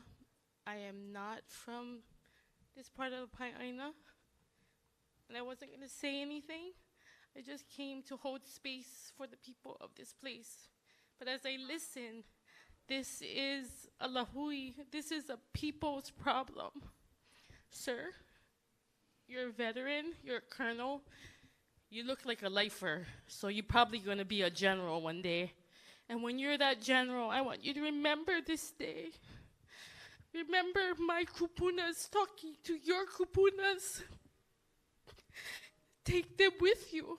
I'll let them go with you to wherever you need to go to talk to the higher-ups, to talk to their kupunas, because they speak through me. I am of the 4th generation that is finally woke. And what does that mean? That means my great-grandfather was put into World War I. He was born into the kingdom of Hawaiʻi, and his country was taken, and he was made a soldier. John Makahiko, Kipahunu Maui. He was made to fight your war, not ours. My grandfather, World War II, James Matsui, was a soldier fighting your war, drafted. My dad, 80 years old, Buddy Napu'unoa, drafted again to fight your war. They are all occupied. They are Aina. Their minds were occupied by a pledge of allegiance to a country that was not ours. But I am taking a pledge to the Hawaii, to our kingdom of Hawaii, to say that I am deoccupied Aina. This is Aina. When I walked in today as a guest, I saw blue and white police cars, some gentlemen with guns. Is this a welcome that you have to the people? You are the guest in this space. We didn't need blue lights. Those honorable blue and whites could have sat down and enjoyed themselves and learned a little. No one needed to stand at attention. We come with armors of prayer, with aloha, with love. And now all of these deoccupied minds come with education. My niece, God bless her, is an officer in the Air Force. She decides that she wants to crack the nut from the inside out. She wants to be a part of the solution together with the military, together as a Kanaka Omoni, together wearing the same soldier boots you have on, honoring her country while honoring the high Hawaii. She walks every day in 2 worlds as a Kanaka Maoli, as a proud, proud granddaughter of soldiers. And then she has to fight your war. This is a war of the mind that we are fighting here. Number 1, everything we learned happened in kindergarten. Clean up what you would make messy. Take all of your things out of all of our aina, clean it for the health and safety of whoever you leave behind, because I'm sure you're still going to have some people on some bases. Sorry, can you please wrap it up? Yes, I can. Thank you. What I'm asking from you is to hear, not with this, with this. Feel our pain. I don't know where your land of your kupuna is. One day go there and see the tragedy that I know is there. Because you are in the land of my kupuna where tragedy is living every day, seeing those displaced Hawaiians when there is land to be lived upon. Sorry for the emotion and the tears, but I really appreciate you being here. You know why? Because our kupuna is going to talk it out. My kupuna is going with yours and you to wherever it is in the United States of America to make some decisions for peace, for our people, for what the Queen said is love for our Hawaiian people.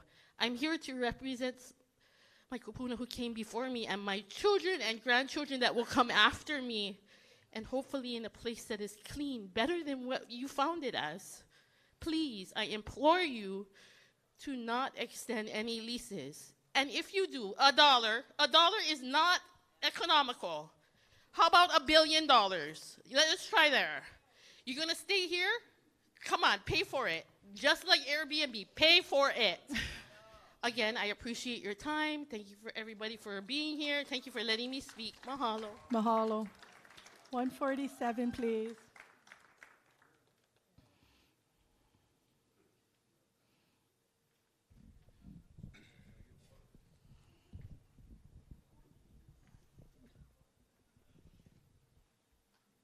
Aloha kako. Aloha. My name is Kawailoa-Poamoho Stanley, born and raised here in Waiʻanae. I came late to the party, so I'll try not to take too much of everybody's time. When I came here, I didn't really know what to really say because everybody else said it already. But one thing I really want to say to you, sir, is that you get big kuleana, heavy, the responsibility that you have. Whatever you wrote in that book, whatever you listened to, whatever you heard, whatever you're going to take back, take it back. Share them. Let them know. That is your responsibility. That is your challenge. That is that spear I'm going to cast to you, and I like you catch them. I like you catch them, and I like you take that back and throw them into their faces. I'm a son of the Mua. My father, Poki'i, was here. And I asked him permission to share this creed with you. Because as a nakoa to another koa, kuleana is of high standards, and we hold ourselves to it. So this is my commitment to na akua, na aumakua, and my piko. I am a man without fear, a man without doubt, and a man without hesitation. Time will heal my pain. Pain is weakness leaving my body. I offer my body upon the altar of sacrifice to protect my nation and my people. I live to serve, and I serve to live. Until my last breath, I'll defend my brother to my front, my brother to my back, my brother to my right, and my brother to my left. And together we will hold our ground and fiercely move forward, because this is the way of the Mua. My actions reflect my ancestors and the Queen. One day I'll earn my right to stand in the halls of my ancestors. Truth, justice, respect, unity, loyalty, courage, excellence, compassion, humility, patience, and honor. This is the law of the Mua. Eku, eola, akau, akaniko o apalalau halilea makiole kolo pupue. Those words is what I was born into in the Mua. And I hold by that as a kia'i, as a protector, as a servant to my community. Another saying that I would love to leave with you. Iwi o ku'uiwi, koko ku'ukoko, pilikamo. I'll say it again. Iwi o ku'uiwi, koko ku'ukoko, pilikamo. My bones is your bones. My blood is your blood. Pili to the mo'o. Our mo'o is our mo'o ku'auhau. The mo'o lelo that we share. Each and every person that came here, each and every person that is still here, come from a long line. Long line. Do your genealogy. Find out where you're from. Look back, if you haven't. Look how far your people came from. Because us sitting here, we know how far our people came from. And that's what we're fighting for. We're fighting for them. because they sacrificed their time for us to be here. Sorry, can you mahalo nui. 148.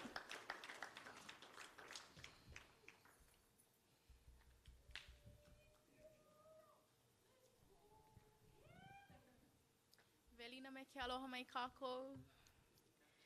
O ka leo ka mai ko uinoa. O kaia ulu ko umakani. O neneu ku kakai. O kane vai ku kawai. O ka ala ku mauna a o Hawaiʻi ku home. I'm Kaleo Kamai. I'm from Waiʻanae. Ka'ala is my mauna. Kaiaulu is my wind. Kanewai is my stream. And Neneu is my beach. And Hawaiʻi is my home. And I'm tired of my home, sick and tired of my home being desecrated at the hands of the military. Tired of it constantly being bombed, my water being poisoned. You folks paying $1 for land that my people cannot even access. I'm tired of the military gaining privileges that my people, that belong to the Hawaiian people. I'm tired of you folks constantly degrading our aina, simply because Hawaiʻi serves as a logistics link and allows for rapid troop deployment. Simply because Hawaiʻi provides a range of training environments that cannot be replicated in other states. Simply because Hawaiʻi hosts the headquarters for the U.S. Pacific Army, Pacific Fleet, Marine Corps, Air Force, Special Operations. Why are you guys here in the first place? We've been telling you guys for generations, go home, clean up after yourselves. So I'm just gonna reiterate myself. I'm gonna stand my position, and I'll do it today, I'll do it again tomorrow, and however long it takes until you folks get the message and go. I oppose the renewing of the lease for the military, and especially I oppose your folks' presence. Mahalo. Mahalo, thank you. Is everything okay outside? Is everything okay? Okay. We're just gonna keep going.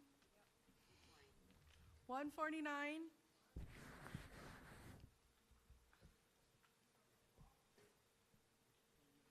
Everything okay? We're doing so well. Okay. Okay. Cool. 149. Might have gone inside. Check out what's happening. Okay. 150. 150. Okay.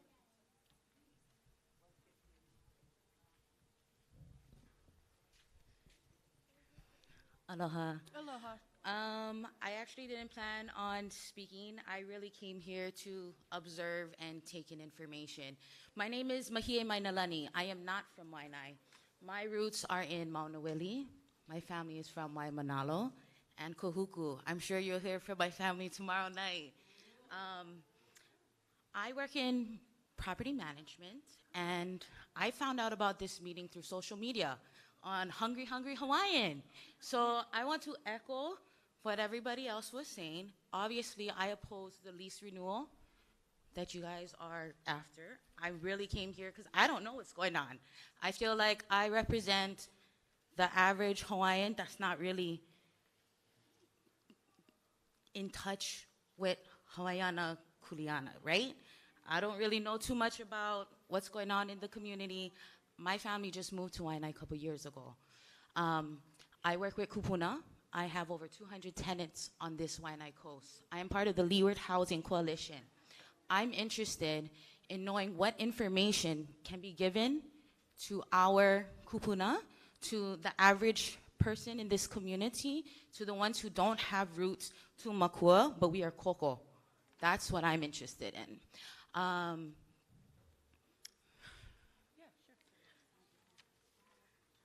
I would like to see in the future if the military can start to tell us, I'm not interested in your guys' plans, the EIS, all of that, I'm sorry. I'm interested in the cleanup plans. I wanna know how long it's gonna take, what you guys need from us, how can we hold you guys accountable? If you guys tell us in 2029, power the lease, you guys gonna clean up, how long is it gonna take? Who is it gonna affect? I'm 33 years old. My daughter is here. I just got off work. I gotta go work tomorrow. I'm sure I'm not the only one. So I would love for in the future to know about your guys' plans. Just as a regular community person, just as a regular Hawaiian, I I don't have roots here, but I am part of the community. I oppose your guys' lease renewal. Mahalo. Mahalo nui. Thank you very much. 151.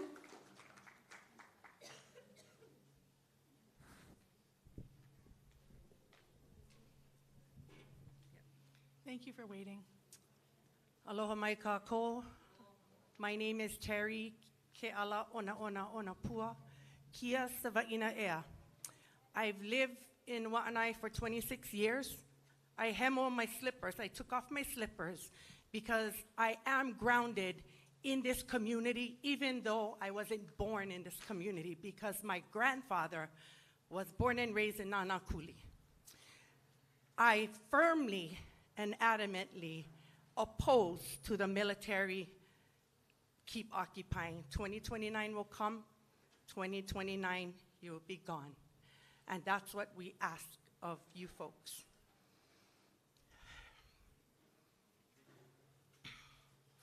No more desecration. It has to end. Our people need healing. Sorry, I just feel the energy from the ground, and it's really immense. And I just want this to end so our people can heal. My dad was drafted into the war, and he came back a broken man. He became an alcoholic. He beat my mom. And then my uncle was a Vietnam and Korean vet, a 23-year Marine. He came back and he died painfully with metastatic breast cancer, a man having metastatic breast cancer because of the Agent Orange. I served in the United States Navy, and I was torn between the two worlds and coming up here to speak. But I have to speak on behalf of my people because the pain has to end, and it has to end in 2029. Thank you. Thank you so much. Thank you. Thank you for sharing. 152. Thank you for waiting. Mahalo for allowing us to speak. I actually wrote a written testimony, and I want to say mahalo, Colonel, for being here in this space. And thank you for the leadership meeting that you held with leaders of the community and of our legislators. We didn't have representation from our own moku on either level at that meeting, but I did appreciate that you allowed me to invite Uncle William Aila to the meeting because he got to shed a lot of the ike and mana'o of the area and the space. And he reiterated a lot of it tonight. And two things that I want to point out clearly on, and so the people understand and realize also that with the EIS, like he said, it is flawed. And also he brought up the Chevron deference, which is a statement to say that the lease cannot be renewed unless it's by the people. And tonight you've heard every single person that took this mic, and I'm sure in the comment box is going to expect the same echoing of please do not renew that lease. And if it is renewed, it's really not a binding document because according to the laws that is currently in place, we don't need legislation to introduce something for this lease to continue or to stop the use of Makua. That is not needed. It's already written in the laws and the documents that's before us. And so being that those documents is the signed contracts, it needs to end in 2029. So just re-emphasizing that and just please, like I said a few months ago, allow this opportunity for community. And I knew 2 hours wasn't going to be enough, and that's actually my written testimony. And we're 2 hours over the time, but I appreciate you guys for allowing us that extended time. But please don't let this be formality. Please take our words and our brokenness back to the leaders to say there is no more renewal, because you guys then will be a violation of laws that are currently in place and contracts that are currently signed. So please take that back and know that there is no renewal in 2029. Mahalo. Mahalo nui. 153. And then Manny, your last, 154. 153.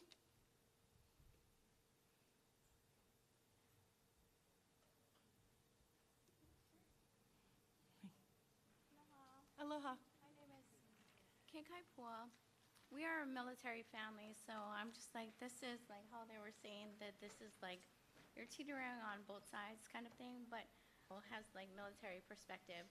I work with that brand, so I know, and I make clothes, and I also make la'au ointments for the kupuna that were on Mauna Kea.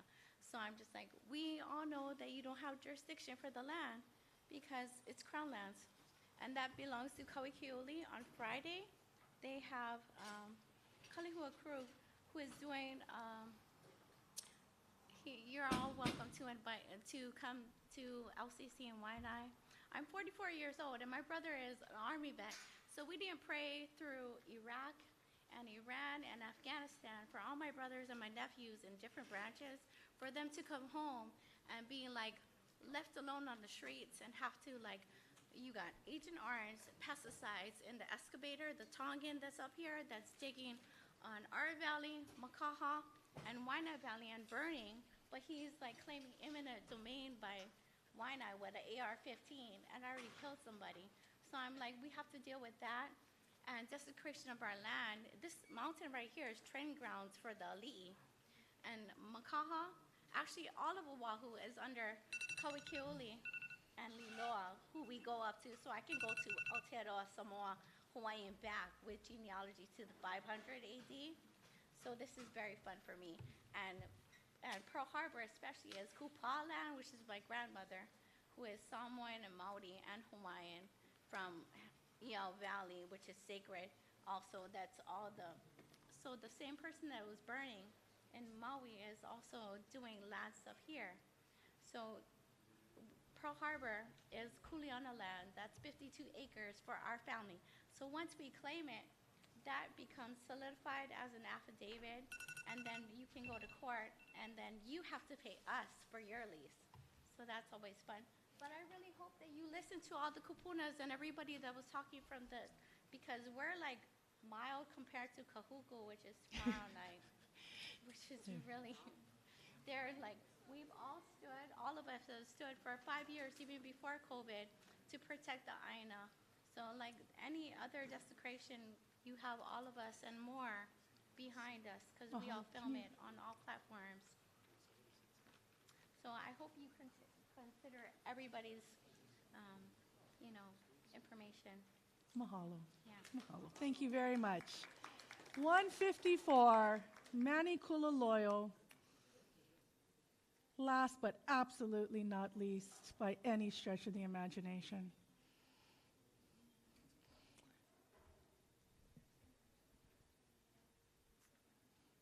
Aloha, Colonel. How are you today? Kehao, my sister. Hello again. This is the same meeting, Kehao, where we were up at Lelehua, right? Yeah. Right? Yep. During COVID. Yep. Right? That's the one. He had like 47 HPD officers. I was there. It got canceled because of Delta. Auntie Lynette Cruz, Kyle Kajihiro, Uncle Sparky. Who else was there, Kyle? Yeah, plenty guys. What was the reason it got canceled, by the way? Delta. What is Delta? That was the COVID variant. COVID Delta. Okay, Yeah. so we had the Zoom after, right? Yeah. Okay. So I read Mr. Overton, G70. I read all your binders.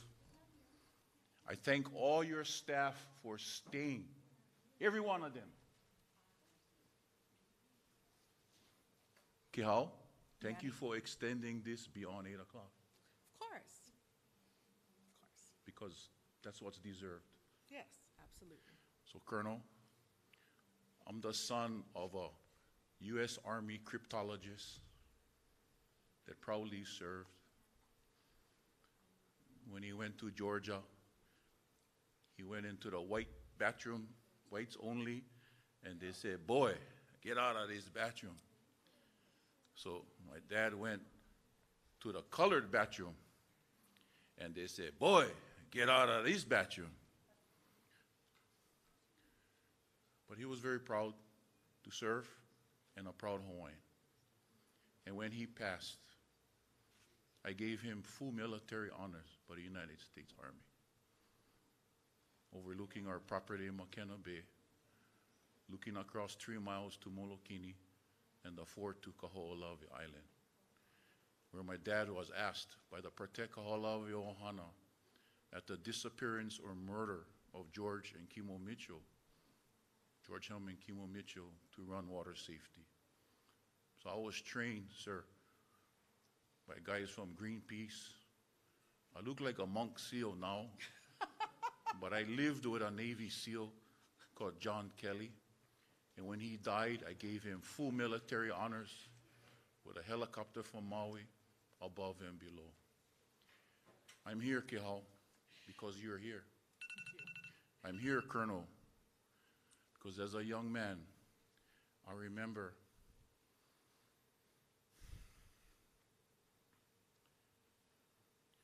they call him Poka Lainui. I knew him as Uncle Hayden Burgess. I knew the wife as Auntie Pua on Kaho'olawe. I'm the youngest guy in the PKO that knows that story. And I remember Uncle Fred Dodge would come to my grandma's house. I remember sitting on the puolele with Mr. Isla. And I've always come. I never knew what the PKO took of the position, but I came anyway. And I remember sitting on the right side of you, Kehau, and Mr. Isla was on your left in Nanakuli. Remember? It's very late. And I promised I would never go to Makua until the place got returned to Mr. Isla. And it's similar to when I was asked to go to the island of Vieques on behalf of Dr. Emmett Aluli. But Inoue told him, don't go, so I went. And when I saw the fishermen like Carlos Zinon and Ishmael Guadalupe across the gates in Vieques holding, yes sir, yeah, protesting with the riot police, men and women from the governor, you know what the United States Navy did? They hadn't bombed for a long time, but they sent these battleships by the bioluminescent base, sir. You know what I'm talking about, eh? And at exactly 10:10, they went boom, boom, boom, boom, boom, boom. Just like saying, Mr. Emmanuel W.M.D. Kuloloyo from Honuaula, Maui, welcome to Puerto Rico. I am the most powerful force in the world. What you gonna do? My life has never been the same, Kehau. And that's why I came tonight. Sir, I was on runway 2 with a USS President landed on 11/11 on Maui. You go back and tell the National Security Advisor, Mr. Austin, SecDef, that Manny said, give back Makua. Because you know why, sir? Not only is it the right thing to do, that's the Army that I know. Brother, Smedley Butler, War is a Racket. That's the book given to me by John Kelly, who helped recover war-shot torpedoes with Admirals Mommsen and Lockwood off Kaho'olawe Island. What an irony, Kehau. Have I ever tell you that story? I don't know, maybe. What I'm telling you, sir, it's because of the humanity in you. It's the right thing to do. And you know why, Kehau? Why? When I went to live with Marion Kelly and Uncle John, you know what the first thing Auntie Marion Kelly did to me? She says, come sit in my rocking chair. And she went to her, the house is full of books, by the way. I read every book, from Ludwig von Mises' Socialism to Das Kapital. She pulled it up and she said, Manny, I want you to read this. And you know what it was? It was about the expropriation of other families from Makua Valley. She was an anthropologist, right? Yeah, she I was. read them. So when I hear all these names tonight, I have no choice, Mr. Isla, but to come and testify. It's the right thing to do. Mahalo. And you know why? I cannot imagine my 2 children living with bombs on the opposite side of that should never happen. And sir, kindly in my heart, I came tonight because the president stopped the bombing of Kawailoa on my birthday, October 22nd. We know how to do it. There's a way, sir, okay? And you know why, Kehao? Why? It's the right thing to do. Because if Josh Green is still the governor, he will have a play. And if Auntie Dawn Chang is still the DLNR chairman, like how you were, Mr. Ayla, they will both have a play. And I'm not going to make it easy on them either. So don't feel like it's all on you, okay? But if you do your part, we do our part, right? Okay, Ken, Hiki. Sir, thank you. Okay. Mahalo nui. Thank you so much, everybody. Okay. Oh, you can get the paper. So if we could just, Uncle Bill, Chair, Ayla, can you close Pule, just so we all get home in one piece?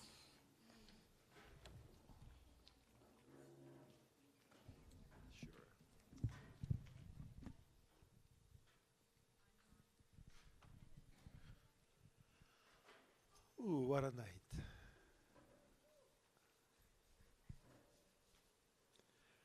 Aloha kua, aloha na'auma kua, aloha kupuna. O Hawaiʻi mai ka manawa o Wākea a ia manawa, ke kune mako maka po'ohiwi o papa. Ua hana ia mako mai a papa mai, a hoi hoi a papa. Na mako e mālama i na iwi i kou mako kupuna, nā mo'o e mālama i kou mako iwi. A ho'o mau, ka lokahi o kako na laila, e ho mai ka ike, e ho mai ka no'iao, e ho mai ke aloha, e ho mai ka ikaika. It was a heavy night tonight, so we ask for ike, knowledge. We ask that we all have the skills necessary to fulfill all of our wants and desires that we came here tonight for. We ask for the strength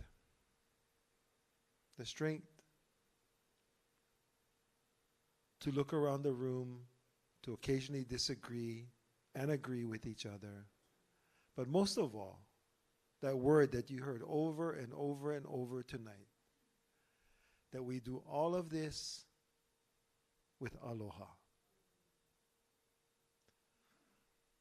Mama ua noa. Amen. Everybody be safe going home. Thank you very much for your time and your patience, the crew here. E o Waiʻanae.